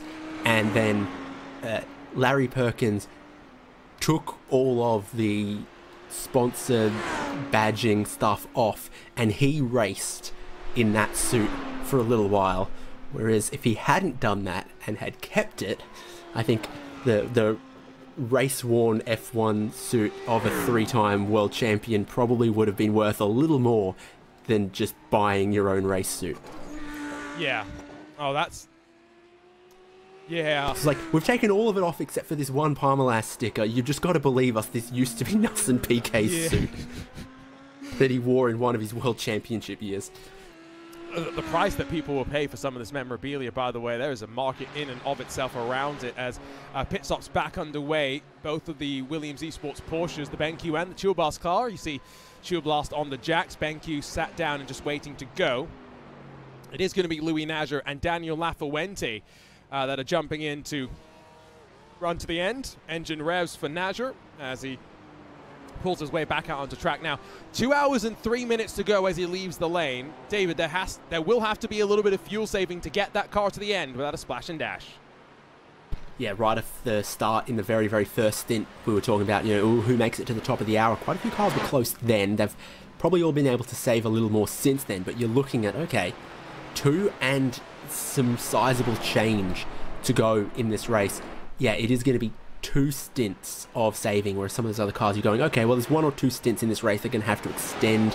The others they can push on and it'll be no dramas. But yeah, that is a situation you put yourself into right here. It sort of defines your strategy for the next 2 hours, 4 minutes or so.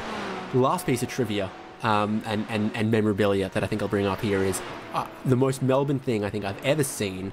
I was on the tram after the Sunday Grand Prix at the Australian Grand Prix heading back into town, and on the tram someone had one of the brake marker boards, and you don't realise how big the 150 metre brake marker board is until someone's got it on a crowded tram.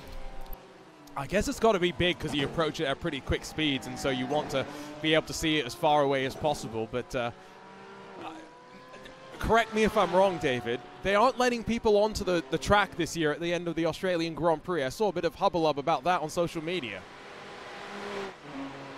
Oh, is this news to you? I'm not going, so I don't know. Well, I saw that it was removed as part of the traditional access that people get as buying their normal grandstand and general access tickets, and that seemed like a really cool part of the event that's been taken away, so hopefully that gets added back. About 90 seconds away from the 2-hour mark and saying goodbye to David Haynes. David, been great to have you as part of the coverage. I'll ask you for a prediction. Which one of the red line cars comes out on top? Oh, probably the Lamborghini. Oh, that's a good answer. Which number Lamborghini? Ooh, I mean, you're odds on Luke Bennett at the moment, aren't you? Like, there's not a whole lot to separate the Lamborghinis other than that this one's currently 15 seconds up the road and in the lead. Right, with an endurance light bar on. That's the obvious question. Endurance light bar powering them forward for sure. What do you think, though, we'll be looking for in these next 2 hours as we run to the end? This has been, of course, a Bathurst 12 hours like no other. So many cars still left on track. So much traffic to navigate through. Well, the track to cool off, some cars in need to fuel save, some cars that have already fuel saved sort of taking some splash and dashes later on in this race, and so you will have some maybe slight different tyre ages through towards the end here as well as the track cools off. So down to 43 degrees Celsius, not quite below 40, but nearing that threshold. Been great to have David Haynes, as mentioned, as part of the coverage here on the iRacing Bathurst 12 hours presented by the coach Dave Delta. But as we head into the final 2 hours of action, the final 2 hours of this 12 hours sprint, we welcome back in Lewis McLeod, who's been commentating on another race at Mount Panorama. Well, Lewis, I guess in some ways not much has changed since the last time we were here and talking. It's still red line on top, just one less out front. Yeah, indeed. I did see the issue for the 44, which is obviously around this part of the racetrack. It had a bit of a moment, obviously on the rear end of Alex Dunn's number 99. I say drama has happened, but I'm sure in the next 2 hours we'll have plenty more drama. Probably a lot more talk about racetracks, golf, bad liveries, good liveries, what's orange and brown, and of course how dominant a team Redline right now. No, we're not talking about orange and brown, because the answer is Lewis is wrong. He just can't admit it. And orange is orange, brown is brown.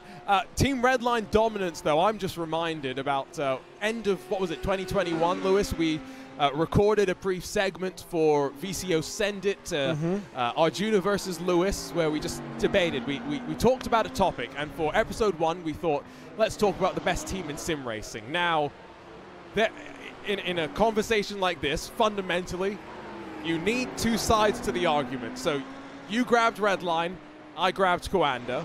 Logically, those were the two options I guess you'd talk about at the time. Let's be honest, if we were to repeat that situation now, we'd both be fighting to make sure we were Team Redline. Yeah, it's kind of like... So, right now in the world of sim racing, you've got to kind of sit back and look. And the whole thing with when we were doing that discussion is that we weren't just talking about iRacing, we were talking about the wide world of sim racing. So at that point, things like R-Factor 2, Assetto Corsa, Competizione, etc. Right? And you have to sit back and look at it and be like, what teams are the strongest? Now, we picked, obviously, Redline and Coanda because they were the strongest overall in the world of sim racing. When you compare, what's been achieved in iRacing, what's been achieved in like Le Mans Virtual. At that point, both Coanda and Redline were racing in ACC, in various events and stuff. You have to like look at that and be like, Redline are really strong right now. Who's the second team? Who's the other team that you would put in there? Williams have strong contingents across the board. R8G no longer race in iRacing. There aren't many big competitions on the likes of RF2, so they've kind of got to remove that as being one of the priorities. But you've obviously got Rensport. Like, who is the second team? Is it still Coanda, or is there somewhere else that you throw into? Because if it's not Coanda, I don't know what other team I'd put anywhere near Team Redline. So I think if we were talking 12 months ago, you'd probably suggest... You wouldn't make the argument that they were definitely better, but you'd suggest that the Apex Racing team, part of the conversation, 2022 was, let's be honest, their year on iRacing. It really was. Sure. And they were starting to make the outreach, right, into other platforms, courtesy of the VCO Esports Racing League and some of those other competitions. And so, yeah, 12 months later on, right here, right now, 24th of February 2024, clip it. There's no one else that you can really insert into that mix, and it's a scary thing to say. R8G, let's go over to, ESLR 1 just for a second. R8G was one of the teams that was also very strong in that competition last year. But they were only really in that competition last year. Took a step back from iRacing, and so unlike Redline, which has been so dominant for now so many years across the platforms, if anyone can come up with a suggestion, Lewis, I'm all ears. Yeah, exactly. I mean, like I say, RH is stepping back on the iRacing side of things. Obviously, they still have whatever F1 Esports actually ends up starting. They do have Ronha. Yes, we're not going to dive too deep into it, but incredibly fast, very talented. Blah blah blah blah. Is an RH driver, so they do have that side of things. But realistically, I wouldn't feel comfortable. Like I say, if you'd been able to fight Team Redline off me, I wouldn't feel comfortable going into battle being like, RAG are better than Team Redline, because I would be convinced of it myself. Team Redline are the strongest team in sim racing at the moment. That doesn't mean that they will be all the way through, but they presently, right now, looking at it, are, and they've been made stronger now, courtesy of number one, the whole Red Bull Racing side of things, and number two, the departure from sim racing from the Urano Esports team and how they've hoovered up quite a few of their drivers. Good shout there. Vince Cusi's also said Williams Esports, as we see the academy. They're there or thereabouts. What I will say is, on iRacing, they are always in and amongst at the top, right? They are regularly there. Yep. Rensport, they weren't always in the mix. They had speed, maybe not the consistency. They've had some changes, of course, in the lineup as well recently, with a couple of their drivers leaving. Where I think they really make themselves known, their best platform, Lewis, is the one that Dara McCormack gets the race on, which of course GT3 cars ACC. And let's be honest there, when you got someone like Dara McCormack, he is there anyone better than him at ACC? I mean, there's definitely a few that are in the same kind of ballpark, for sure. But, I mean, look, Darren McCormack is definitely up there. Williams as a team are definitely up there. And then, obviously, you do have to take into account their exploits and stuff in things like the Mont Virtual, courtesy mostly of the likes of Nikodem Wisniewski and Kubrzezinski, both of who left the team in the recent couple of weeks. Not sure as to where they're going to next. There's some speculation at the moment, but very interesting to see where those two might end up. But see, this is the thing: is that genuinely, if I'm looking at it, if I'm to say like which team is second to Redline across the entirety of sim racing, Williams would kind of be the one that I'd be leaning to as a second. I just don't think they're just not on the same level as Redline on a consistent basis. Yep. Agree with you there. And again, I think it just goes, we are trying to justify including teams in the conversation. To be fair, we're not even having the conversation about who is the greatest. We're just trying to keep people up Who's there. closest. And put them into the mix. So, yes, goes again just to show how strong they are, and will be interesting to follow them this year. Can they make a clean sweep of special events? Of course, they won the GTD class at Daytona. Can they win here again at Bathurst and continue just rolling that momentum forward? We will surely be tracking that as one of the storylines to keep an eye out. And while it's not a factor here, winning these special events has so often been just bragging rights. When it comes to Sebring next up, Lewis, there's a bit more higher stakes. There's spots on the IMSA Esports Global Championship up for grabs. Yep, obviously one of the 4 VCO Grand Slams, and the winners of the VCO Grand Slams in both the prototype category and, of course, in the GTD, so GTPs and GTDs, get an entrance into the IMSA Esports Championship at the end of the year or whenever Arjuna decides to actually get on with it. No comment. Basically. Obviously, it was fantastic last year. It's been built on brilliantly. I don't want to give you too much credit, but it was fantastically entertaining. And so, like I said, there's a bit more weight and gusto, and for those, especially for the teams that we were kind of talking about this whilst we were on Daytona, the first of these Grand Slams, is that there are some teams that are basically guaranteed an entry, the likes of Redline and BS Competition, and blah blah blah blah blah. But there are plenty of other teams that maybe haven't had an entry over the last seasons or whatever, and kind of want to fight their way in. They don't feel like they are guaranteed an entry. This is it's those VCO Grand Slams where they can go, actually, do you know what? I don't need an invite. I'm going to get it myself. And big ups to not just VCO for suggesting this great idea to tie the iRacing Grand Slam, some of the iRacing special events into the IMSA Esports Global Championship. Excuse me, but also for the great teams at IMSA and iRacing for being on board with it and wanting to push some of these ideas forward. We've got more ideas in the works. I will have to zip it before I say anything that's going to get me in trouble, but all I will say is conversations have begun, and I look forward to sharing more in time when it comes to 2024 IMSA Esports and everything that is to be revealed. Reina Talvar in front of Sebastian Weldon. So final driver changes have complete. We're into the final 2 hours of the race, and BMW M Team BS Plus competition, the Marla Racing team, find themselves behind the virtual coach car, still yet to come down pit lane for the penultimate time today. Getting closer and closer to finding out just how large the gaps are going to be that some of these machines are going to have to overcome. Of course, Talvar and Weldon will be thinking, oh, we'd love to be in front of that Porsche come the end of the race. That Porsche's got an awful lot shorter time on pit lane to be thinking about, though. Yeah, obviously, this is the whole bit where in the race, your strategies have already been set. You've already dealt with it. Florian Lebigra down onto the lane. Your strategies are already set. They're already laid out. They're already dealt with. It is what it is. Was that Marla car very slow? It's not enjoying its run right now. It is on this lap already dropping back. I'm not sure if there's an issue potentially. I think there must be. Let's ride on board. Let's watch the steering. It looks relatively straight. But it looked really slow going through Griffin's Bend. It could have just been the delta, maybe a little bit of my eye. We'll keep an eye on it. We'll come back to it as well in a moment's time, just as he makes his way down the mountain.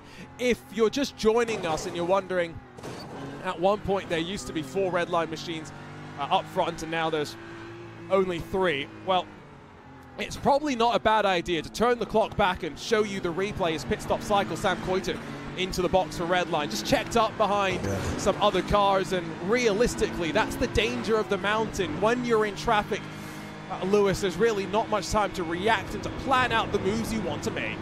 Yeah, it was Alex Dunn behind the wheel of the Apex Racing car, and like I say, the 44 just coming down here, just a little bit kind of wrong place, wrong time. But it was a bit of a wiggle from Dunn, right in front. Like I said, just right in the wrong place at the wrong time.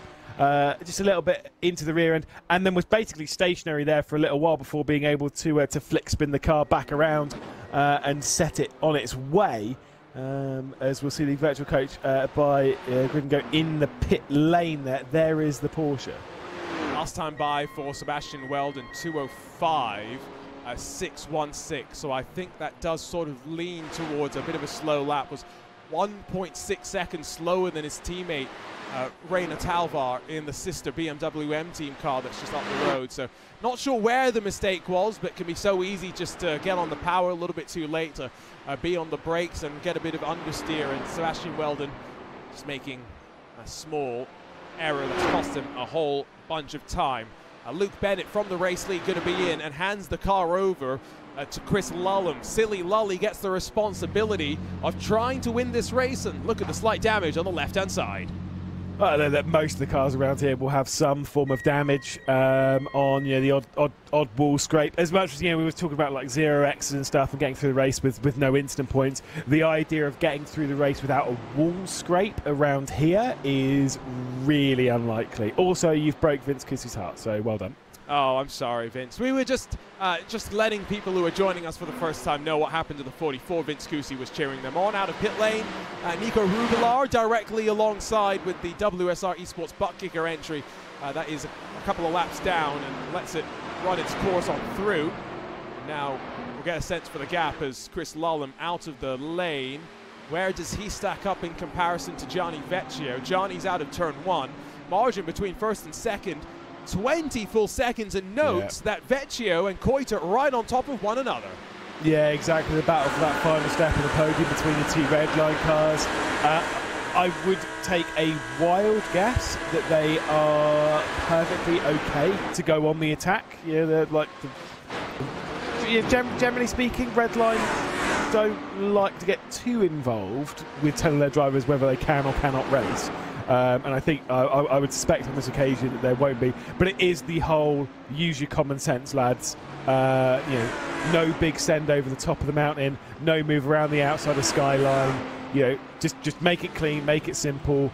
Make sure you don't lose too much time, and make sure that you're not risking the race and the cars. I'm going to ask you a question here, Lewis. Okay. Which of these Redline Lamborghinis looks better? The one with the lighter blue or the one with the darker blue? Tough question, actually. It is tough.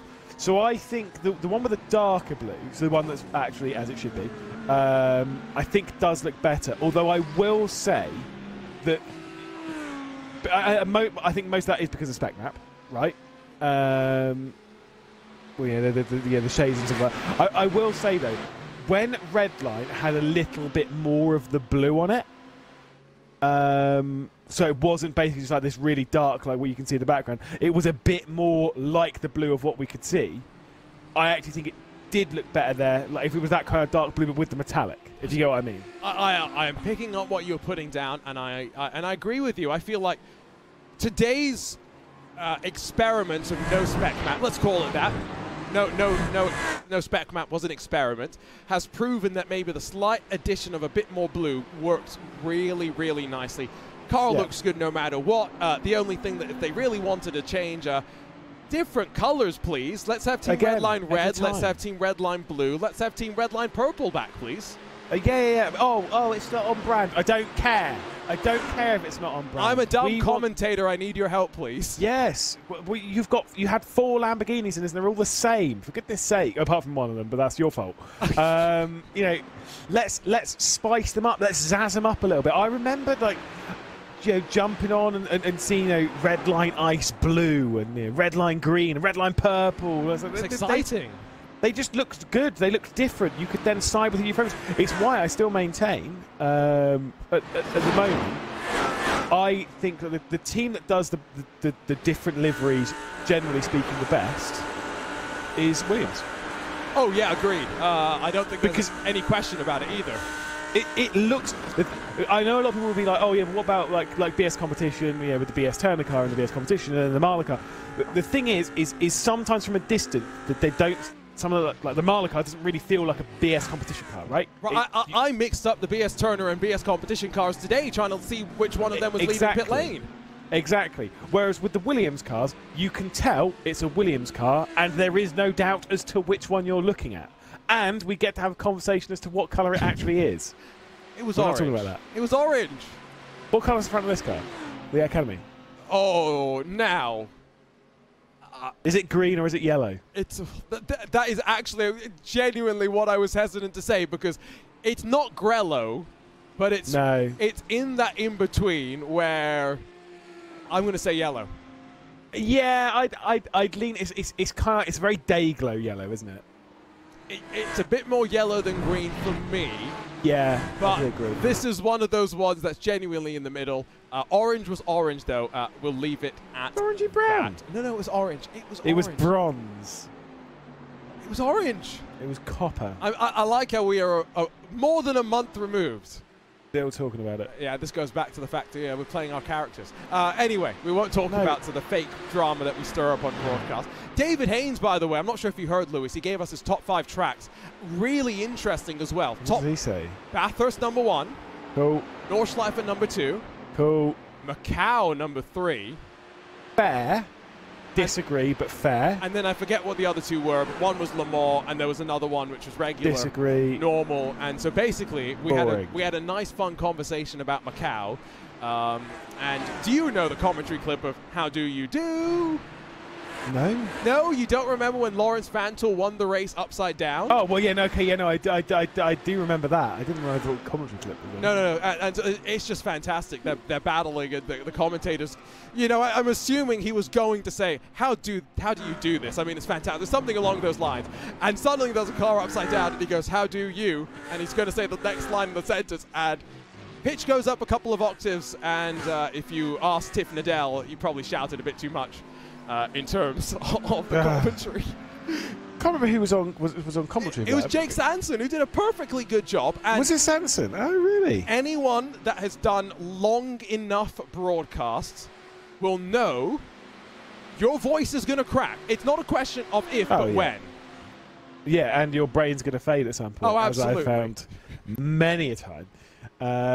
So yeah, no, I didn't realise it was Sanson. I couldn't remember, because I know like Alan Hyde and Jonathan Green go out and do that one. I know Adders was on this year as well. They do change up who's on. One day it'll be you and me. We'll be talking about sim racing. We'll be getting shouted at for shouting about. Okay, that's true. Yeah, there you go.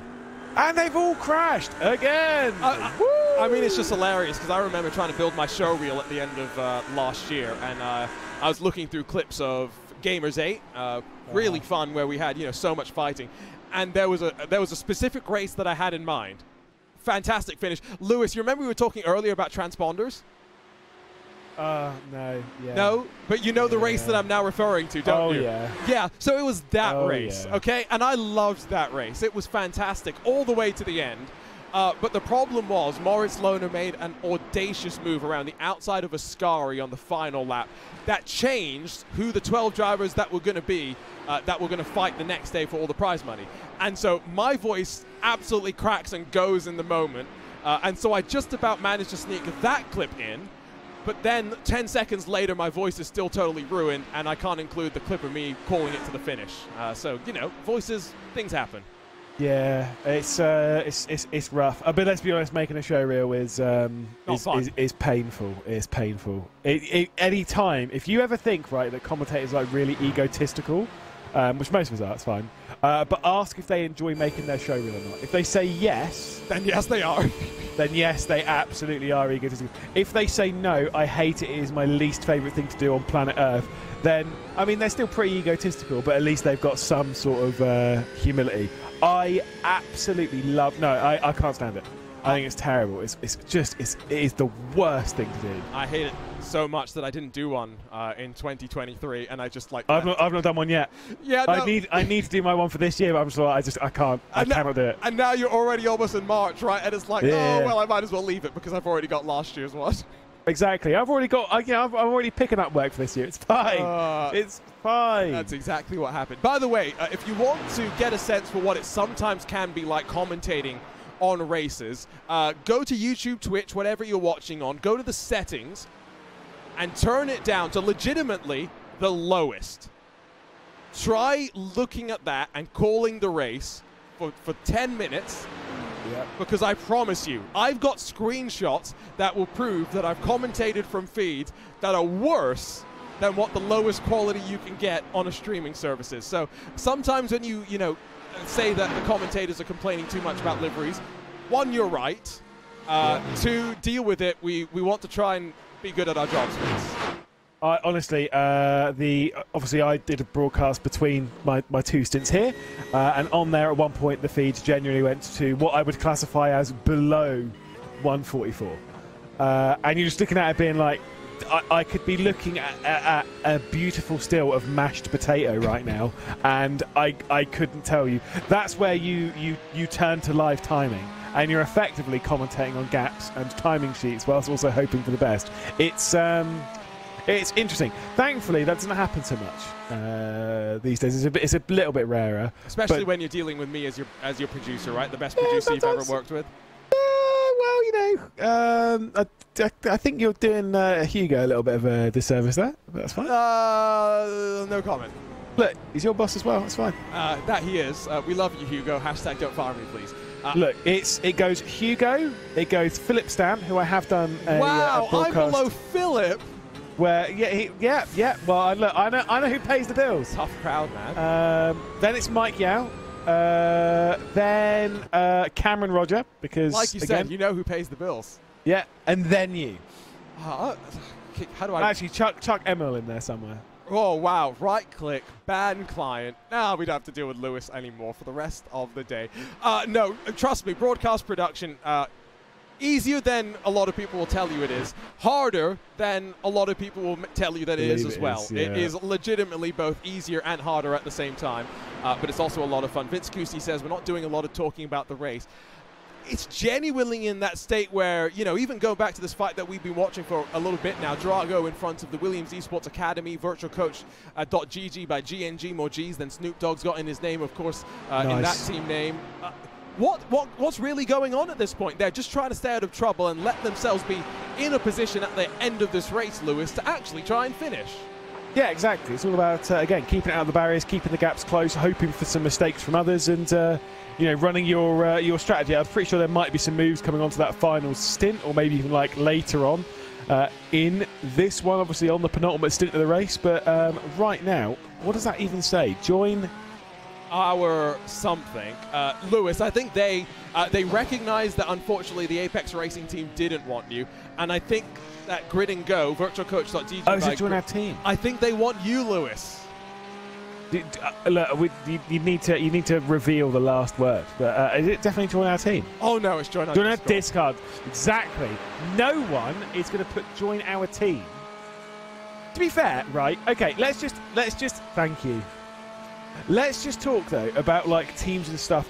I have said before, when it comes to like little details on liveries, thank you. Little details on liveries, I absolutely love. So putting something like that. Who kind of thought of that when they were designing it? They were just sort of like, yeah, do you know what? We'll put # join our Discord here. I wonder if they also watched enough RaceSpot broadcasts to figure out exactly where we had that camera placed. Because different broadcasters have different camera packs as well, right? So like what we have here, this angle, maybe another broadcaster wouldn't have. Did they tailor that for, which races they're in? I would say that, but then the up top onboards, which is the one that we use the most, it says join our something, and we didn't know what it was. And you would assume if they knew that it was going to be this angle, they would have pushed it a little bit further over to the left. But this is anticipation, you see? This is the tease. Join our... Wait, what do they want us to join? That's true. We have given them some extra broadcast time courtesy of this. Yes. Although the low quality does almost make it look like it says join Kerr Discord. Well, okay, let's not place all the blame on them. My poor computer, Lewis. It is, I can tell you, it is a hot day in California. It is 22 degrees Celsius in the correct and proper units. Most of this past week, it's been legitimately down in 13. It's toasty in my room right now. Don't make my poor computer struggle anymore with high-quality liveries. I want to see, 8K liveries. You want to see my computer at 3 FPS is what you want. God, no. Yeah, I was going to say, no, actually, God, no. To be fair, like doing liveries and stuff, when you're doing them on high res, it's like the high res, you almost think like, oh, well, yeah, but you can do this, you can do that, you can do so much more, and it's like, great. It will take so much longer to do liveries because you have to get everything, like getting everything pixel perfect right on the current livery is hard work. But that obviously just makes it harder because you've got more room for error. And trust me, when it doesn't line up by a pixel, right, you normally go, oh, you wouldn't notice that. Honestly, your eye can tell from a mile away. When it's just not right, when it goes over a panel gap and it looks a bit funky, nah. And I think as we've all done with liveries, you have spent genuinely like 10 minutes moving it one pixel at a time, saving it, checking it. No, not quite. One more. No, not quite. One more, and it takes ages. Yes. For one line. You saw the wonderful livery that I made for myself. It was horrendous. Wonderful livery. I cannot tell you how much saving and then exporting there was to try and make sure that all my wonderful features on that livery were in the correct place, so that you could see whether it was my eyes, whether it was my expression, all the different things. Yeah, it was a frustrating process. So shout out to your livery designers out there. You do some simply glorious work, and we appreciate all that you do. Unfortunately for you, Lewis, you aren't very appreciated anymore at RaceSpot, I can tell you. Why not? Dane Baird heard what you had to say about. Oh, I didn't say Dane. The list of producers. You did you even list his name in that list? I didn't. You're in trouble. You are in trouble. Because I think of Dane as so much more than just a broadcast producer. He is just RaceSpot, is what you're trying to say. I see him as a close friend and confidant and colleague above all else. Would you play golf with him? I would play golf with him. That's the most important thing. Would Lewis Exactly. McLeod play golf with you? Off and away from pit lane for Alex Dunn with 90 minutes to go. Remember, the car that's been through its fair share of issues, I should say, including speeding on pit exit. Let's be honest, uncharacteristic mistake out of Dunn in that 99 machine. Out in 10th spot, though. In terms of recovery drives, there are worse days. Although we know the Apex Racing team, they will be, let's be honest, disappointed with a top 10, knowing that they could have got a bit more. Yeah, I mean, look, I don't know how much more they really would have got. Obviously, most of the time lost has been through that penalty, because it was a stop and go rather than just a drive-through. Easy mistake to make, I guess, but it would be very frustrating for the team. But we know they've got the pace. We know that final stop's going to be really short for them, because obviously, they're only going to have to stick in half an hour's worth of fuel, so they might gain a couple of positions back here. But the chance, of them, without that penalty, maybe there was the chance of them even pushing, maybe even sneaking a podium potentially. I mean, I don't think they'd been able to take it to red line quite that much, but certainly fourth place was on the cards. That's the important bit, and they are well aware as to how much has been lost. Vlad Kimichev down to pit lane, 30-lap stint. He's gone longest of them all. What's that going to mean for him in the final pit stop sequence? Vince Cusi, by the way, has very ominously said that wait till you see my livery. Lewis will hate it. And Lewis, I do want to just warn you, I've seen a corner of the car. I'm not going to say too much other than I can promise you're going to hate it. You reckon I will? You hated my livery, right? That is true. I promise you'll hate that livery too, then. Do you reckon Ewan O'Leary will like it? Now, Ewan O'Leary has good taste in some ways, right? He thinks the Manti Grello livery Yep. is the best in motorsport. Which, let's be honest, good opinion. However, sure. he's also had some tragic opinions on liveries, and so therefore, I think Ewan O'Leary is going to like whatever masterpiece / abomination that Vince Cousi can come up with. Yeah, to really hammer this point home, there is a green and gold car on this grid. Yes, we are. The Brabham Esports car. Now, Brabham Esports, there's a partnership between them, and as you can tell by the picture here of David Toth, Arnage.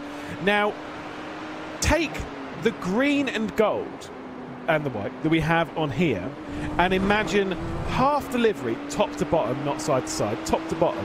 Half the livery is the green and gold, so like this. And the other half, it's an open wheeler. The bottom half of it was green and gold, and the top half of it, so like where the engine cover is and all that, was pink, like Arnage pink and white and black. Here's a good approximation. Yeah, just imagine those two colours together. And Ewan O'Leary thinks this looks good. He did think, he did say at least that he thought it was all right. Now, I love both Brabham and Arnage. Oh, fantastic. I think both liveries are great. I think, the groups of people, blah, blah, blah, blah, blah. Comfortable hoodie that I've actually got, unlike, talking about something much that hasn't even arrived yet. But that livery is an absolute abomination. Not this livery that we're looking at here, it's fine. This is great. Oh, this is glorious. But the livery we're describing here, these colours with pink on it as well, absolute abomination. Disgusting. And I can say nothing except I agree with everything that Lewis McLeod has just said, and I will sign the petition to request that Brabham and Arnage keep the pink and the green and gold as far away from each other moving forward, because great liveries in their own regard, just, not when you mishmash them together. Yeah. What is the best combo livery? I mean, BS Competition's a pretty good, hybrid asymmetric livery. Formula One, you had that split livery, of course, back in the day. Split opinions as well. Clearly, Lewis not a fan of the BAR car. No, I wasn't. What livery? No, so split liveries. There was in the Formula Sim Racing World Championship. There was a BS Williams,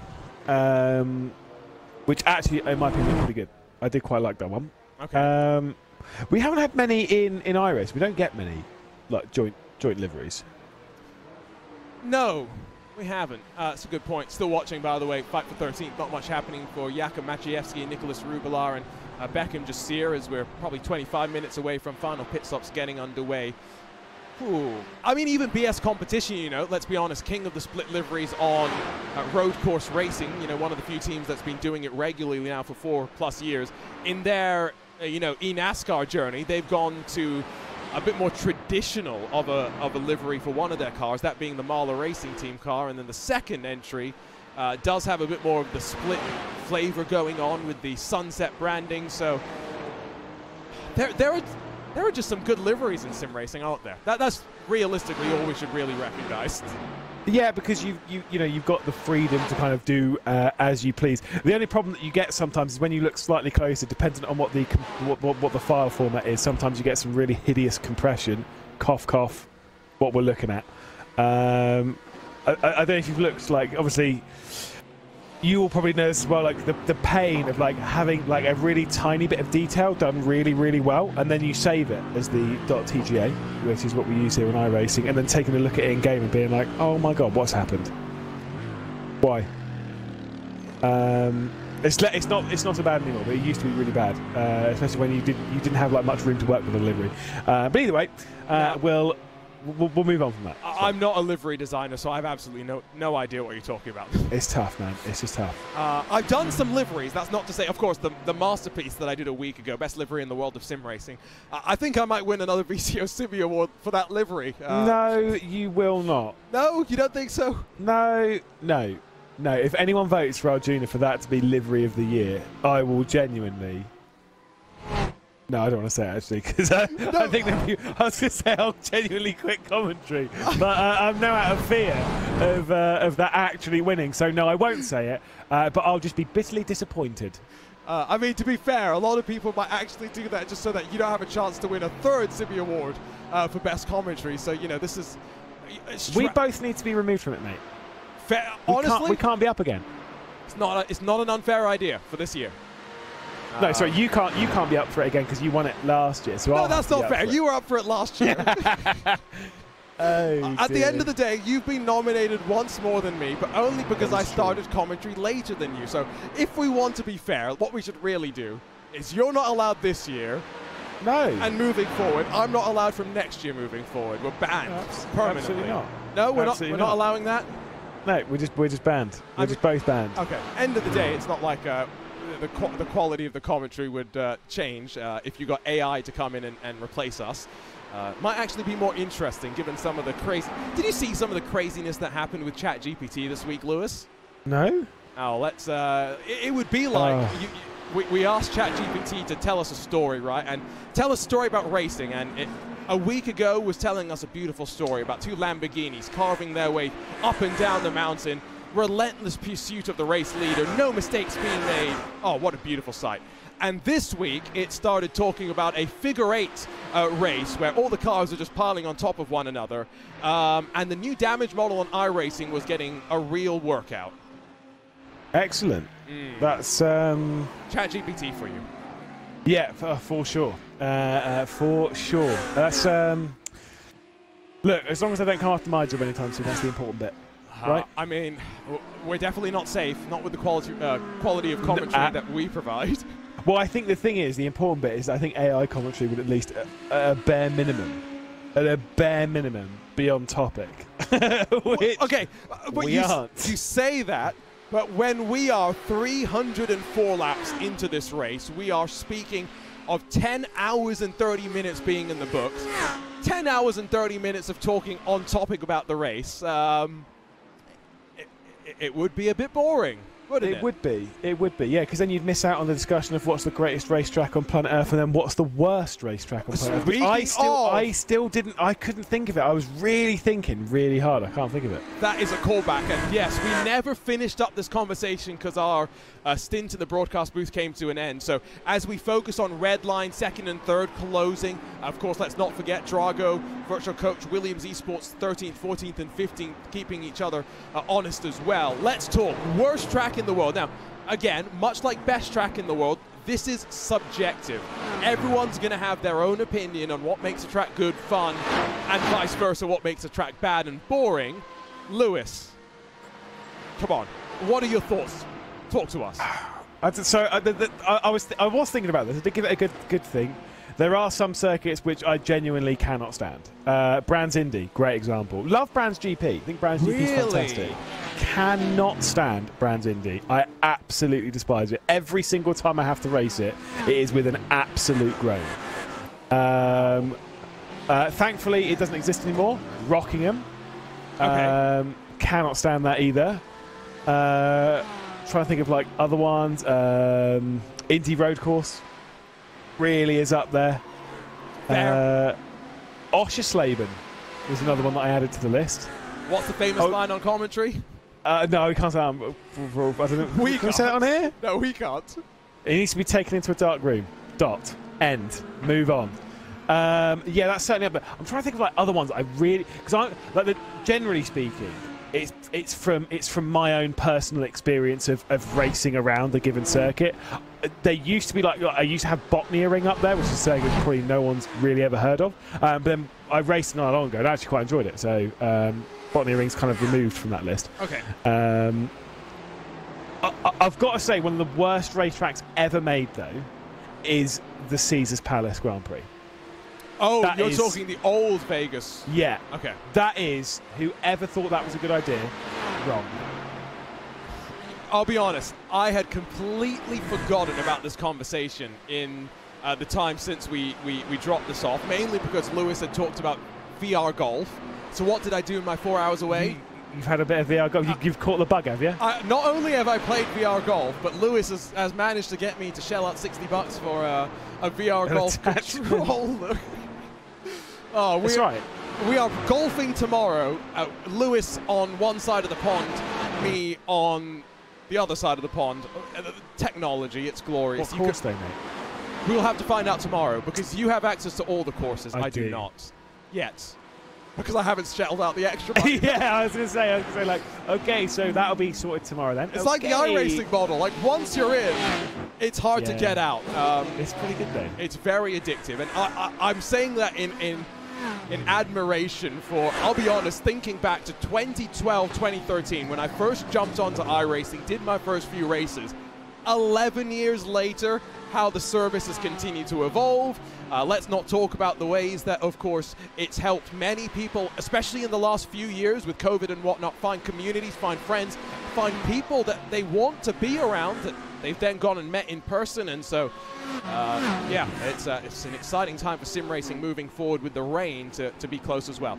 Indy Road, let's go back to that because Mitchell Wallace Force in the RaceSpot TV YouTube chat has circled in on that one. Now, I'm going to make a statement here, Lewis. It's still bad today. However, what we have done with Indy's road course is we've made the last sector a little bit better by removing the run through Indy's turn 1 and 2 in the reverse direction that we used to take and having now a chicane and some corners there. We've also then somehow managed to make the first sector even worse because those double hairpins that we initially had when Formula One went to Indy, they were terrible. So what did? We removed them by adding an even worse chicane into the mix. Yep, which hasn't caused any... Oh, wait, hang on. No? Yeah, it's caused a few issues. Never. Yeah. It's... Yeah, and the thing is, it does... Ooh, nice lag. The thing is with circuits like Indy Road, right, is that they commit the biggest crime a racetrack can commit. Okay, what is that? Being boring. Regardless of whether a circuit is good or not or whatever, if a circuit at least has some like positivity in the fact that it's like exciting or something like that, like fair enough, right? Some people may absolutely... I don't like Laguna Seca, right? I've never really got along with it very well. I just can't find the flow. It does nothing for me. But it's an exciting track. You know, there's cool bits in it. There's talking points, like the corkscrews, like that. There's some interesting corners. You can't call it boring, whereas Indy Road is just boring. And you know, it goes to the story aspect that you were kind of talking about when we were talking about best tracks, right? Sorry, excuse me. The best tracks, the lap leads you down a bit of a story, right? And so when you get to a boring track, that's also pretty prevalent. Let me make a case to you then, Lewis.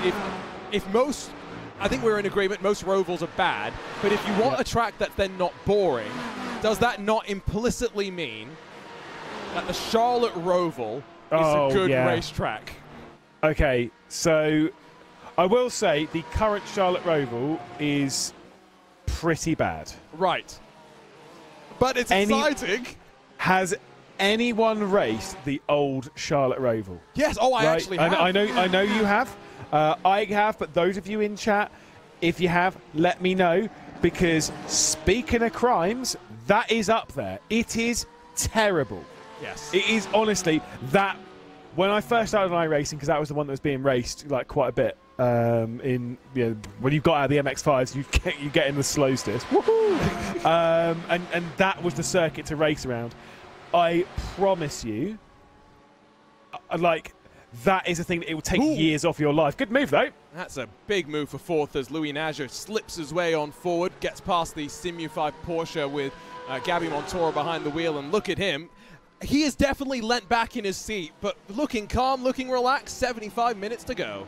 Yeah, he's got no idea that we're talking absolute rubbish on this broadcast. That was a brilliant move from the Williams Esports BenQ car. I did get told a little bit by one Mr. Felix van Delft, who, of course, is helping a little bit strategy-wise behind the BMW M Team BS competition car, reckoning that things are going to get quite close and very interesting over the last laps of this race between the BS competition between Simu5 between Williams. So I would expect that there will be quite a fight for fourth place here.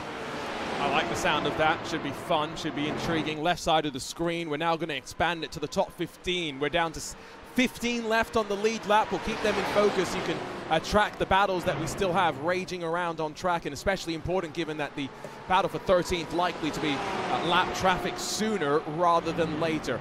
on the left side of the screen as well. Let's focus in on the action for just a moment, Lewis, before we get distracted by something or the other. We've been talking about runs in terms of fuel going as long as maybe 29, 30 laps. That means, in terms of some of the cars out there, Williams Esports' Porsches in particular, at most, they're looking at 5 or 6 laps before they come in for their next time.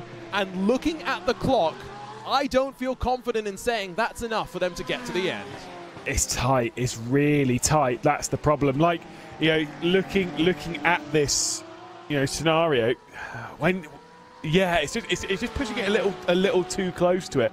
You know, you always want to kind of be pitting, you know, knowing, you know, you can go for an hour basically, if you want to run some simple maths. If you know you can go for an hour, or you know, maybe even an hour and 2 minutes, you kind of want to be pitting just past the hour mark, even for the fastest. You don't want to be pitting to make sure that you basically run out of fuel at the line, purely based on the fact of that. Yeah, sure, sometimes it'll work and it'll be great. I'm sure they're running all their numbers and all their strategy as close as is humanly possible. Fair enough. But we've seen it time and time again, where a team will head onto the 3 laps to go, and they'll look and they'll be like, we've only got 2 laps of fuel. Because they've miscalculated. And even the best in the world, Lewis. I mean, last year, the BMW Sim GT Cup, I don't want to throw the Apex Racing team under the bus, but unfortunately they're going to be.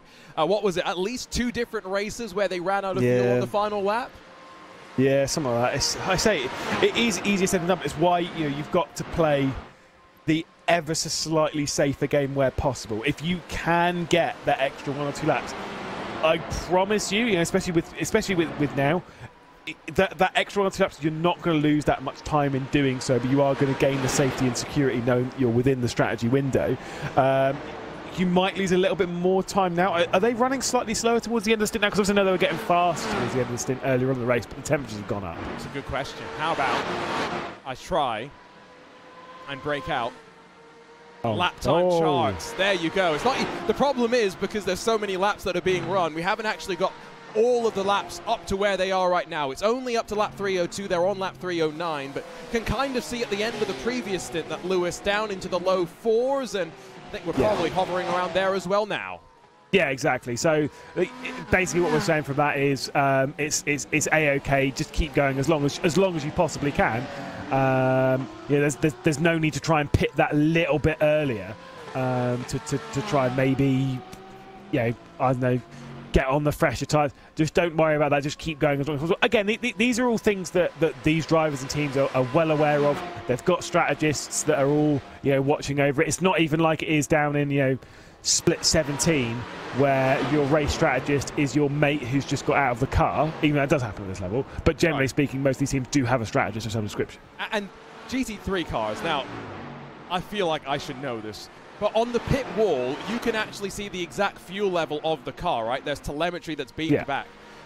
Whereas a lot of people will think that, oh, it's only NASCAR where, no one has any idea how much fuel's in the car.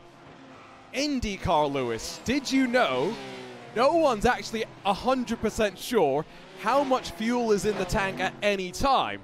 The only time that you know how much fuel you've got in the car is when you hit the collector effectively towards the end of the run, and you get the sense of, okay, we've got 2, 3, whatever it is at that track, laps to go left on the fuel. I did not know that. That's scary, isn't it? That is scary. It's one thing that you never quite realise with real racing is the tolerances and stuff when it comes to those kind of strategies, when it comes to fuel. Because we're all used to things being, in sim racing, being pretty simple on that side. You open up your race labs or whatever, and it'll tell you how much fuel you got left. You'll check the black box in the bottom right. It'll tell you how much fuel you got left, and you can kind of like calculate it from there. In real life, it's kind of like, bah. I mean, we've put in that many liters. It should go that far. You're like, oh, sorry, it should exactly go that far. It should. Yeah. You hope that as well. The other thing to remember when it comes to IndyCar's case and NASCAR as well, with the way they load the fuel in with the cans, how do you know how much fuel has actually gotten into the fuel tank, right? You may have flowed a certain amount out of the fuel flow itself, but yeah, there's all these tolerances. I think that's the best word really to describe it, right? And we take a lot of that for granted, and it's a lot more wishy-washy in a lot of ways in the real world, even though, of course, there's so much precision and so much data gathering that goes into that. Of course, just yesterday announced that the BOP process, which IMSA's trying to pioneer for this year, the manufacturers all working in collaboration with one another to try and set the margins for performance independently with each other's help, not working exactly as to the plan. So, you know, some points penalties and what coming out of Daytona, and BOP, 3 letters that strike fear into drivers, strike fear into the hearts of drivers, stewards, and team managers alike.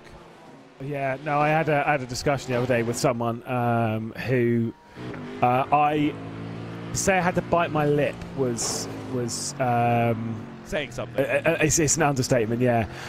No, because we were discussing BOP, and they were saying about Formula One, and they were saying about BOP, and I was like, nah.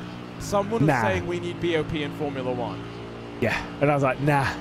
Do we want to name and shame them? No, because it's not fair. Because to say that was a stupid thing to say. Right. I understand that F1 was damn boring last year, for the most part. And actually, it seems like it will be damn boring this year too. Exactly.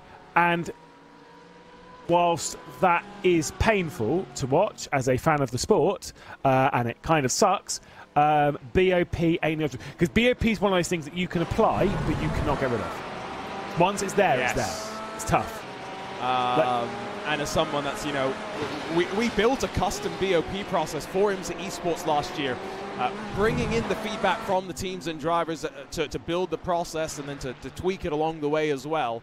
It's a lot of work, a lot of resources need to be put into that, and I'm not just talking organizationally from the team behind the scenes that runs the series, but every single team was required to submit a minimum amount of data for a car they weren't competing in. So they've now got to go and master a different machine.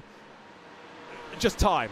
Things that, you know, in sim racing we think that we have plenty of, but let's be real, because there's so much of it, how you use the time becomes so important.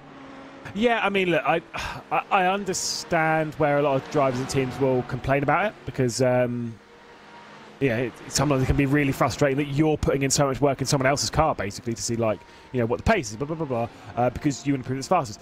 But I remember things like, for example, Le Mans Virtual, right? And I remember everyone saying how the Porsche was really overpowered. Oh, right, it wasn't Commander, it was the Porsche.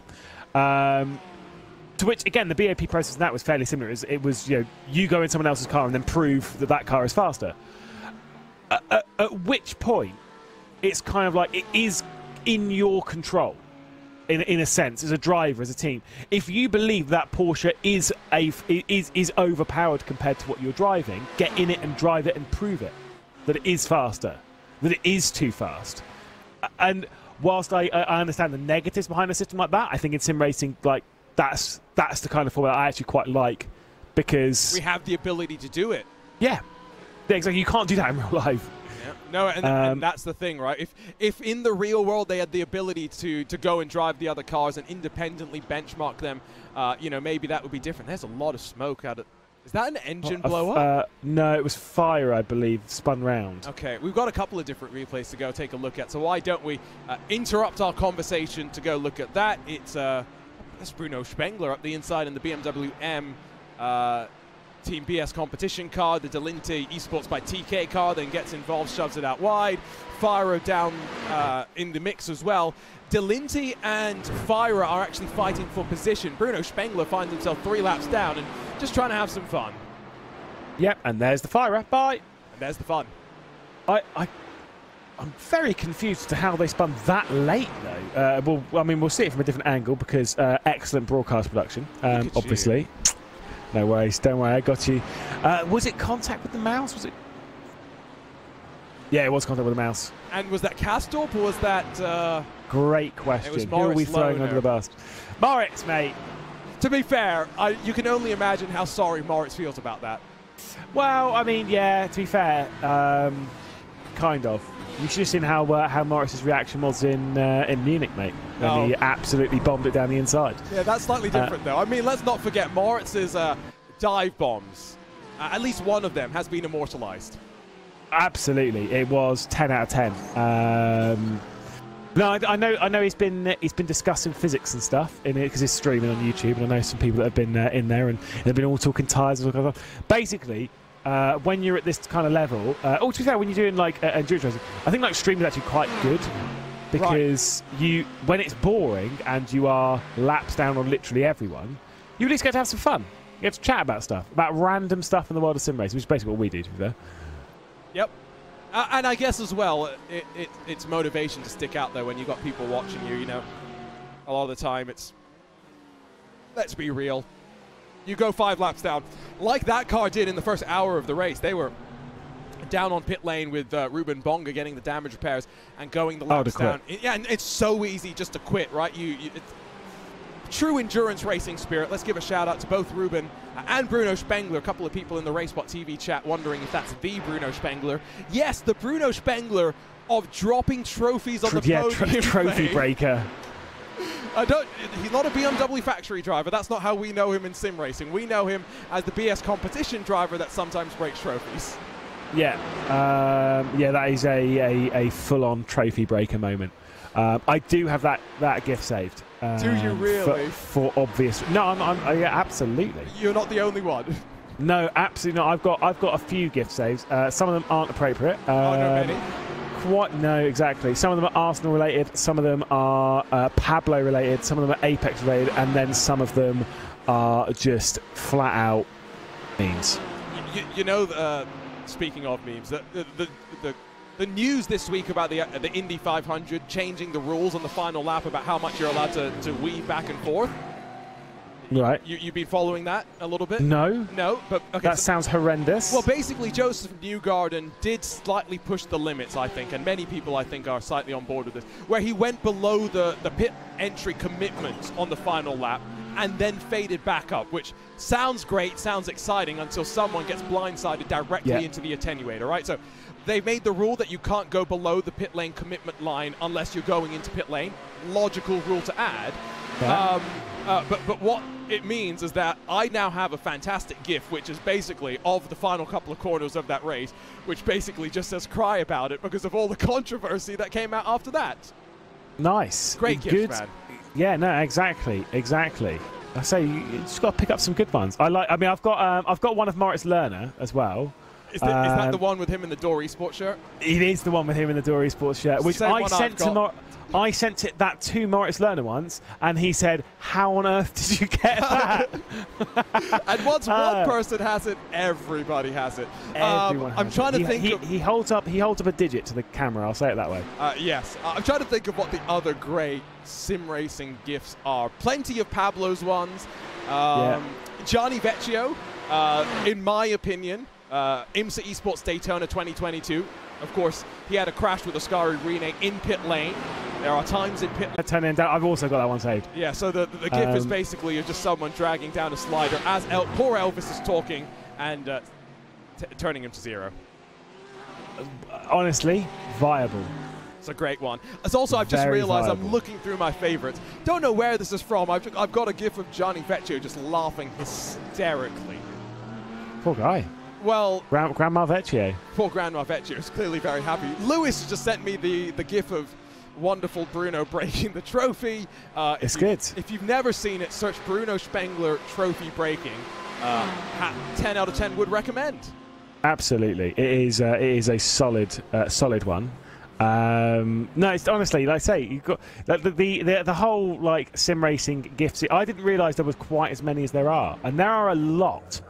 And again, just got whenever you see it, just got to capture it. Send them all to me as well because I quite like them. I like having a folder just full of them. 1 hour left to go then in the 2024 edition of the iRacing Bathurst 12, presented by the coach Dave Delta. And right on cue, effectively, Williams Esports in. First the BenQ car, Chil Blas car following in behind, and Louis Nager going to fire out of pit lane directly into the path of traffic. Out in 11th, and the Delinti Esports by TK entry works its way forward. and holds on to the track position for the time being. Final pit stops right on cue, and any sort of worries, Lewis, that the Williams Esports camp may have had about not making it to the end, well, I think they'll be pretty calm at this point. Yeah, I mean, look, let's be honest, at the end of the day, they will know exactly where they are numbers-wise and what's happening with the, where the race is, how long red line are going, how many laps we're doing. Like, they'll be well aware of this. What won't be so pleasing for them is the, well, the connection, and the lap traffic, which is an absolute nightmare around here, because generally speaking, obviously, you get a blue flag, generally you want to jump out of the way, whereas people know when it comes to lapping around here, you let people go on the mountain straight, on the Conrad straight, at the start of the straight, that's it. You don't let someone go over the top of the mountain unless you're damaged or anything like that, like, because that's dangerous. It's really, so you kind of just have to, like, when you're trying to lap something, you just got to kind of deal with it. Hashtag deal with it. Hashtag deal with it. Hashtag join our Discord. Hashtag join our Discord. I wonder if Grid and Go are going to see, by the way, that message, Lewis, and if you will get an invitation to at least try out with the team at Grid and Go. Come on. I mean, I'm not going to lie. I am all about the livery. I want to know what shirts they've got. That's all I care about. I hope that they are dark blue and, like, day glow yellow. With more day glow than blue. I want to be a highlighter standing out from the crowd. Williams Esports, Vince Cusi has speculated, might need to save a bit of fuel to make it to the end. Got another couple of drivers going to make their way down to pit lane this time by Marler Racing Team. Felix Kornbach going to roll out onto track after taking back over from Sebastian Weldon, so a single stint there for Sebastian. And there was a time when, Lewis, you were wondering if maybe Seb was struggling a little bit in what, let's be honest, his first iRacing special event, to be in top split with the pressure of expectation of being paired up in the Marler Racing Team car. I think Seb Weldon's done a great job on debut. Yeah, it really has done phenomenal effort. Like, kind of just really started to just fit in. Yeah, with top split special event racing, which we know, this is pretty tough. I think the strength of field for this is something like 8.7, which is ridiculous with 45 cars, by the way. Or sorry, 48 cars rather. Absolutely insane. By the way, we'll say the Williams Esports BenQ car, when it was coming up the hill there, they were right on the back of the Simufy Esports car. You can kind of see it just there, and that is for position as far as I'm aware. It is, because Iglesias has gotten back into the car, so right. Another case of driver change in the final hour, and I like this. It's a recognition that we say it so often. Both drivers in a two-driver pairing likely to be top-level quality drivers, but there may be one driver that you favor a little bit more, whether it's on the one-lap pace, the consistency, the ability to absorb the pressure. Iglesias did, I think it was 4 hours at the start, yeah. Clearly comfortable, clearly quick, and Louis Nash is going to have a task on his hands, I feel, to work his way past the 33. Indeed, which will move us very quickly and swiftly onto the question from Vince, which I don't feel comfortable with asking, which is why I'm really glad he's put your name in there. Arjuna, if you could get one team's shirt, which would it be? Oh. Does that mean, by the way, that you would have to, I think that the rule would be you would have to, I actually know which tip shirt it will be for you, actually. You have to bin all of your other team shirts. You're only allowed one team shirt. I know exactly which one you're going for as well. Surely. Well.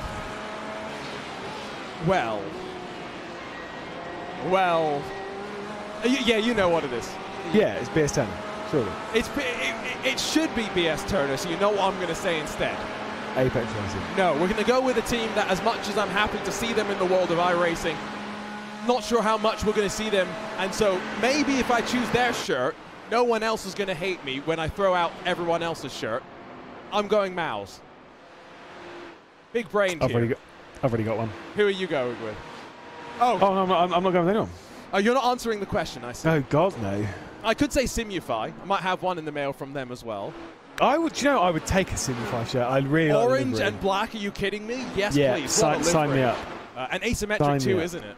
Yeah, no, I think that livery is really nice. It's kind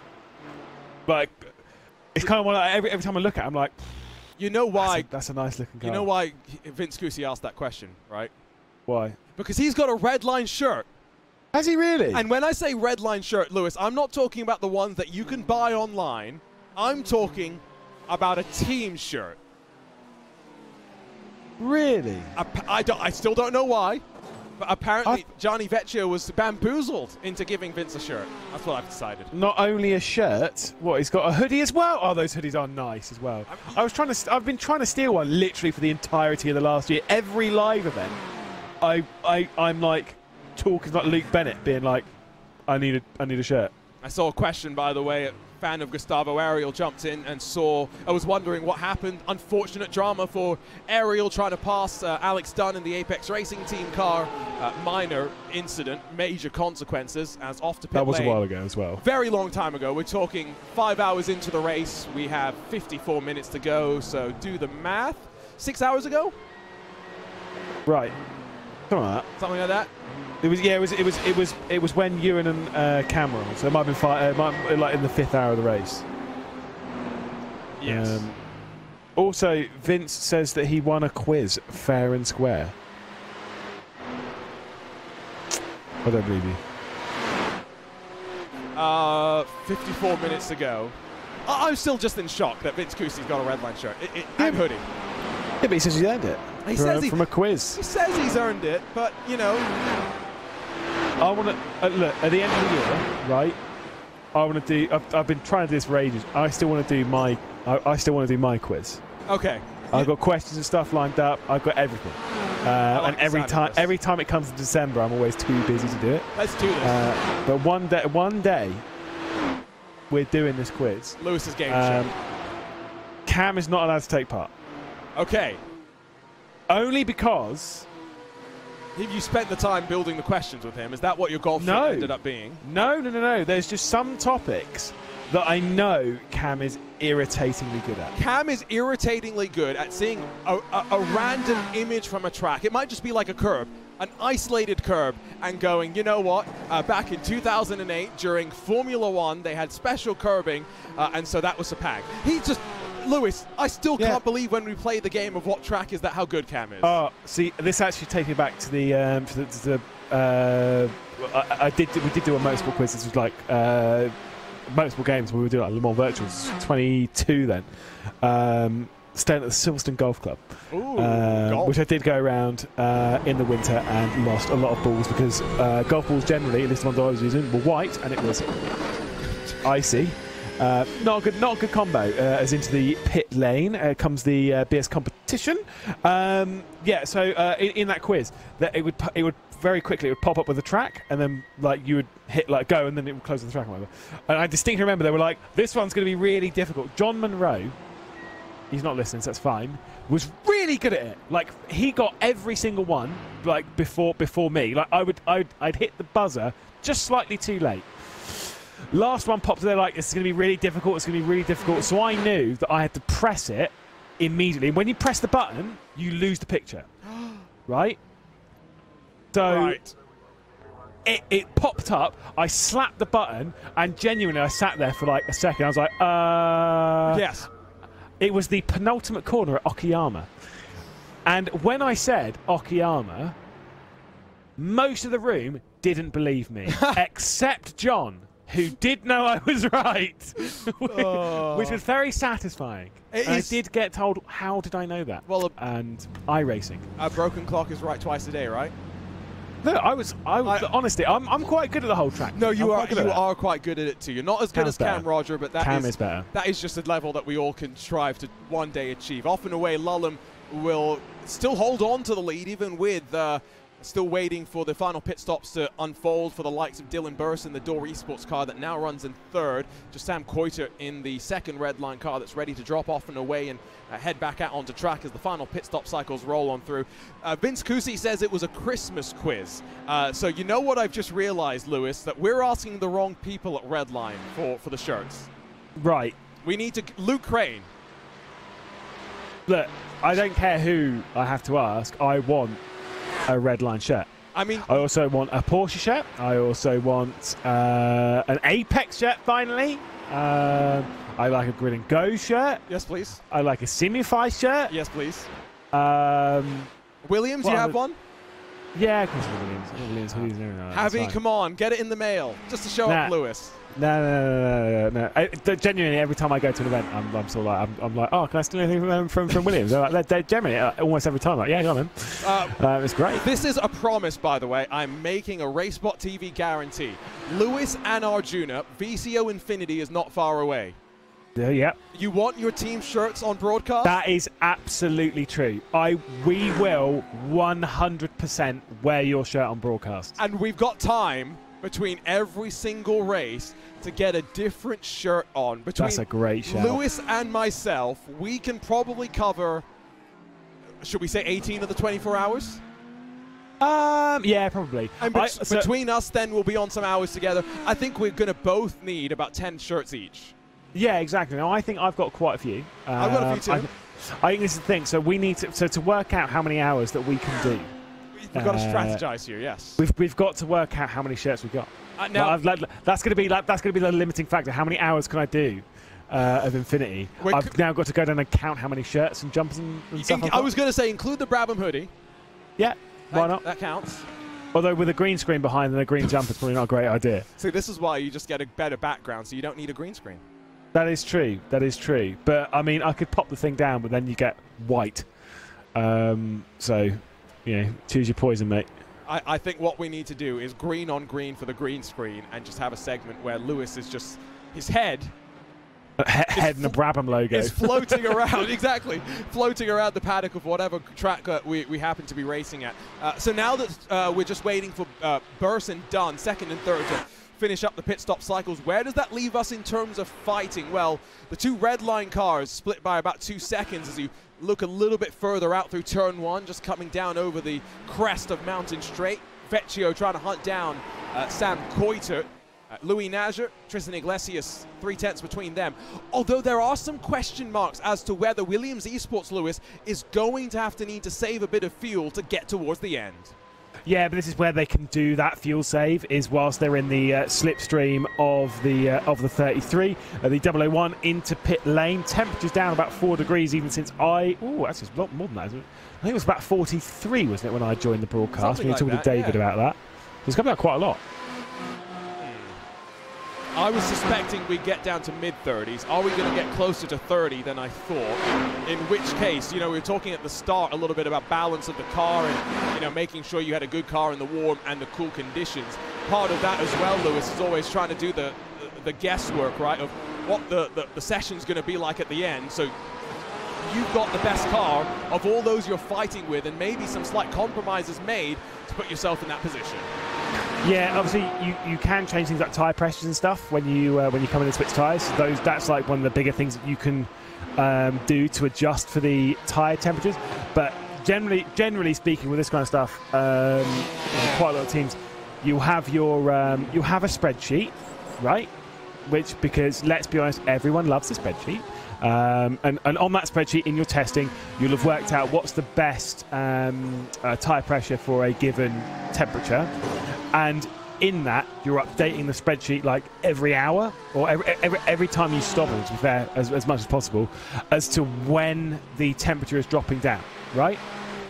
So that you're at least getting a little bit of a track as to what the temperature should be doing in about 10 minutes' time. Or, you know, let's be honest, from an hour and a half ago, because you've been tracking it as soon as it drops down, you've been tracking how quickly the temperature's been dropping down. You're working out roughly what it's going to be around now, towards the middle of the stint as well, towards the end of the race, so that you can get the right tyre pressures for the middle of the stint. Really sounds really complicated, actually really simple, just requires a little bit of preparation and a little bit of work. A little bit of logic as well, right, which can be in short supply often, no matter where you find yourself. That is with me. Exactly, I was going to say, in the commentary booth, we're often lacking for any semblance of common sense. Battle then for what will now officially be 5th position, just waiting for Alex Dunn to come down and promote Simufy and Williams Esports Ben Q up into the battle for 4th position. Lewis, I've got another gift for you. Ooh. Now, I don't know if you're going to remember this one, because this is a bit of a deep cut. BMW Sim Live, I think it would have been 2021. Eamon Murphy. Do I need to say any more? You probably do, actually. Oh, okay. So, I remembered this happening, and someone then sent me a message and reminded me with the exact clip of it. BMW Sim Live, it was Silverstone. Yep. You know how you remember? No, I don't remember the incident. I do remember. Okay. I remember it was the M4s, the M4 GT4 car at Silverstone. I remember Niels absolutely dominating. Yes. Oh, he dominated. Further behind, though, such excitement. I think it was coming through. I'm just watching the clip again, and it's making me giggle. Coming through the village section, so you know the right, then the left, on towards the back straight. Eamon Murphy turns to the left, and suddenly his steering wheel came off the wheelbase. Oh, okay, yeah, no, okay, I do remember. Are you remembering this now? Yeah. Oh, I'm going to send you the link to this, Lewis. Hilarious. Fantastic. I will bookmark it immediately. No, we've yeah, that's a fair one. As Alex Dunn is into the pit lane, slightly earlier than he could have been. Could have been in with just half an hour left to go had they filled the tank up to the absolute maximum of the previous stint. But I think they decided that wasn't the right idea. Kind of split the stints a little bit more, so you've got a shorter stint, shorter stop time for the both. So you're kind of keeping the fuel level lower. Versus the tyres, so Dunn will leave the pit lane. And kind of see where he's going to end up. I'm just saying right now, sorry to cut you off, Lewis. I think there's a real chance here Alex Dunn might end up involved in this fight for what is going to now end up being fourth if they squabble in and amongst themselves. He's only 30 seconds stationary, and he's off and away.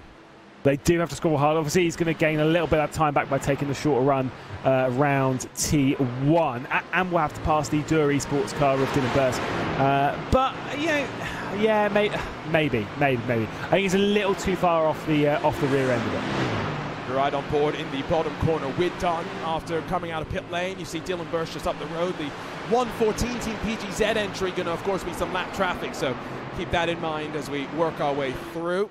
Got a message from the Apex Racing team saying... Is it about my shirt? No. Has it been ordered? No. They've sent another one to me, though, Lewis, is what they've said. I see. No, instead, it's about to get spicy, quote, unquote. Really? Nice. Spice, because, again, I'm getting that shirt. Gotcha. I mean, look, maybe things are going to close up. We've got 42 minutes. You've got Alex Dunn, obviously, you know, basically fairly fresh from doing the pre-season testing for Formula 3, which is because of how Formula 3 regulations are. You're only allowed to test a car like in official testing like that. You can't just go and grab an F3 car, take it to Valencia, and go and do some laps around Ricardo Tormo. Like you could only drive that F3 car in official sessions, i.e. like Macau, or the official pre-season test. Did quite well there. I distinctly remember he was second on one of the days behind Luke Browning. Very curious to see how he's going to get on in this year in Formula 3. Big step, obviously, going from being runner-up in GB3, moving over, and going into battle with the the two other people that he was battling with in GB3, being Callum Voisin and Joseph Loke as well. F3 this year is going to be absolutely wicked, mostly because half the grid are sim racers. But still. I think it's also one of those years, right, where... especially now that Lewis Hamilton's, opened the floodgates for a Mercedes seat, after, what felt like a couple of years where the pipeline for F3, F2 to F1 kind of stalled out. Suddenly there's, I feel, a bit more optimism where people are like, oh, there's a seat. Maybe we've got a chance, when being realistic, there's only one seat that's become available. It's not like the trajectory has changed significantly. Of course, it's going to be fun to see how the search to replace Sir Lewis Hamilton's going to go. Get it right, yeah. Absolutely. You're not going to replace him, though. You're just going to have someone else come and do his job. Who do you think it's going to be? I think it will all depend on how F2 goes. Let's be honest, Lewis. Let's be honest. No, I think you are absolutely right. Everyone's saying like, it should be Kimi Antonelli. Obviously, we just don't know yet. If he wins in like the first 2 rounds of F2, then yeah, sure, slap him in the car. You sign him instantly. At that point, you don't even wait for the end of the season, right? You get the piece of the pen on the paper as soon as possible, because that would be remarkable given how quickly he stepped up. Let's not forget, Lewis, there are. You've experienced this in GB3 and GB4, right? Even at those levels, transitioning from GB4 to GB3 is a step up, and sometimes it takes drivers a bit of time to bed themselves in. And then to be going at this rate of progression up into F2, it speaks highly to the potential. Yeah, obviously, you know, there are times when drivers skip steps on the ladder. Obviously, everyone's going to point towards Verstappen being the main one. Kimi Räikkönen instead. Kimi Räikkönen, Jenson Button did it. Kvyat did it. True. Kvyat went straight from what was GP3, obviously Formula 3, went straight from that into Formula 1. Never did, you know, GP2. There are a lot of examples of drivers that have made certain jumps to speed their way through. But like I say, I mean, I'm very. Part of me is still sat back, being like, I'd quite like to see Fernando Alonso in that car, just for banter reasons, to be perfectly honest, more than anything else. No, if we're seeing Fernando Alonso, we need to see him in sim racing in the Fernando Alonso Racing Team car again, please. Yeah. You know why? Yeah. Well, Fernando Alonso Racing Team. Yeah, no, exactly. No, absolutely. We do need to see a bit of gas in the air. It's terrible. It really is bad. Look, there's a lot of people watching that are like, I don't know what you mean. What do you mean? Fernando Alonso Racing Team, FART. Yes, yeah. I'm a child. I know. It is pretty funny though. Oh, it's great. And again, this is most humorous. This is motorsports in a nutshell. In that there is a camaraderie, right? Both in sim racing and real motorsports. Yes, there's competitiveness, don't get me wrong, and there's, you know, pushing to the limits across the board, but a lot of the time, you know, there's friendships across teams and, you know, people that, you know, associate outside of the races across the teams and whatnot. So motorsports is a real community paddock, and Lewis, I hope at one point you're going to tell me about some of the GB3, GB4 parties that you guys have, because I've heard about some of the IndyCar ones post-race weekends. They sound fun. I don't want to be that guy, but I do mostly avoid that, purely based on the fact of I normally have to run home for a broadcast. Boring Lewis McLeod commentating so much. It's true though. Every time after a Saturday, everyone's like, "Oh yes, we're going out for food." I'm like, "No, off to the broadcast, off to the hotel, do a broadcast." That's how much I care about everyone watching and all the drivers on the grid. Does that mean that, Lewis, we should feel special that you actually spent some time with us during Gamers 8? Sometime, not a lot of time. Oh, yeah, no, I did actually, yeah. Sometime. In the pool as well. Yeah. No, sorry, it's Vince, by the way, who suggested that we should replace Lewis Hamilton with a different Lewis. Oh, yes. Me. Oh, okay. So, look, I'm here for it. I think I weigh a little bit more than Hamilton, though. Yeah, but, you know, ballast, we can work on that. How much do you think Hamilton weighs? Was it 70 kilos? Oh, it must be like... Oh, actually, when you factor in the muscle, I'm not sure. That's a good question. What other famous Lewises are there, by the way? It's a good question. But it's me and Hamilton, that's it. Let's get Lewis... There's Lewis Woods. Lewis Woods. Lewis Capaldi, that dude. Yeah. The singer guy. That dude, that singer guy. Yeah. I'm hip with the music. Look, me, Hamilton, Woods, Capaldi, that is a lineup that Mercedes want. It's an elite list. For sure. I mean, Mercedes clearly need a second team so that they can get you into their driver development program. Yeah, no, I'll take it. I will. I'll take it. Yeah, the Apex Racing Academy missed up on me, but Mercedes definitely won't.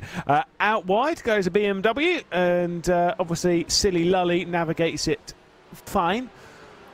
It's a pretty big, easy cruise to the victory, isn't it? We should keep an eye on the race leader because he's 25 seconds clear, and like you say, easy cruise. They've set themselves up for this cruise. Let's be honest, Lewis. All the hard work has been done in the 11 hours before this. This final hour has just got to be staying out of trouble and keeping it on the grey stuff. Which sounds fine, sounds easy, but the problem is a lot of it. If the track was completely clear, no one else was on it, you would say that this is a guaranteed victory, that Silly Lully will not bin it, and will just drive it to the checker flag, easy peasy. To which I believe he would be absolutely correct. The problem is, the track isn't clean, empty, and clear of everyone else. You know, you're sharing the track with a lot of other people, and the problem in doing so is that if one of them makes a mistake, you can be paying the price for it. And there are close battles out on the grid. You know, you've got those that are battling high up, those that are battling far down. One mistake from those, and Lulham could be involved in it. Thankfully, he's a bit too far ahead / behind / just on the other side of the circuit to these two who are about to begin their fight for 7th. Yep, Apex Racing Team's charge is going to stick forward. And Mark Tranter, who does double responsibility, he works as part of the Mercedes-AMG Petronas Formula 1 team during the week. On the weekend, he's part of the crew behind the scenes that powers the Apex Racing Team. Lewis, he said that officially, did you ever send your laps in for trial with the Apex Racing Academy? I'm above that. So you just thought that, you know, you should waltz in there and get the Golden Glove treatment. Exactly. As a two-time Simi Award winner. As did a lot of the drivers. I had great chats and banter with them at Donington. Literally the day after I sent that. Actually, you know, that would be an interesting perspective. Lewis, talk to us about that Apex Racing Academy process, and, well, I guess you didn't participate in it, but what you saw of it. I can't remember I can't remember. So all I saw of it was, obviously I did get some emails about it, which I swiftly ignored. Professionals here. But no, I can't remember what it was that I put on the application. I really want to remember what it was, but I genuinely don't remember what I put on the application. Oh, we're going to have to go find this, aren't we? I just remember it was very big brain. I don't think, because I don't think, because of how it was sent, I don't think I've got a log of it. Oh, Lewis. I will go. We have a log. In our conversation, we have it somewhere. Oh, yeah, of course we will. There will be. There will be proof. There will be proof somewhere. Are you looking for it? Maybe. Okay. I'll leave it to you. It was, honestly, it was my proudest. I sent it off. I was so proud that I had the audacity to send off such a message, and then genuinely the next day when I was at Donington, because obviously Alex Dunn, Apex Racing Team driver, bumped into him and the entire Apex Racing crew, who we all chatted about it a little bit, which I thought was very funny. I found it. Nice. What was it? Word for word. Oh. Word for word. I'm going to struggle to say this without laughing. Fortunately, this is not a South American esports championship, so hopefully I can get it out. I am the greatest driver you've ever seen, and mostly want an Apex Racing Team shirt. Sign me or something. I'm the slowest 2.8k I-rated driver money can buy. Fortunately, they got Alex Dunn instead, who blasts past Dylan Burst. To be fair, I am now the slowest 3.2k I-rated driver money can buy. Look at you, making moves. So it's fine. So it is absolutely fine. That's the Apex Racing Team are missing out on. I was 3.5 for a little while, but I'm not talk about that. Well, and now you're going to get the opportunity, of course, in the next iRacing build. I-rating is going to be split for GT and open wheeler. So if you're good in an open wheel but bad in a GT, now you can start to build up your I-rating to really show it off. If you're bad in both, well, like me, unfortunately, we're going to have to suffer. Yeah, I don't know if I'm allowed to really talk about it on broadcast. I am not a fan. Absolutely Are you not? Not a fan. No. Not a fan at all. So here's what I will say, Lewis. Most people are. Most people are, and I think part of why is there is a different skill to driving a downforce car to driving a GT car fundamentally. Yep. Yes, you can learn. I'm not saying it's not possible to switch back and forth, but it took me a while to wrap my head around downforce cars. And once I did, I found it a little bit more difficult to go into GT cars than I did before. And so I feel as though this allows and incentivizes people to jump into both, to not just stay on the one where they can get the most I-rating for those that focus and worry about that for special events and competitions.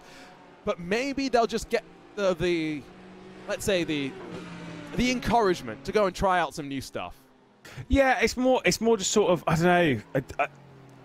Oh, what I-rating are you? Oh, well, I'm this on this. You know what I mean? Where it's just like, yeah, I'm 8.1. It's a fair point. Yeah, I'm 10.6. So let's just add them together. Your road I-rating is the sum of your open wheel and your GT I-ratings. Yeah, which is what it is now. Technically, no. Technically. Yeah, I know. Yeah, there's a bit more to it. I see what you're saying. Very clever, but no. The statistician in me is not having that. Look, honestly, all I'm going to say is that me and Vince, we're going to team up. He's 3.1k, I'm 3.2k. We're teaming up on the next special event. I love it. We won't be caring about it because you won't be top split. it'll be a couple of splits down. Sorry. For the record, some people have listened to broadcasts before and thought Lewis and myself don't like each other. Well, that's partially true, but we're having some fun here if you can't tell. Some fun. You wait until the golf tomorrow, mate. Oh, it's going to be fun. Where are we playing? Well, Where are we dropping? I don't. Where are we dropping? I think Sawgrass is on. Are you really going to make me play TPC Sawgrass? Yeah, why not? Can we skip the par 3, please? No. It's actually quite good. All the right. thing is, I have this thing with a because obviously you're using a picture wedge there, where I tend to put this really dodgy fade on it, which, ironically, I do put on in real life as well, which I hate. VR golf. VR golf. It's not just pressing buttons on EA Sports PGA Tour. No, it is not. Let me tell you that. And, okay, this is very off topic because I know how much Lewis loves cricket. I'm going to talk about it. I didn't just try VR golf, Lewis. I tried VR cricket. And I've got to say, I played school cricket, high school cricket.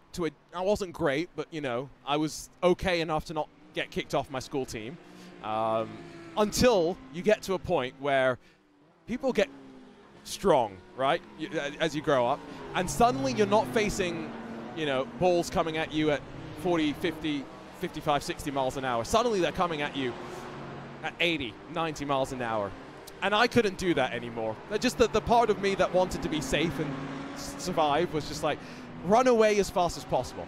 Now, though, I can relive that in VR, and I've got to say, it is so cool. This is what I always dreamed about. I don't necessarily think, this is crazy for me to say, as someone that bought an Oculus Rift day one and drove in iRacing for like 3 years before I went back to a monitor, I can't believe that I enjoy doing that stuff, golf and cricket in VR, more than I do driving, which is remarkable to say. Yeah, I mean, look, VR's the way forward. It's still got a long way to go, by the way, but it is possible. I kind of like, because I've used it a little bit in sim racing, right? Okay. And the problems with VR and sim racing are very apparent.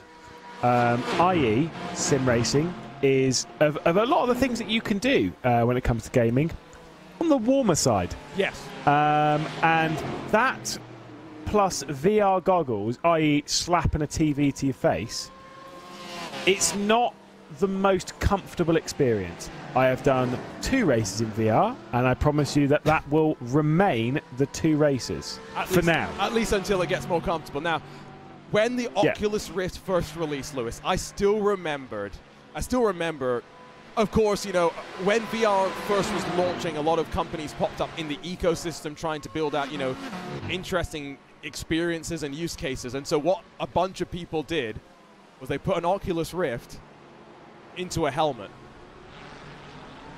Right. And so, you know, you think, oh, it's not a bad idea. No, it's a terrible idea because it's just not very comfortable, at least from what it looked like. No. But I think people have false impressions of race cars. A, they're small, tight, compact spaces. B, they are decidedly uncomfortable to be in for long periods of time.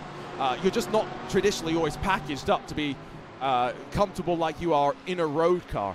And so I think the discomfort that VR actually gives you once you put the helmet on, you know, you could go full immersion, put the racing suit, actually put your hands that's connected to the helmet with straps that come on top of the hands device to lock you into place. You could go full simulation if you wanted to. But there's a reason why a lot of top-level drivers don't do that. Most importantly, like you say, comfort over long periods of time. The other thing that some drivers that I've been talking to recently have been discussing, lack of information that you can get in VR. There are lots of third-party programs that drivers use on monitors to give them and overlay plenty of information. Yeah, there's a lot of people that that I've spoken to when it comes to VR driving. Is that if you drive in VR, you typically drive in VR in fun stuff, right? You know, casual stuff, whether it's, you know, on iRacing, on RF2, or you jump on AMS2 or Le Mans Ultimate for the first time, you chuck some out, go on the EA Sports WRC, you're doing those kind of things VR. These kind of events where it's, you know, it's tippy top, you need all the information you can get, very, very rare. And that's why most people race on triple screens or ultra wides when it comes to this level. Quite rightly, we are looking on board with Alex Dunn. Is definitely closing in on Reina Talva. The gap's 2.7 seconds. Maybe he's going to close in. Maybe he's going to join this fight. He's flying at the moment. I told you, I think there's a chance he can get to the top 5 battle. I didn't think it was a guarantee, but he's making some headway, definitely making the ground up. Comment, by the way, in our chat is that VR haters love VR, raced in it for 3 hours, no problem. Nothing like it when you nail the settings. It's got its downsides, but the experience is just so much better. And, you know, in like the Dirt Oval and Dirt Road World Championships, we have drivers that use VR for those short races where you don't necessarily need as much of that information to try and make critical decisions about how hard you want to push, what tires you want to be on, when you want to deploy push-to-passes. And so, you know, I think the only comment that we really have about VR, if we're being honest, Lewis, is that it's great in a lot of ways. It's just at this level of road racing, what we are finding is that not many drivers think that the benefits outweigh the downsides. Yeah, exactly. It's, you know, you got to remember, you know, at this point in the race, right, your heart rate is through the roof. You're sweating. You're feeling it right now. The last thing that you want whilst you're trying to focus on pinning an absolutely perfect lap around Bathurst with, you know, 3 cars closing you down in the final 24 minutes of a 12-hour race is, God, this headset's a bit uncomfortable, isn't it? Or is it steaming up a little bit? What's happened? It's a bit heavy, isn't it? It's a bit hot, isn't it? It's just slipping around my face. All those things, they all add up. And at this level, you want to remove as much of that as possible.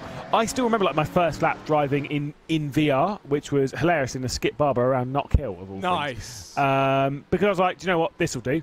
I gave it a go. It is such a good experience. And like you say, is that I can see in 5-10 years time, I can see a lot of top level drivers starting to use it a lot more, because it does give a lot more, like the perspective that you get as to how big your car is and how close you can get, like all that stuff is mega.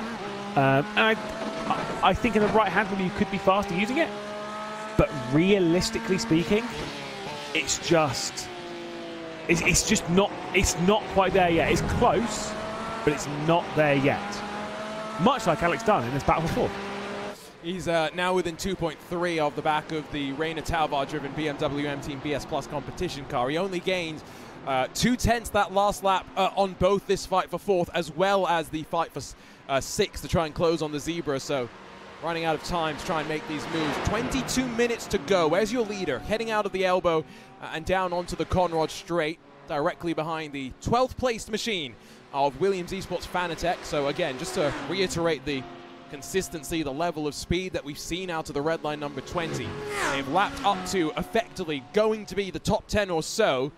And as much as the windshield wiper is going off, don't worry, no rain here in the closing stages. Yet, hashtag. Let's turn it on right its now. way. Yeah, I mean, we've joked about this too much, but unfortunately iRacing haven't bitten on the joke of the idea of just turning it on randomly in a special event. So we've passed that now. We're not going to have our fun. It's not going to happen, so we are just going to get it properly. That's fine. It's on its way. That's cool. We're on to the final 11 laps of this race. Get to see the lap times that's being run. Just a few more for Silly Lolly to pick off, and it should be a comfortable victory. But a very iconic moment for Team Redline, a 1-2-3. I cannot remember too many. Can't remember too many lockouts of the podium. Also, that is Parker White having, Kamil Grabowski, Parker White's teammate, having none of being lapped right now. That's naughty. Well, I don't blame him, and you know why? Because he's involved in the fight for 12th position, and the virtualcoach.gg by GNG machine, Cody D driving that Porsche right now, is right on his case. And as much as some may say that in F1, blue flags mean get out of the way within 3 corners, in most other racing and iRacing, blue flags, informational, and a instruction that you've got faster traffic behind you. That's about it. Yeah, but like I say, there isn't... I agree, the whole, like, not jumping out of the car's way, that's fine. But actively blocking them when they're a lap up on you, yeah, sure, it's not like it's not against the rules, but that ain't cool. Let's put it that way. That's not going to get you in anyone's good book. I don't like seeing that. It's just asking for a really unnecessary crash. So Lewis is not getting a Williams Esports Fanatec shirt. I'm just being honest. Yeah, no, I'm just joking. Here's where, if you're Redline, do you want to force it? I think the answer is yes. Clearly, Chris Lullum thinks he's faster, but when you've got two cars that are fighting for position, is it really worth the risk? He's up the inside, he makes it happen without too much drama, but now he will be watching in the rearview mirrors because Grabowski is going to have to defend because Cody Deeth, great run out of the final corner, not going to make a move into turn one, but let's see the run out of this crucial hell corner. Yeah, I mean, you're absolutely right. Had Lullum not got past Grabowski this lap, I would have been telling them, drop behind the pair of them, get out of it, stop being involved, just get out of it, it's not worth it. See what Grabowski does now. Obviously, defensive line being taken a little bit by Lullum. There is the look down the inside from the Virtual Coach Grid and Go car, and there is the switch for position that was trying to be avoided by Grabowski. Cody Deeth making that one up the 001, now up to the 12th position. It was still a bit messy, wasn't it? A little bit messy, and I think that's effectively why Grabowski was being a bit more insistent on holding track position. I don't think he felt that he had the car to hold on to that spot and drops back to 13th. Now 5 seconds to Jakub Maciejewski, next in line in the 696 Strago Racing car. Alex Dunn's progress well and truly stalled out, by the way, still 2.5 back from the BMW M Team BS Plus competition as they try and hunt down Simufy and Williams Esports BenQ, who we watch now, and have they separated out a little bit more than the last time we checked in on them? Yeah, definitely so. I mean, that Williams Esports BenQ car was basically right up the rear end of Simufy for quite a long period of this race, and it's that car behind them, whilst it is a lap down on these two, it's not one they've recently passed, so it's not lap traffic to split them apart. I think this might just be one of those pace moments. Maybe Simufy trying to turn it up a little bit. Iglesias flying. Now, Louis Nasr came in only 1 lap earlier than Simufy's Porsche, so it shouldn't necessarily be too much of a delta on fuel, but if Williams had to save, maybe Simufy have to save just that little bit less, and you jump on board with Louis Nasr, who's really got his mood set quite nicely. But a word of warning here, yellow lights, do you really need to be triggered that there's a caution on the track around you? I mean, yeah. Am I thinking too deeply into this? Yeah, maybe a little bit, but no, I get where you're coming from. I'm picking up what you're putting down. Yeah, it is kind of one of those ones, like, the yellow flag, it's normally out of the corner of your eye. Right. But to be fair, it's a constant yellow, right? So it's not too bad. Mood lighting. There are devices that people have on the side of their rigs where it will actually be like a digital I've seen these. illuminated board. And so that's why I was thinking about it. I was like, could be slightly annoying. I guess not. Could be kind of cool if you got one of those set up where it does flash yellow. Although, let's be honest, I actually don't want one of those because I get the feeling that I might have a heart attack. So I get distracted fairly easily. So there's a series on RaceBot TV that we cover. The Real Sim Racing Cup Series. It's NASCAR, Cup machinery, following the real NASCAR schedule. And I'll have to try and find a picture. I don't have it offhand, but there was a specific rig that we had where Lewis, this driver, hadn't got just one of those LED boards. They'd gotten quite a few of them on the rig, and then hooked up basically around the entirety of their dedicated sim room, extra LEDs. And so when the caution came out, when the green flag would come back out after, a caution period comes to an end, it was like a proper EDM dance party in there. Kind of cool. A little bit of a waste of electricity. Little bit overwhelming. Let's be honest. Whilst I like the idea, at least you'd never ever have an excuse ever again for missing a yellow flag, ever. No ARCA brake excuses. Exactly. God, good old ARCA brakes. I remember saying it around here actually. Yep. In ERWC, the first one of that. We've enormous had some crash. moments here in the ERWC, haven't we? Yeah, I just remember screaming at the top of my voice, ARCA brakes. So I don't think too many people watching had any idea what I was talking about, but it was pretty funny. So those that knew.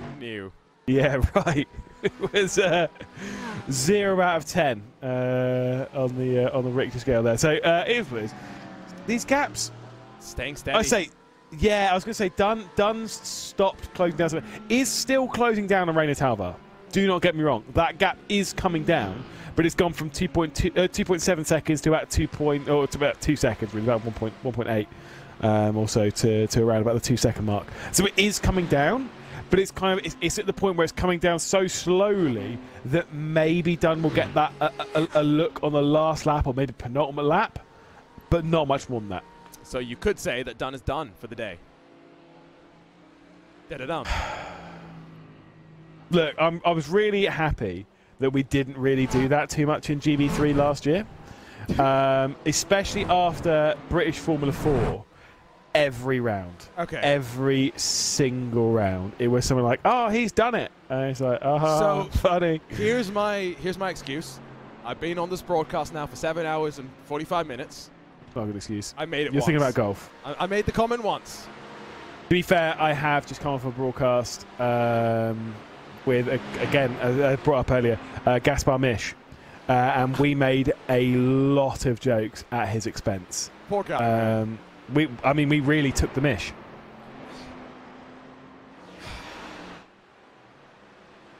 And I'm apparently bad. Yeah, well, look, we didn't miss any opportunities. Oh my god. There was no miscues at all. He did make a couple of mistakes though. Oh no! Oh, it's still going. It was this constantly for 2 hours.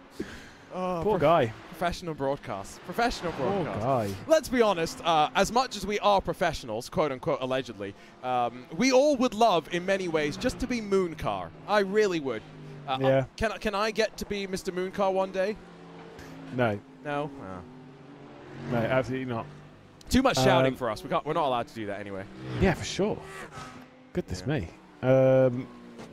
More reasons as to why I'm not getting an Apex shirt and why you're not getting a Redline shirt. Vince Goose is trying to bring him up, yeah. Does that mean that I could get a Redline shirt? Maybe. So what you need to do is you need to message Gianni after this one and say, Gianni, I need a Redline shirt. I need a Redline shirt. I mean, again, I think Luke Crane is actually the person that we should be directing our messages towards. That's true. A stream manager at Team Redline.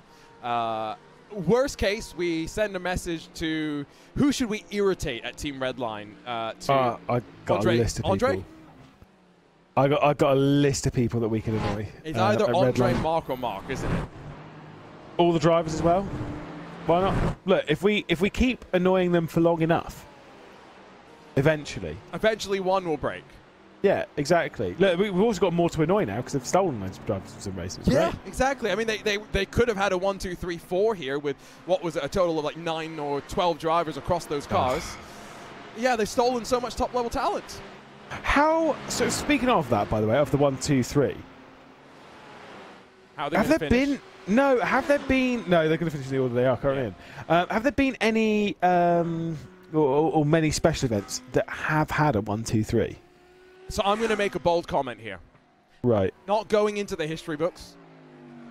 Because there's a lot of special events. There's a lot. There's been a decent number of special events. But in terms of top split, more importantly, broadcast split, right? Because there are multiple top splits for the time slots. Not every top team goes and races multiple time slot. Most of them focus on just this one. I'll be bold and say I don't think this has ever happened. No, this is what I was thinking. I cannot recall ever having one team having 1, 2, and 3 in a special event. It's impressive it's on a field as strong as this, but it's impressive it's happened at all. So what I think the closest that you can say is Redline in some of the IMSA special events that we had back when it was Prototype, GTE, and GTD, won in all 3 of the categories. Right. So they've done that, but this is different. This is a different ball game. Yeah, it's it is a different kettle of fish. Like I say, I've seen teams, like I say, win in both categories or all categories. Like fair enough, that happens. But like I say, a 1, 2, 3. This is whether you like Team Redline or not, right? Impressive. It is impressive. It is a special moment, and it just really hammers home how good they are at the moment.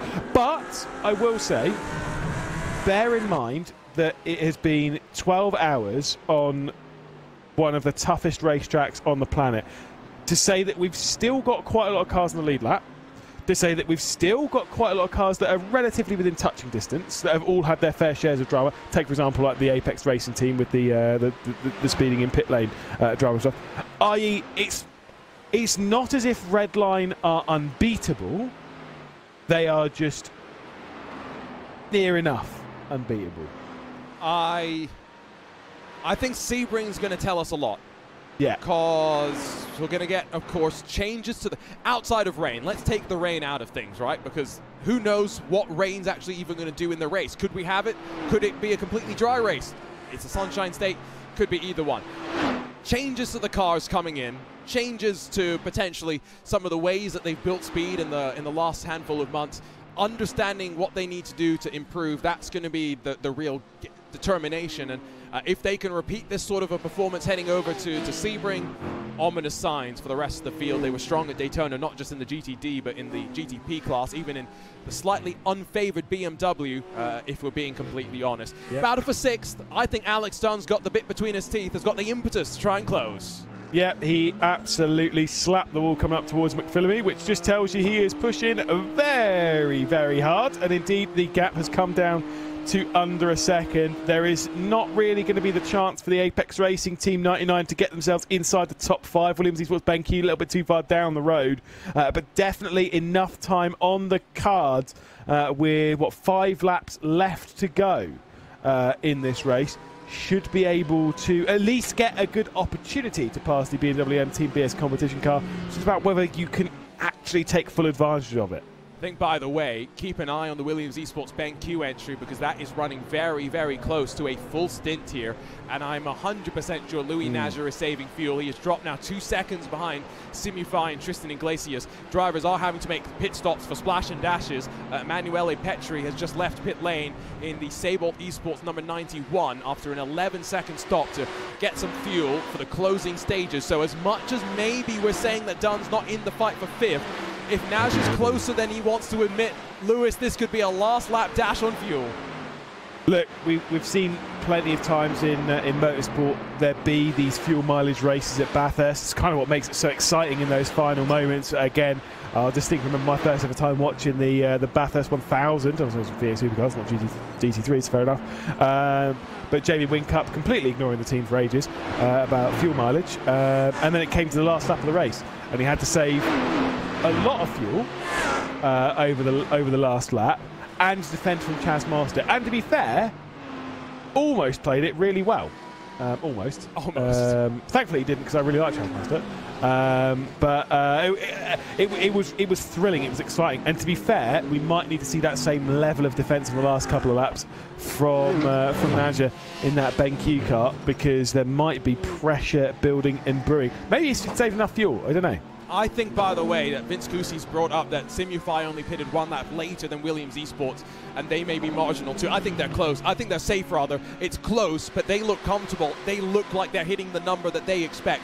Doesn't seem to be the case for that purple front end on the Williams Esports BenQ car. As back towards the chase they will go. Slight right-hand kink added to slow the cars down when the touring cars came here back in what was it, the late 80s. The main run out of the elbow used to see you run over a crest here that was apparently quite scary, and then onto the brakes after about a 1 mile dash, and you can see there's really no runoff there. And so FIA safety standards adding that section in, and David and myself were talking about it, Lewis. It's one of those things added for safety that, let's be honest, actually I think has made the track a little bit better. Yeah, and sort of in some ways maybe more dangerous. No, of course not. It's like there's been some pretty monumental crashes in the chase, but no. For real, it like Cam Roger was actually talking about this on a different broadcast. We were talking about this circuit. Is that realistically speaking, whilst it has been updated with the times, it has been brought up to fairly modern standards, it has been updated here and there. Realistically speaking, it's pretty unchanged since it was new. But there are things like the major change on the circuit is the addition of the chase, and to be perfectly honest, it's good. It fits. That's the important bit, is that it fits the circuit. It doesn't feel out of place. I think it is arguably better with it than without it. Especially in the supercars, in my opinion, right? Because Yeah. that right-hand kink is scary, and then you're trying to straighten the car so you can get on the brakes early enough to avoid locking up and going sailing off into the kitty litter. Fantastic So, corner. like you say, I don't want to imagine the track without it, and it's one of those few changes that has been made to this facility, which racing started here back in the early 1900s. I think if you go back to the record books, racing started in like 1905 or 1906, but construction on the track didn't begin until like mid-1930s because of the difficulty in generating funding. And so first race weekend was motorbikes on Easter Sunday in 1938. First Australian Grand Prix was held here on the Monday with 20,000 people in attendance, and since then, of course, so much history and so much spectacular drama has unfolded. So now, as we get to continue focusing on Dunn closing for sixth position, Chris Lullum just coming down of the top of Skyline. So it should be, Lewis. 3. Is it 3 to go? 2.5 from where he is, but yeah, definitely 3 for the top of your screen. If you are watching closely with the Apex Racing team, seeing about where they're going to end up in this race, they've got 3 more laps in this one to pass Rainer Talvar to maybe close that gap down to Louis Naja. And let's keep an eye on that gap as here we go from Dunn. Side by side. A BS competition car trying to fade driver's left-hand side to get to a better entry perspective into the corner, and we've talked so much ad nauseum about not wanting to be left outside through the tight right-hander. Dunn tries to cut back underneath, but through the cutting there's nowhere to go. He'll squeeze his way, he'll force his way to the inside, bullies his way on forward, and Alex Dunn forward, and with him Dylan Burst takes advantage. Yeah, that was aggressive, but you got to say, if you're Rainer Talvar, you had to kind of expect it. That's why he was trying to take that defensive line going into the cutting. Beautifully done there from Alex Dunn. Dürr Esports trying to find their way through. It was, like I say, it was a bold move. We'll have to look at that one a couple of more times to really see. We'll see it from up above. From the angle that we had, I feel like it was pretty fair. It was aggressive, it was bold, but I feel like it was pretty fair. I think I agree with you. I think this will be the angle that tells us a lot more, right? Because here Dunn gets underneath, and where does Burst get this head of momentum? There was some contact, but I think that's fair. Yeah, I mean, look, you could say Dunn didn't keep it to the apex.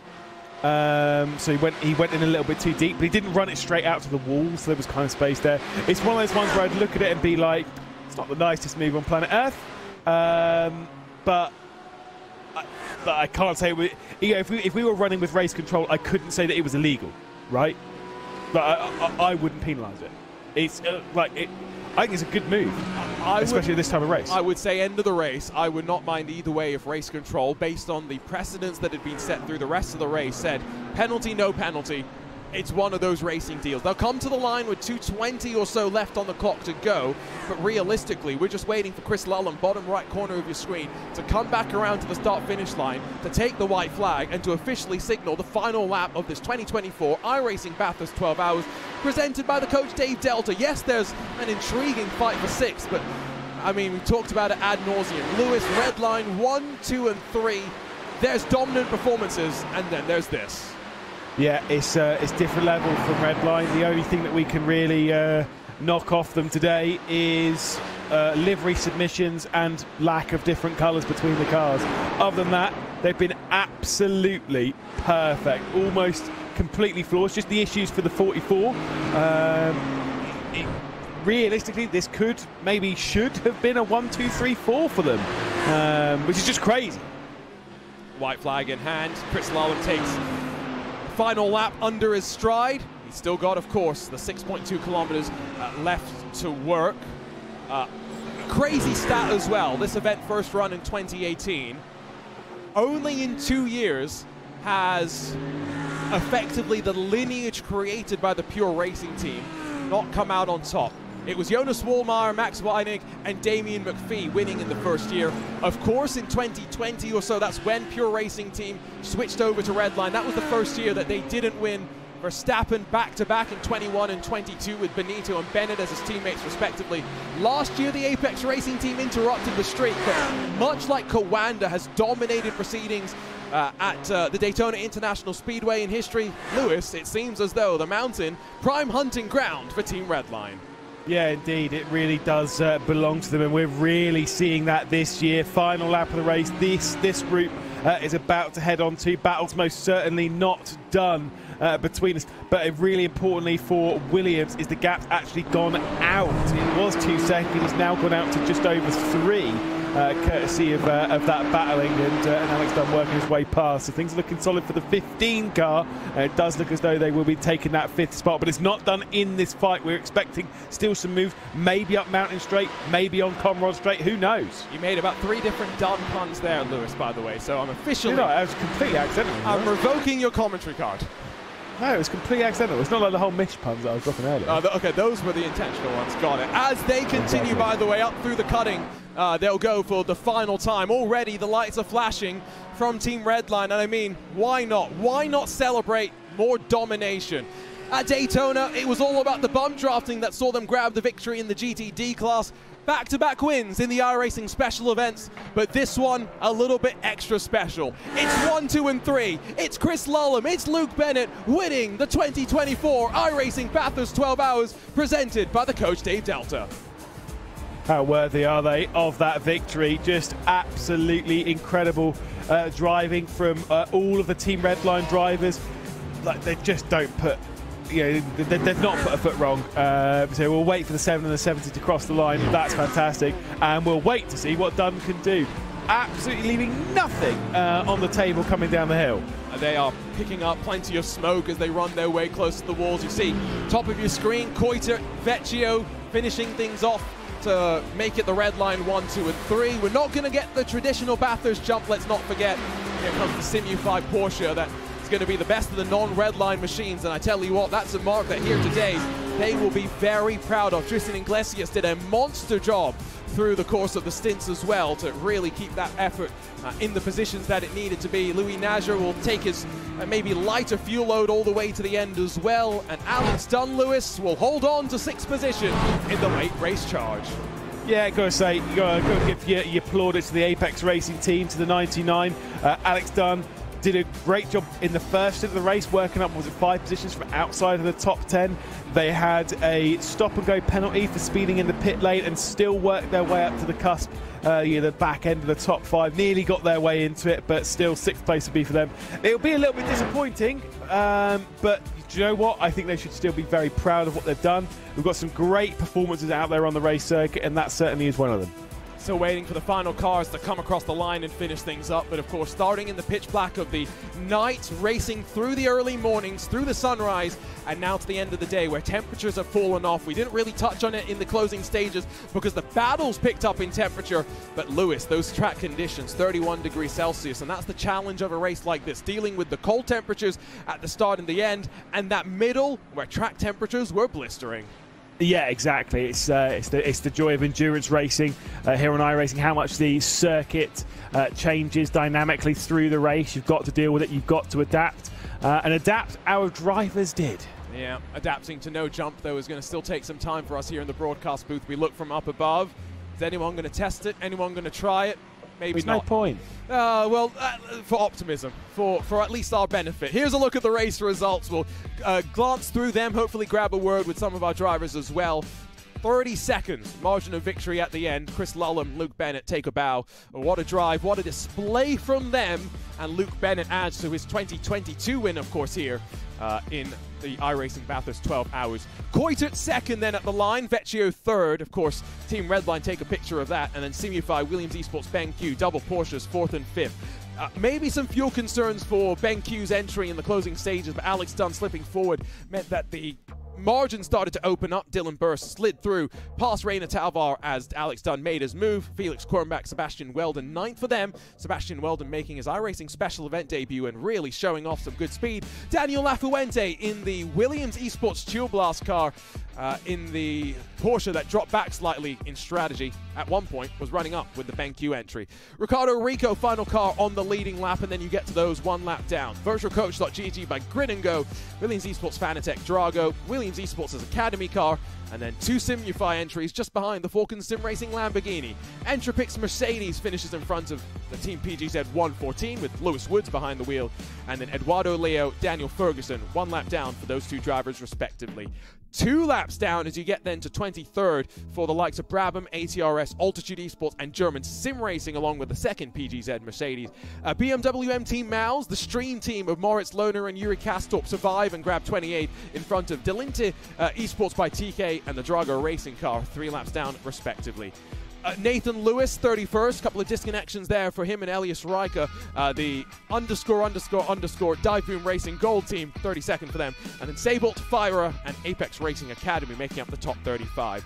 Thiago Marto for Williams Esports Academy, 36th. Sim RC and Marvin Strell, along with Jürgen Frank, surviving some unpredictable times to get 37th, with Bruno Spengler for the BMW M Team BS competition. Not last, that instead was the green and gold adorned WSR Esports butt kicker car, 23 machine down in 39th in front of the Apex Racing Academy car, and then the Graveyard, the Retirees, Drago Hops Custom, Falcon Sim Racing, Team Redline's 4th Lamborghini, Gustavo Ariel will be slightly frustrated, you'd think, and then Sontec, Grid and Go, BMW M Team Maus, Sontec again, Team PGZ, and Altus Esports making up the rest of the running order.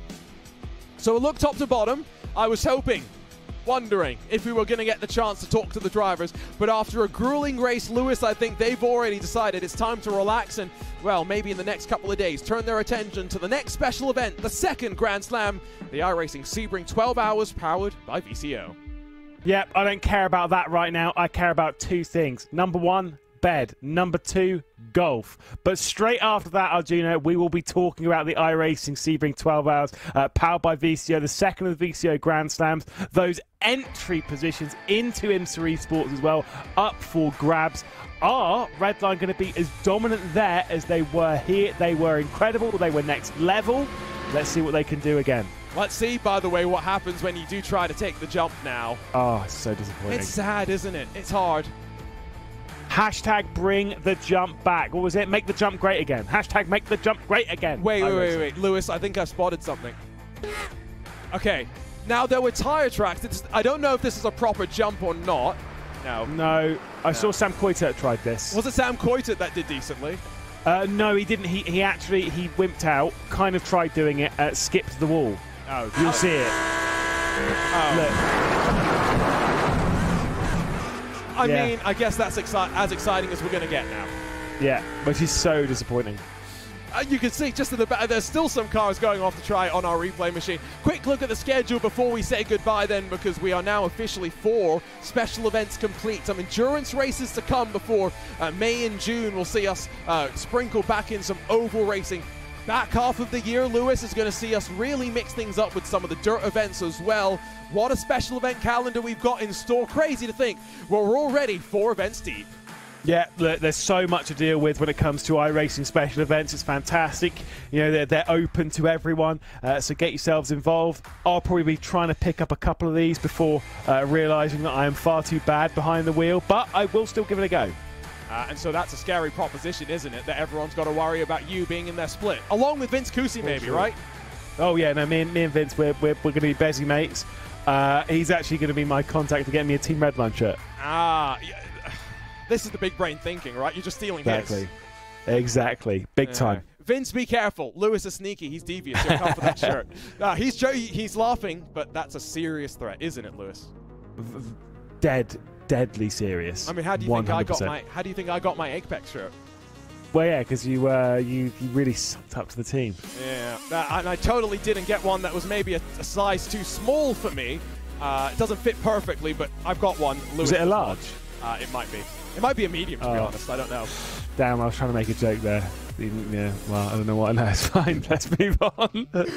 Let's move on to, well, in Lewis's case, going to sleep, and in my case, also going to sleep. What a race we had here at the mountain. Started in the pitch black night, and then with the sun rising, temperatures building, strategy worked its way through. Another great trip to the mountain, and while we'll return here in October for the great Australian race, the Bathurst 1000, it's always great to come to the mountain and to leave with a clean car. Only one driver wins, one team wins in this top split. Everyone who finishes a winner in some way in my book. For the team behind the scenes, this doesn't happen without so many people. Our team of commentators, our production team, the team that does our broadcast graphics, and yes, even our track cameras, music, and live timing. Thank you to everyone that has made this possible. Thank you to you for joining us across the 12-hour race. We'll see you next time, once again from the Sunshine State, to go racing in the next VCO Grand Slam, the iRacing 12-hour Sebring, powered by VCO.